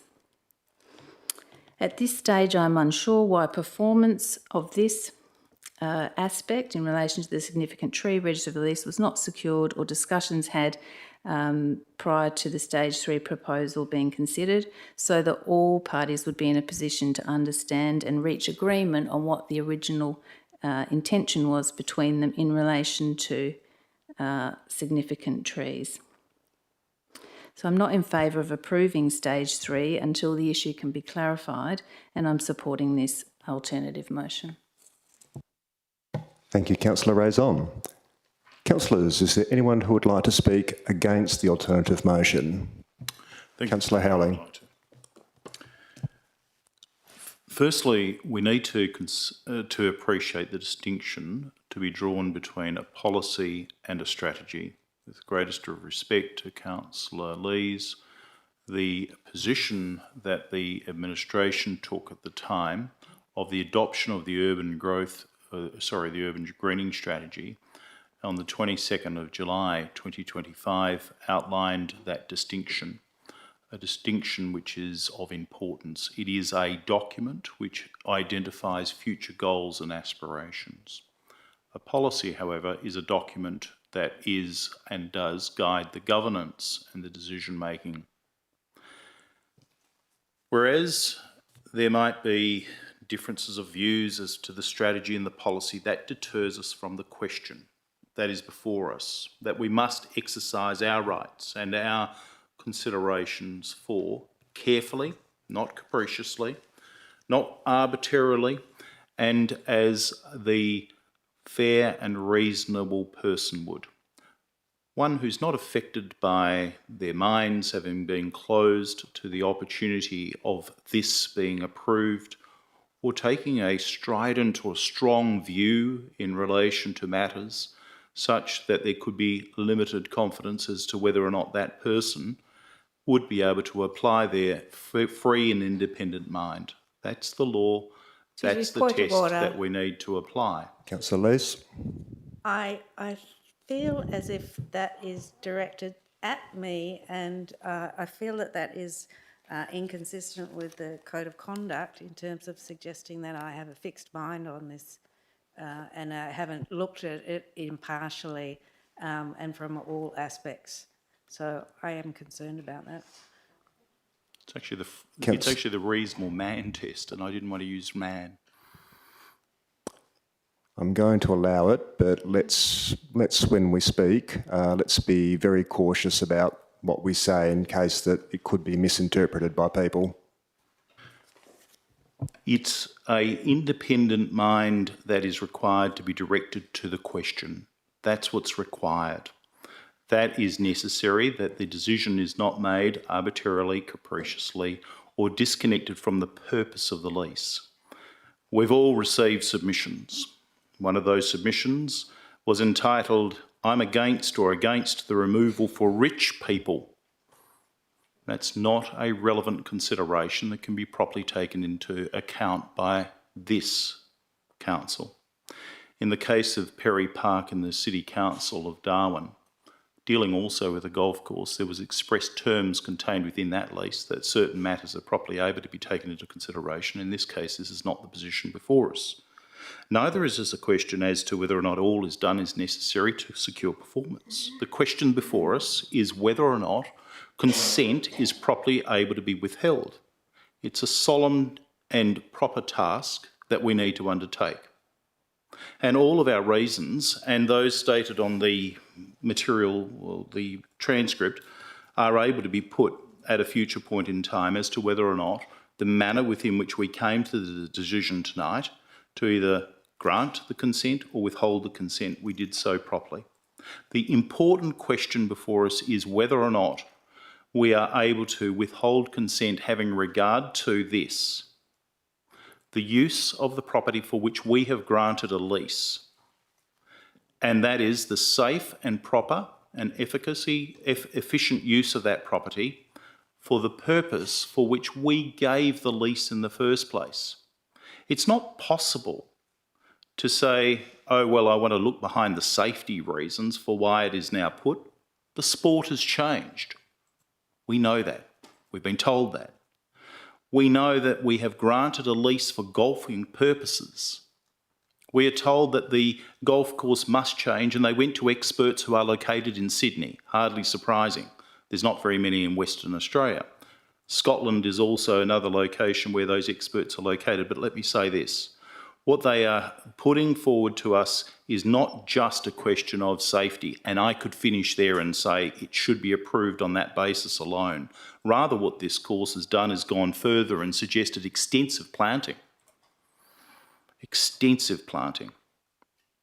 We don't know about ball flight characteristics, and neither should we sit here and try to apply our own mind as to whether or not ball flight characteristics and modern safety expectations truly require the course layout to be amended as being proposed. But one thing we do know is that we've received a fair and what I would say expert opinion on that question. Accordingly, we are properly able to exercise our free, independent, carefully considered mind in a judicial way in considering whether or not to grant or withhold the grant of approval so that this golf course can continue to be used as a golf course. To do otherwise is not to act consistent with the terms of the lease, not to act consistent with the tests set by the courts, and not to act consistent with what is necessary in the task that befalls us. And for that reason, if we don't accept it... Councillor Howling, sorry to interrupt, but that is 5 minutes. I will move a motion that you be granted a further 5 minutes. Would someone second that motion? Councillor Brenda Abrandis, thank you. Councillors, please cast your votes.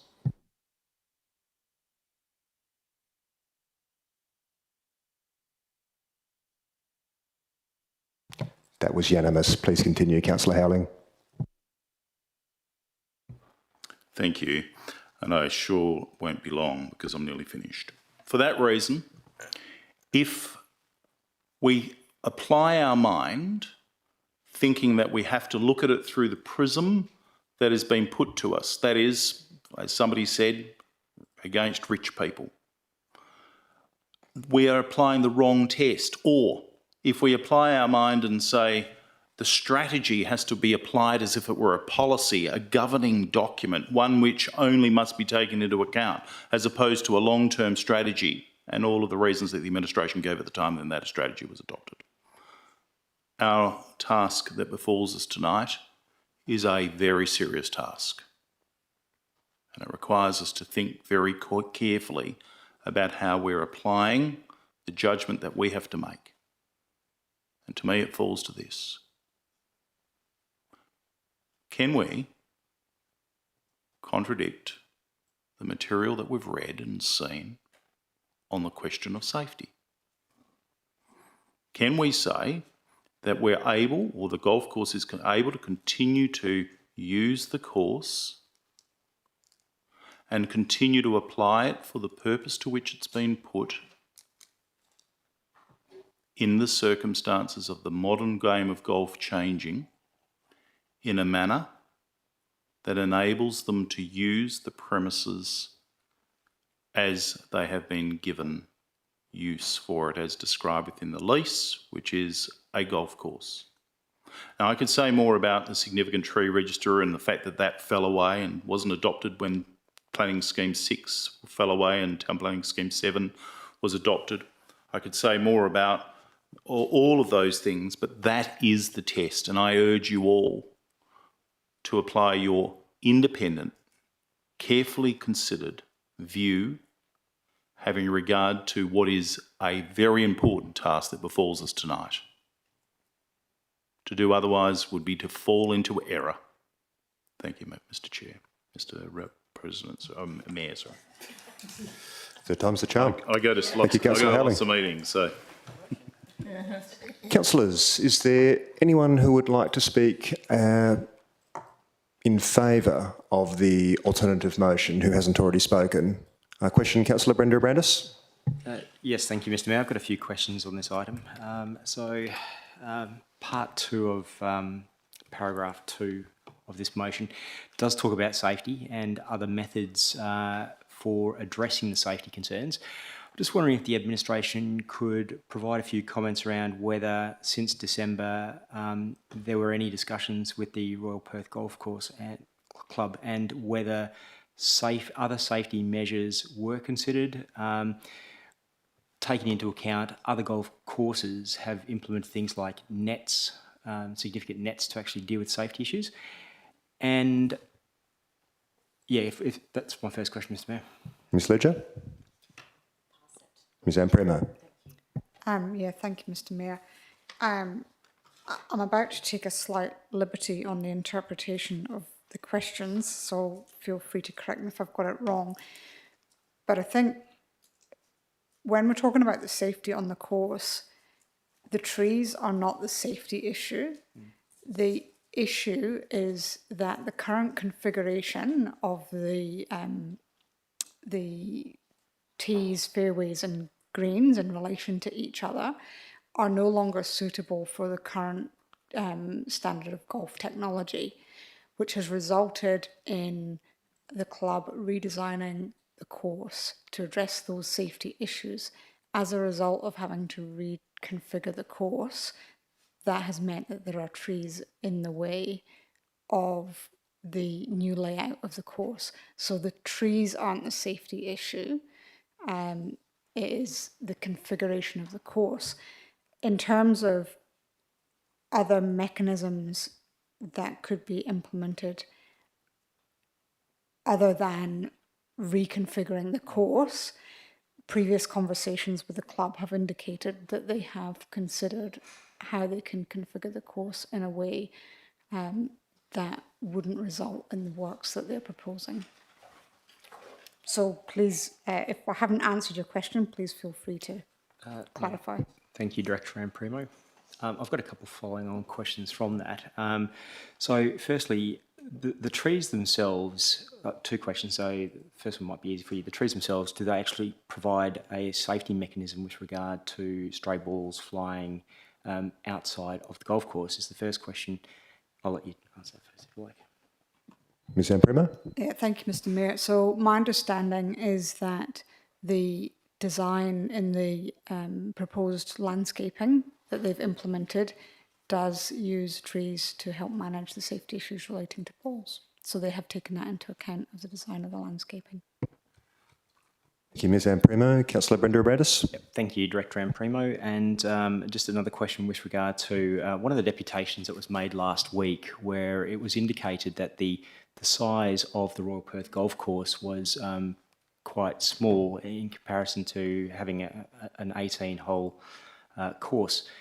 I think it was indicated that it was that the golf course currently is about just over 30 hectares, and indicating that if 18 holes was required, that you'd need maybe in the vicinity of 60 to 70 hectares from memory.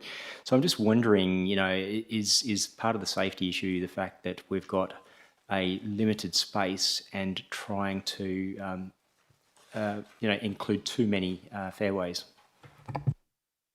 Ms Amprema? Yeah, thank you, Mr. Mayor. So the course at the time it was built was functional for the game at that point in time, and there are courses all over the world in varying sizes. If you were to build a course now from scratch, I have no doubt that you would be looking for a larger piece of land than the current courses. But it's not, it's still possible to configure 18 holes within that site. Thank you, Ms Amprema. Yes, Councillor Howling?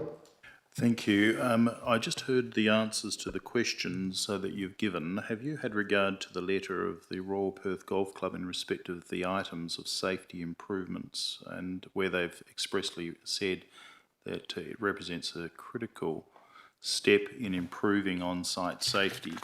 And then over the page, at page 3, where it also refers to safety considerations at the top of the page, which is page in our agenda, in answering that question in the way that you did. Ms Amprema? Yes, I am aware of that letter. And that's what I'm confirming, that they have made those adjustments for safety reasons. Thank you, Ms Amprema. Councillors, is there anyone who would like to speak in favour of the alternative motion who hasn't spoken yet? Is there anyone who would like to speak against the alternative? Oh, Councillor Waugh. Speaking against? Yes, I'm speaking against. Thank you, Mr. Mayor. And if I could please just foreshadow the officer recommendation. Okay, so I just want to begin by acknowledging the concerns that have been raised about tree canopy, biodiversity and stewardship. They are genuine. And I do acknowledge that mature trees provide real environmental value, and that those concerns do deserve to be treated seriously. However, the question that we're looking at tonight that we have to decide on, it's not whether trees are valuable. The question is whether the Royal Perth Golf Club Stage 3 proposal satisfies the lease framework under which the land is managed. So we as a council are being asked to exercise our discretion under clause 6.3 of a long-term lease. And that discretion must be exercised lawfully, reasonably, and within the four corners of that lease itself. So I do note that our strategic documents, including the urban greening strategy itself, they are important guides, but they do not override the contractual framework. The lease governs the relationship between the city and the club. The club has operated on this reserve for decades. It has planted and maintained the majority of the trees on site. It has maintained the landscape at its own cost. It has engaged with council officers, it has revised its proposal, and it has committed to significant revegetation. The alternate motion suggests that the tree removal has not been treated as a last resort. However, on my view, the evidence before us shows a staged master plan process, safety assessments, and a revegetation commitment of many new plantings. We disagree about the design approach, but disagreement does not mean that proposal is inconsistent with the lease. It's also important that we are cautious about retrospectively importing evolving policy standards into a 50-year lease arrangement. The lease was entered into in a different regulatory and policy context, and we need to be careful that we're not moving the goalposts in a way that undermines certainty. This is Crown reserved land leased for a specific recreational purpose. Course redesign for safety and functionality is not unreasonable within that purpose. We have heard that it's a narrow course. We have heard that technology is making balls travel faster and further. In circumstances where we have narrow fairways next to each other in opposite directions, there does arise a very legitimate safety concern. And I do appreciate that netting is widely recognised as a solution, but I also know that it's actually particularly harmful for wildlife, most particularly birds. And I have seen the results of birds trapped in the netting, and that is not something that I would like to see in our city. I also don't think changing the course to a 9-hole course would be a suitable solution.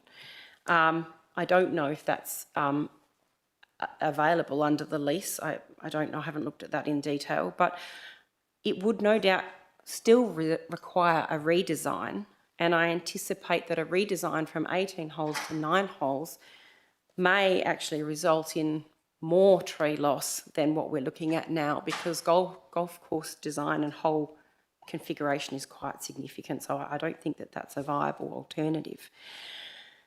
So all of that in mind, I think refusing consent at this stage, it doesn't reduce the risk, it just creates uncertainty and potential conflict, and I don't think it necessarily will deliver any better environmental outcome. If council wishes to amend lease terms or policy settings prospectively, that's a separate discussion. But in these instances, I think we are dealing with a very discrete application under an existing contractual framework. And on balance, I consider that the officer recommendation is the legally and administratively sound approach to take, and for that reason, I'm sorry, but I will not be supporting the alternate motion. Thank you. Thank you, Councillor Waugh. Councillors, is there anyone who would question Councillor Brenda Brandis? Yes, thank you, Mr Mayor. I just have a question, because I know this item has actually caused a lot of angst in the community. We've received a lot of emails, and in particular with regard to the tree number loss, because initially as this was submitted, it was resubmitted, I should say, it was indicated that the number of trees would be, number of trees lost would have been reduced by, I think, about 35, but the opposite has actually happened. So the number of trees taken into account, the cluster of she oaks, is actually increased by 37 above what was originally planned to be removed. So just a question for the administration. When it was identified that 4 clusters of casuarina casuarinas were planned to be removed, did the administration inquire or investigate as to what impact that might be, knowing that there are a lot of those casuarina trees located on the golf course? So that's my first question. So were there any conversations or concerns about the number lost of those trees? Who should I send that to, Ms Webstale or Ms Amprimo? Can I just clarify the question? Yeah. Is the question, was there any consideration about the impact of the removal of the casuarina trees specifically? No, not quite. So firstly, was the administration concerned enough, effectively, to actually ask the questions about, you know, the number of trees in those casuarina clusters that would be lost? So did we actually inquire or interrogate the number of trees that would be lost when this was originally submitted? The information that was submitted has been responded to. I think you're asking whether it was fact-checked, whether the whether the golf course provided correct information. I'm struggling to follow the actual question, because... Well, maybe I'll ask you a bit differently. So I'll make it a bit more simple. Was the administration concerned that there were 4 clusters, and concerned enough to actually ask how many casuarina trees would actually be lost from those 4 clusters? Because I know it wasn't clear, and I had to ask the question at the agenda briefing. Ms Webstale? I don't think I can answer that, because the line of question is as I follow it, was the administration concerned? And I guess is that individually, collectively? Did we... I'm not sure. I think we should best wait for the CEO to return and answer that question, because I don't know how to answer that. Okay. I'm not sure what the actual question is and whether it's personal or collectively people that wrote the report settled the report. The information was presented and reviewed, I think, is the answer. It wasn't fact-checked. It was taken at face value that the data provided by the golf course was accurate and correct. Ms Ledger's returned, maybe... All right. Welcome back. Councillor Brenda Brandis has a question. Councillor Brenda Brandis, would you mind repeating the question? Yeah, so look, I'm just asking about the concern, because I think just, you know, for the transparency for the community, because a lot of community people are concerned about tree loss.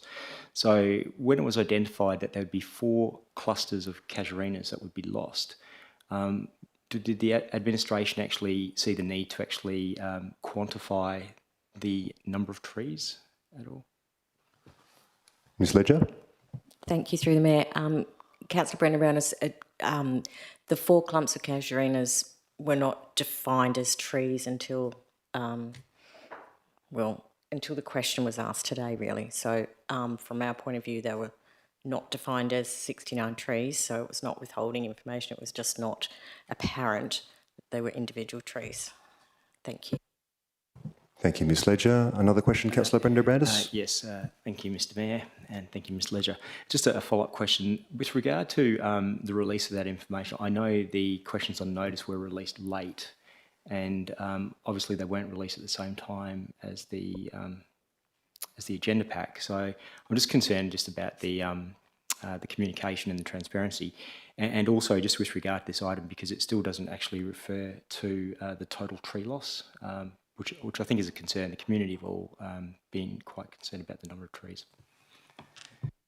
Ms Ledger? Sorry, was that a question? Sorry. Sorry. The question was at the start, just with regard to the release of questions on notice. Will they be released at the same time as the agenda pack going forward, so that, you know, when we do ask important questions at the agenda briefing that are taken on notice, that the community can actually see those questions? Well, point of order, Mr Mayor. It was suggested that there was lack of transparency, and it appeared to be on the part of the administration. I think I would like to have Councillor Brenda Brandis clarify the point. Councillor Brenda Brandis, are you happy to clarify the point? Yes, Mr Mayor, and as I just repeated then, so for the questions taken on notice, would it be possible that they could continue being provided at the same time the actual pack gets released? Ms Ledger? Thank you, Mayor. Councillor Brendan Brown, the administration attempts to get them out as quickly as possible. I think the questions on notice plus the questions from councillors were of huge volume in the last couple of days, so I do appreciate that. Probably we're not as quick as possible, but we've been trying to get through a very large amount, so it was not a lack of attempt, it was just a volume. Thank you. Thank you, Ms Ledger. Councillors, is there anyone who would like to speak either for or against the alternative motion who hasn't spoken? Councillor Prendeville? Thank you, Mr And Mayor. perhaps if you can let us know if you're speaking for or against the alternative motion. I'll be speaking against the alternative motion. I would like to recognise and thank all the members of the community for their varying opinions and thoughts on this matter. I understand that it has brought everyone up, and it's always good to see the passion in the community. And it is a really tricky one to be making a decision on. But I support the approval of the Stage 3 works by the Royal Perth Golf Club.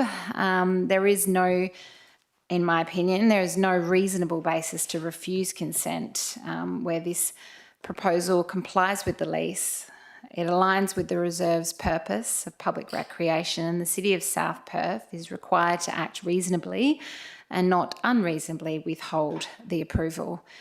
These works are the continuation and completion of a staged renewal program previously approved by the Council Administration. It is not a new or unrelated proposal. Importantly, the changes are supported by safety analysis that demonstrates improved movement and risk reduction for the users of the golf course, a legitimate and significant outcome, as we heard from the architect and the golf club themselves in our workshop. The vegetation management plan delivers strong net benefit through extensive revegetation and enforceable planting commitments. And the approval is appropriately conditioned to ensure those outcomes are delivered and reported. There are no broader planning concerns that would justify refusal, and the impacts of the works are proportionate, mitigated, and consistent with the ongoing recreational use of the reserve. As elected members, it is our role to assess each proposal on its merits, considering the full context and making balanced decisions. Supporting the officer recommendation and moving forward with stage 3 works reflects sound judgment in my eyes and consistency in decision making. Thank you. Thank you, Councillor Prendeville. Councillors, is there a question, Councillor Brenda Abrandis? Yes, thank you, Mr Mayor. Whilst I am supportive of this alternative motion, I just need to understand, would the administration feel comfortable with what's requested in this proposal, in that the conversations for the CEO to have with the Royal Perth Golf Club would be to prioritise the retention of large, healthy trees and associated habitat? So I'm just wondering if the administration's comfortable with what would be required to be discussed and to what extent the expectation might be for the retention of the number of trees. Ms Ledger or Ms Ampremo? Yeah, thank you, Mr Mayor. So we would need something that was tangible to go back and ask Royal Perth Golf Course to reconsider. As it stands at the moment, the alternative doesn't have any tangible definition in it. Thank you, Ms Ampremo. Councillor Brenda Abrandis? All right. Is there anyone who would like to speak either for or against the alternative motion who hasn't spoken yet? Councillor Brenda Abrandis. Thank you, Mr Mayor. I'll keep it very brief. I am supportive of this alternative motion. I consider the proposal before us tonight obviously didn't take into consideration a very balanced argument. It did focus on safety. Yes, that is very important, but it also probably didn't focus on the expectation of the community.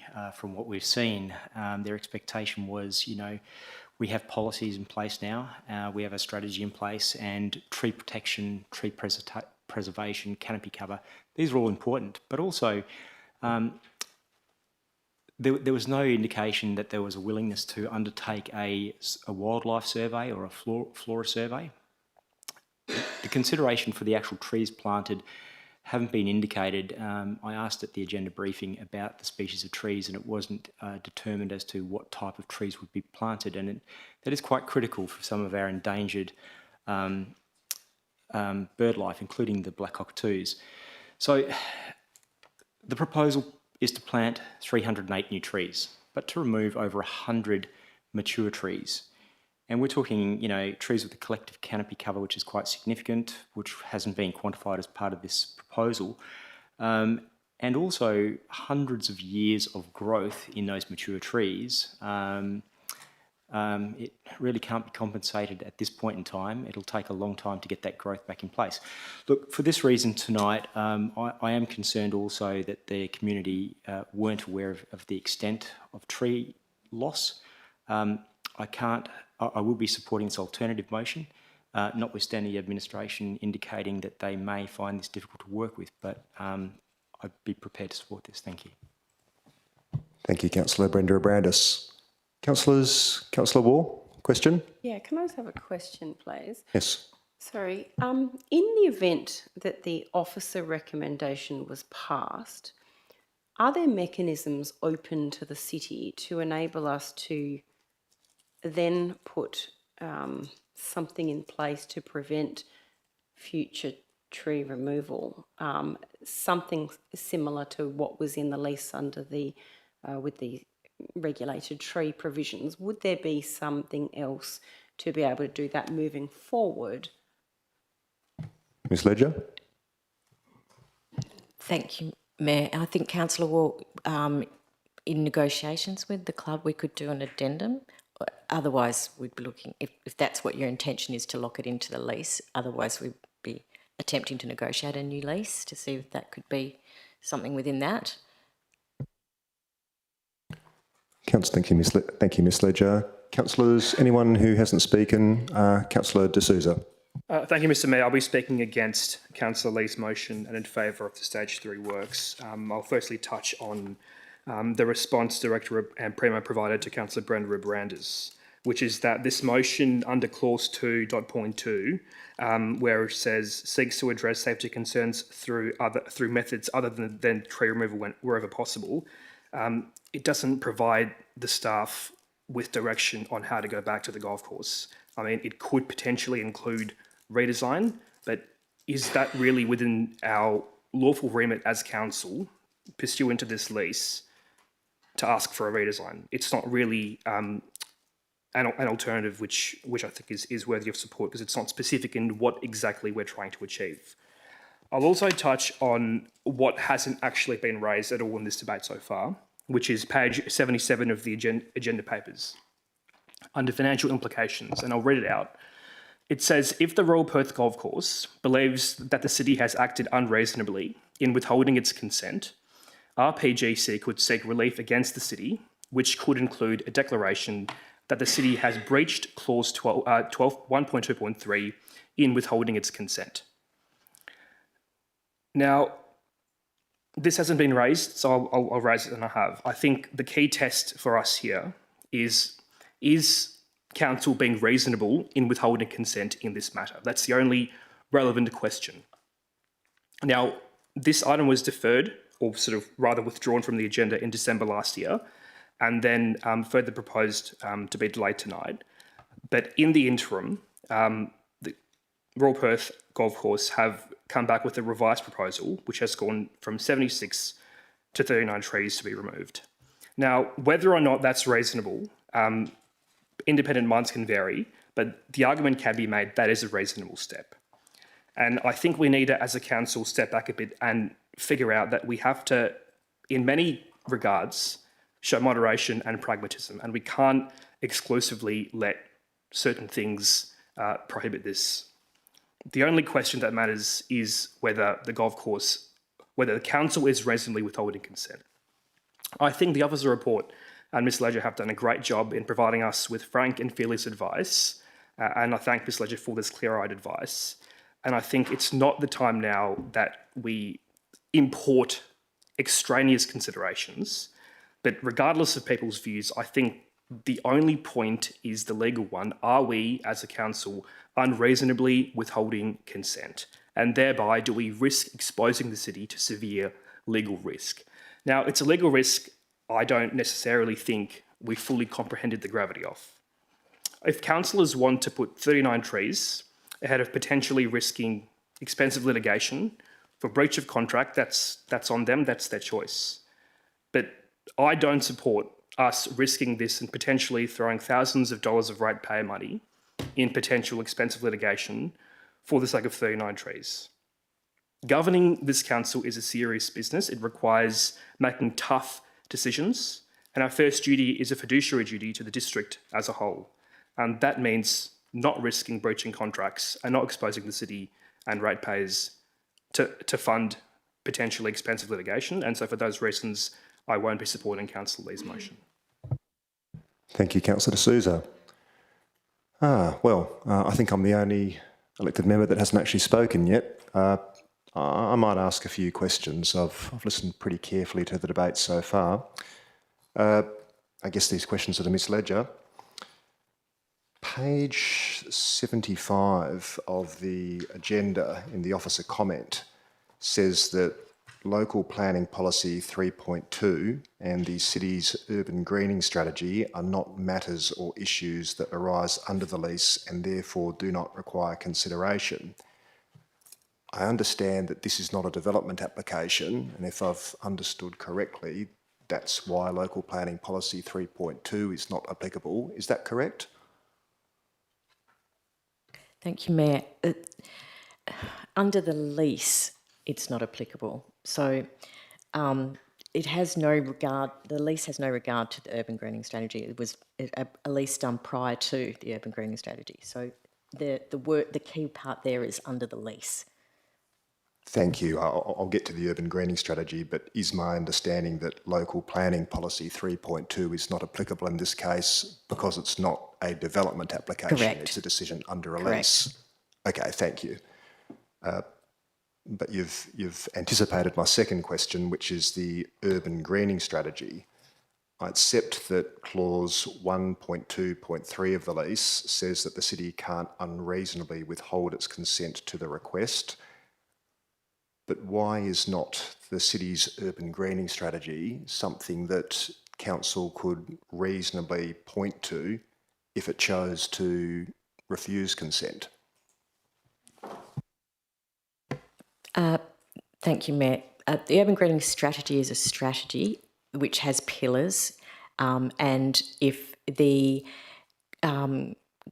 whilst that was endorsed by council prior to any lease being done, yes, it's relevant in terms of council can consider that in respect to that they're ensuring that the lease aspect is the consent for that is not unreasonably withheld. You can still use that strategy to consider how the Royal Perth Golf Course has designed and developed the staged works and what they're doing overall in terms of a golf course and an urban greening strategy. They can be considered, but it cannot be used to withhold reasonable consent. Let me just make sure that I understood that correctly. If we were to refuse consent and do so on the basis of the existence of the city's urban greening strategy, that would not by itself be a reasonable reason to refuse the request? Have I understood you correctly? So the urban greening strategy has pillars, which if you marry those up to what the Royal Perth Golf Course have done, have they addressed those, and have they reasonably and have we considered as the city that those works are in line with what is a golf course is used for, if that's reasonable, and those works are reasonable, it would be a challenge to withhold reasonable consent based on that. I don't know if Ms Webster wants to chime in from a legal aspect just to confirm or... Yeah, Ms Webster? I think the CEO has covered that very well. I think it's important to consider the confidential attachment and how we discuss that in terms of not waiving privilege.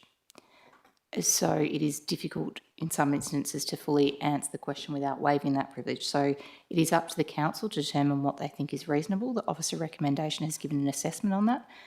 As you know, if that's not what this room finds, they don't have to accept that. There's nothing stopping you putting by reference to the greening strategy. It's just the advice that has been obtained independently and internally suggests that a recommendation that said based on, along the lines of based on the urban greening strategy, we shouldn't do this would be not recommended, but it's up to council to make that determination based on the information provided.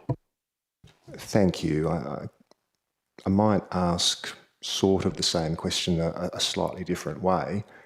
At page 75 of the agenda, towards the top, the report says that the Royal Perth Golf Club does not require the city's consent under the lease for the removal of any mature trees that have not been entered into the city's register of tree preservation orders, which I think I understand is all of them.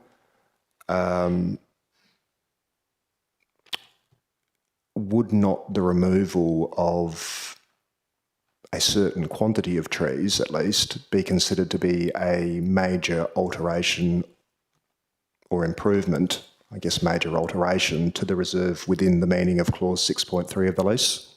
I think here I have to refer you to the confidential attachment and the advice, the independent advice which answers all those questions, and I cannot refer to that without waiving the privilege. No, I haven't referred to any confidential attachment, only, the answer, only what's in the open Sorry, agenda. What I'm saying to you is the answer to all these questions lies within the confidential attachment. So if I'm directing you to that confidential attachment in order not to waive privilege attached to council's legal advice. I'm asking you the answers are all in the attachment. Trust that you will understand the position I'm in, being a fellow legal practitioner, about the consequences of waiving privilege. No, I understand. That's why I didn't make any reference to the attachment whatsoever. Okay, I guess I'll speak.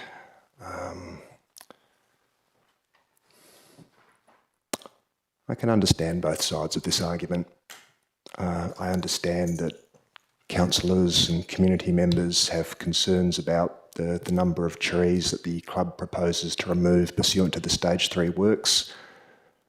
I very much respect and accept those concerns. One of the things that I've learnt during my time on council is just how passionate our community is about trees in particular.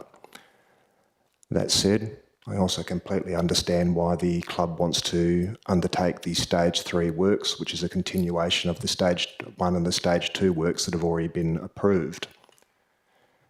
The matter's been brought to us for consideration, not because it's a development approval that requires our approval. It's because what the lease dated 29 April 2024 requires. The state government doesn't think that a development approval is required. They consider it to be de minimis.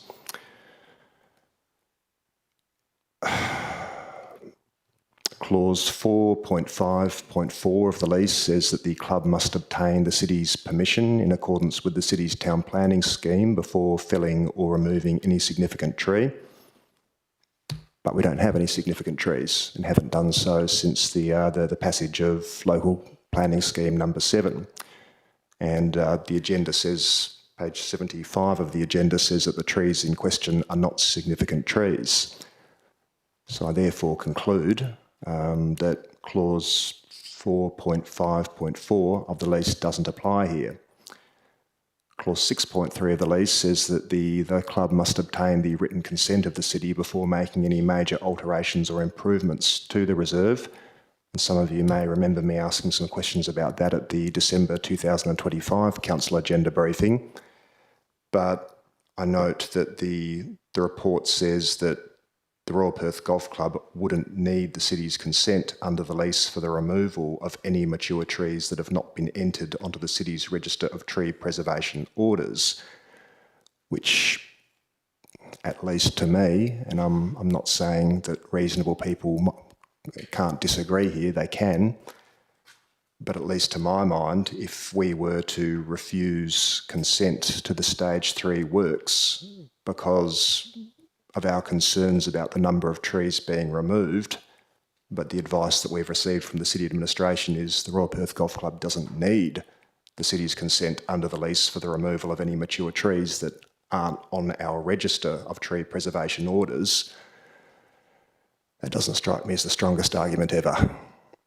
So, I expect I'm about to make myself deeply unpopular with some members of our community, but particularly in light of the advice that Ms Amprimo had about the alternative motion, which I absolutely concede was motivated by good intentions, and I wouldn't have minded a deferral myself to get a bit more information about some of the questions raised tonight, and I supported that deferral, but the deferral failed. I've now got to make a decision here tonight.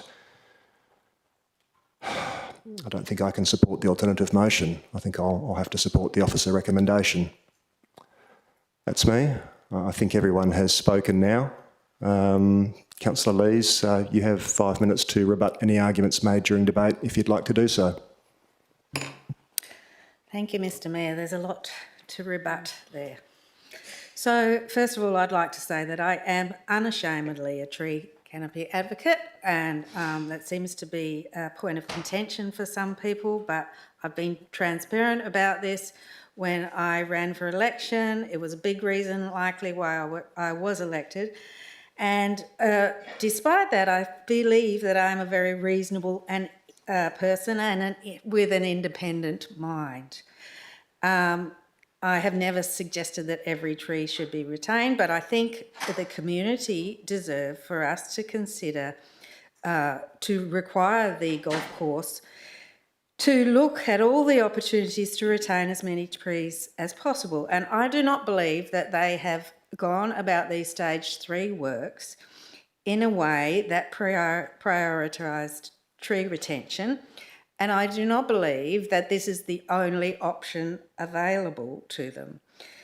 To suggest that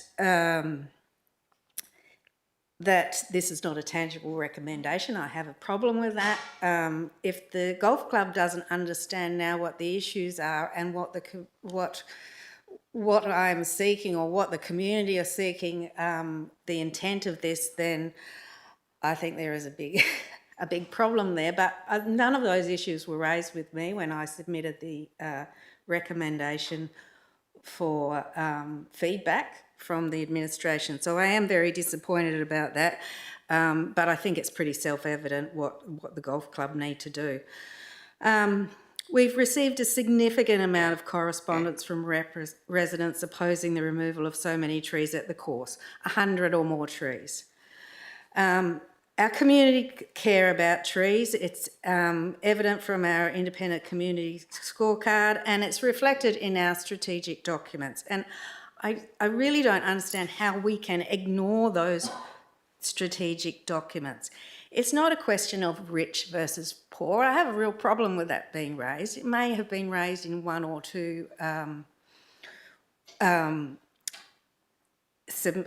bits of correspondence, maybe even more, but it wasn't a priority issue, and it's certainly not the basis for my recommendation here. There is no suggestion that through the recommendation that the use of the golf course cannot continue.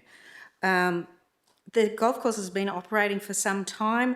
I don't believe via this recommendation that the golf course will have to cease to operate.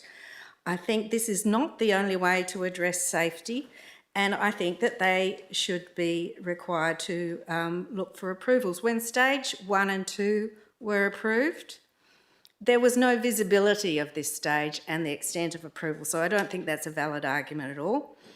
As I said before, the fact that we as the lessor are, it's reasonable for any lessee to anticipate that as a council we are going to consider our strategic documents and policies. The urban greening strategy has pillars, goals, objectives, actions in it. It says that it applies to city-owned and managed land. It's a strategy. Our community strategic plan is also very relevant in this instance. I don't understand how they can be ignored.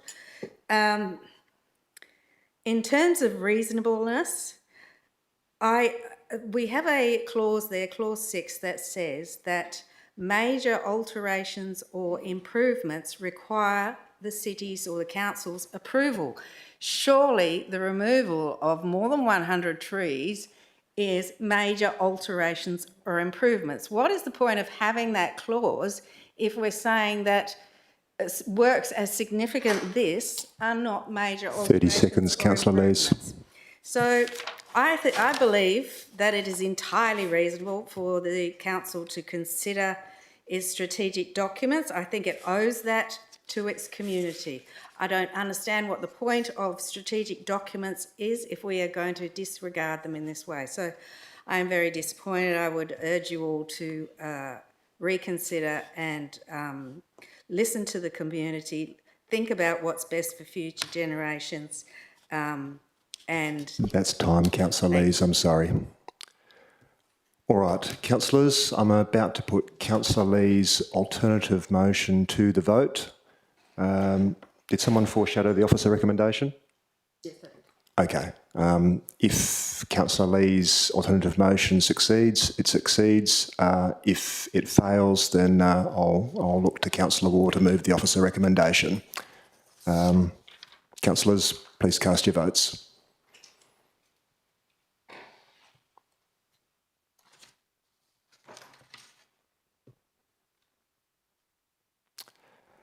Oh boy, we've...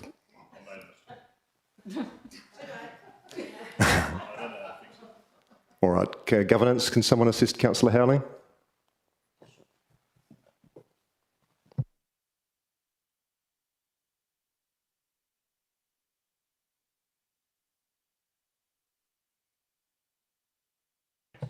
Okay.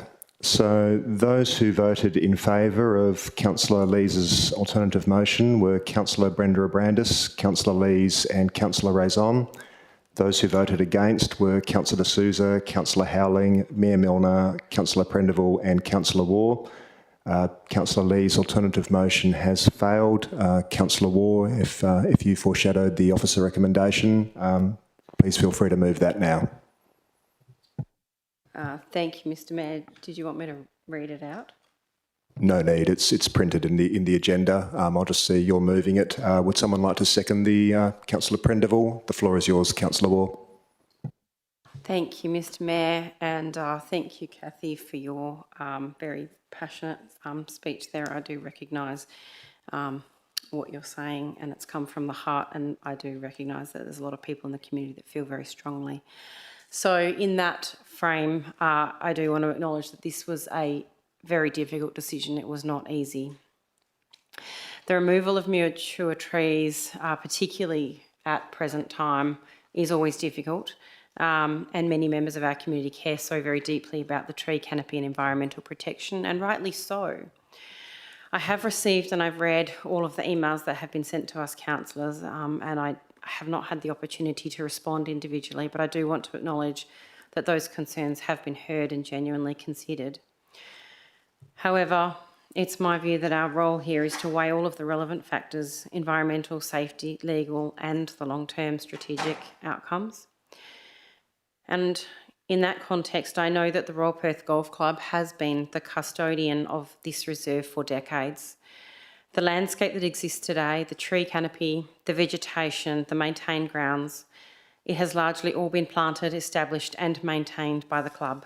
And it has been maintained to a very high standard without any cost to the ratepayer. And that is important context. Over the years, the Golf Club have demonstrated a consistent commitment to revegetation and landscape management.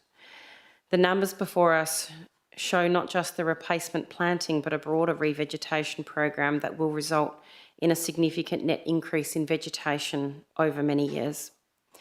I also bring to this decision some professional familiarity with golf course design and management. Safety considerations on a golf course are real and they are not theoretical. Golf course redesign for the purpose of mitigating risk, including ball strike trajectories and proximity to boundaries and adjacent land uses, it is something that must be addressed proactively and not reactively. I appreciate that not everyone will have that background, but I do recognise that there is legitimacy of those concerns, and I do respect the club for approaching this strategically rather than waiting for an incident to occur. Yes, there will be loss of trees in the short term, and that is so very regrettable. But when I look to the broader revegetation commitments, the long-term maintenance history, and the club's demonstrated stewardship of this land, I am satisfied that the long-term environmental outcome will be stronger than what is the status quo. This is not a case of neglect. It is not a case of clearing without replacement.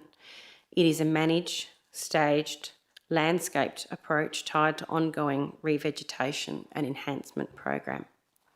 So ultimately for me, this is about balance, balancing the safety, the environmental protection, the long-term landscape management and the responsible custodianship of public land.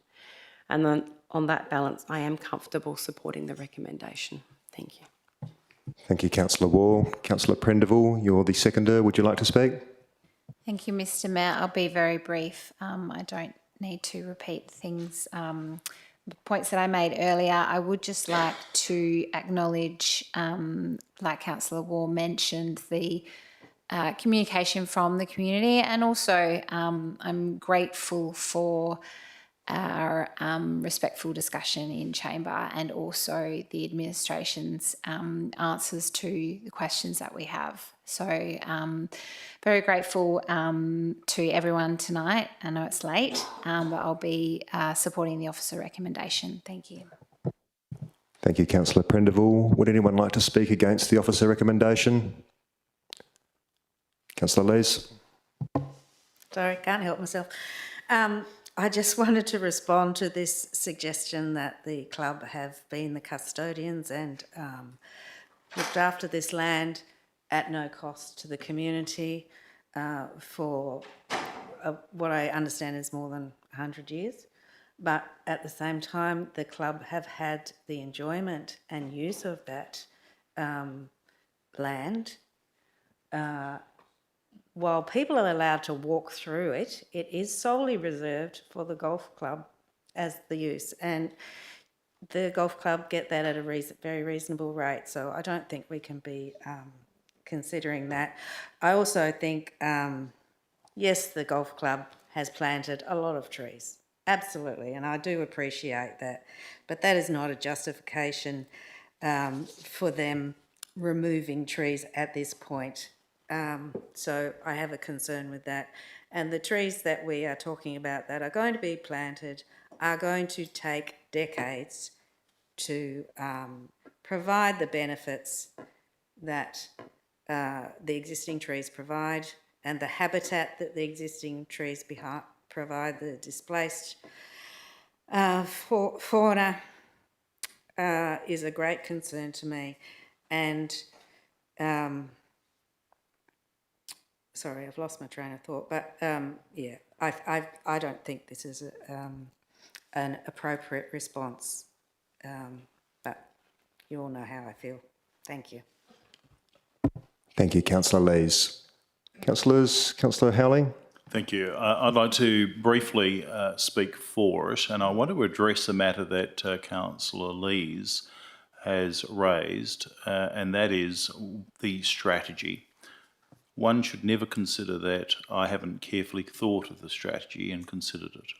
It's a document that extends from 2025 to 2050. I've taken on board what the Chief Executive Officer tonight has set out in respect of that strategy, and I adopt her reasons. But I want to refer you and everybody really to the fact that the strategy provides, and it's stated in it, long-term guidance to support decisions and approaches that aim to address the opportunities and challenges. Now, what we're doing here is we're getting a net benefit, because what we've got to look at is 2050. And what we're getting is a whole heap of planting. So by 2050, we're going to get more trees than if we didn't support this proposal. So it's a wonderful and exciting opportunity to see so much greening within this state, within this area. And it's for that reason that I'm supporting this proposal, because it does precisely what we're intending to be about, and that is by the year 2050, which is the horizon of this particular strategy, we're going to have more planting, more trees, more urban green canopy, and it's exciting for this city to see that we're supporting the strategy that we've adopted. So I think that the net benefits that we're seeing out of this particular proposal is exciting for the for Western Australia, but also for certainly South Perth, to lead the way in growing new canopy and achieving the objectives of the strategy itself. Thank you. Thank you, Councillor Howling. Councillors, would anyone else like to speak either for or against? Councillor Raison. Thank you. Obviously, we've already spoken in relation to the alternative motion that's not proceeding. Just one thing that I just would like to add, because I'm following on from Councillor Ward's comments earlier about going forward, and I think this is a significant issue that just needs to be put on the record. In my view, the way I see it is that securing performance of the lease is essentially a two-way street. It certainly is the intention that the Royal Perth Golf Club will be able to run their golf course. Equally, the other side is that the city, we are the managers or have been given the powers to manage that reserve. And from our perspective, in terms of securing performance of the lease, I think, and I, can't read into the minds of the people who were responsible for the original drafting, is that the purpose of clause 4.5 is for us to have a say on how the reserve is managed in relation to trees. So that's how I see it, as a two-way street. And I would just say, just so it is on the record, that if clause 4.5 of the lease is read down in its entirety, then we may well see ourselves here again in the future, because under that view, then there are no trees within our power, as I understand it, and I'd be very happy for advice to be taken about this in future, that there are no significant trees, by the way that that clause or the meaning of significant trees is now read. So I just wanted to add that to the comments that I'd made earlier. Thank you. Thank you, Councillor Raison. Councillors, is there anyone else who would? Councillor Brenda Abrandis. Thank you, Mr Mayor. I am not in support of this motion for reasons I've already articulated, but just to be clear, this report should have been more about balance, and I raised it in December with regard to not having a flora or fauna survey. I appreciate that 308 trees are going to be planted, but the significant amount of time to reach the canopy cover and the height and the scale to provide that habitat for the wildlife is going to take a significant amount of time. I'm also concerned in the way that it was presented that there would be a reduction in the loss of trees when in fact it's actually going to be quite a significant loss, in excess of 100 trees. And that was something, of course, which has caused a lot of concern with the community. I also asked in December to identify what sort of trees would be provided, because we can plant 308 trees that provide no habitat and no foraging food source for the wildlife in the area. So I think there are certain things that could have been done, should have been done, should have been taken into consideration, and are of high concern to members of the community that weren't undertaken. A lot of this proposal does focus on the safety aspect, and for me this wasn't balanced. So for these reasons tonight, I really can't be supporting this motion, and I appreciate what Councillor Raison has also raised with regard to we've got a management role with regard to this piece of land, so it's really quite important that we actually do exercise our role as manager. Thank you. Thank you, Councillor Brenda Abrandis. Councillors, is there anyone else who would like to speak either for or against the officer recommendation? No. Councillor Waugh, you have 5 minutes to rebut any arguments made during debate if you would like to do so. No, thank you, Mr Mayor. I think that we've all spoken very passionately on this item, and it is very late, so thank you. All right. Well, in that case, I'm going to put the officer recommendation to the vote. Councillors, please cast your votes.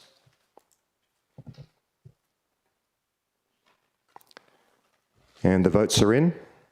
And those who voted in favour of the officer recommendation were Councillor D'Souza, Councillor Howling, Mayor Milner, Councillor Prendeville, Councillor Waugh. Those who voted against were Councillor Brenda Abrandis, Councillor Lees and Councillor Raison. Councillors, it's 15 minutes past 11 p.m. We still have a number of items on the agenda to get through, but I think for the first time during my time as Mayor at the City of South Perth, I'm going to move a motion to adjourn the meeting. The relevant standing order, bear with me.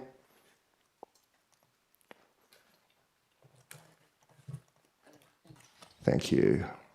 I'm also just finding your email as to what's a suitable day. There's been lots of emails today. Okay, so I'm moving a motion that the meeting now adjourn pursuant to Standing Orders 11.1C and 11.7. I'm proposing that we reconvene this meeting on Wednesday the 4th of March from 6 p.m. Councillor Raison.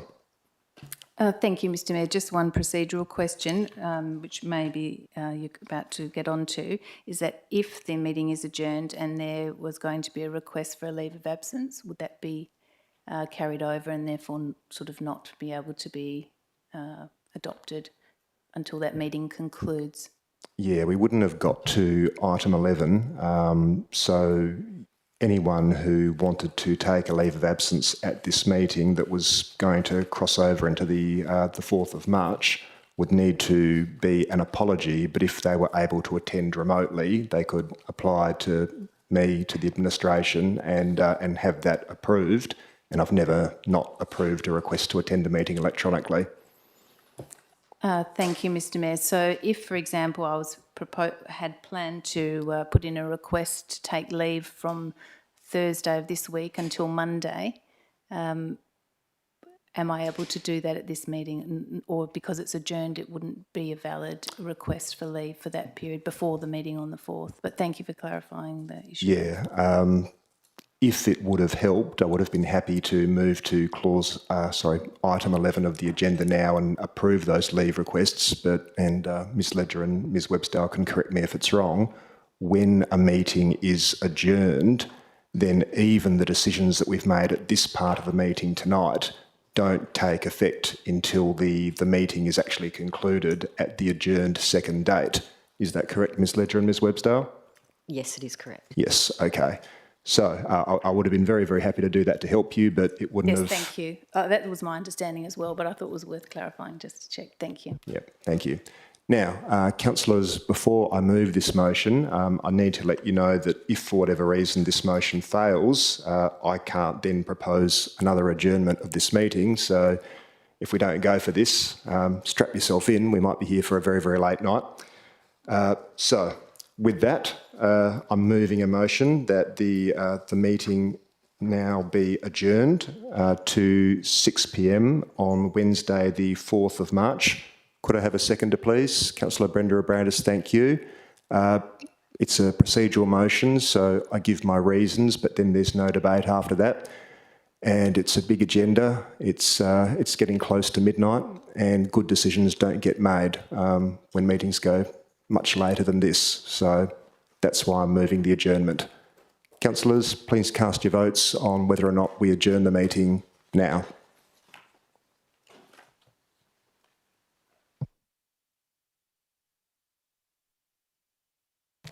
And I'm waiting. Oh, there it is. That's unanimous. Okay. So, councillors, the meeting is now adjourned. We will pick up again from this point at 6 p.m. on Wednesday, the 4th of March.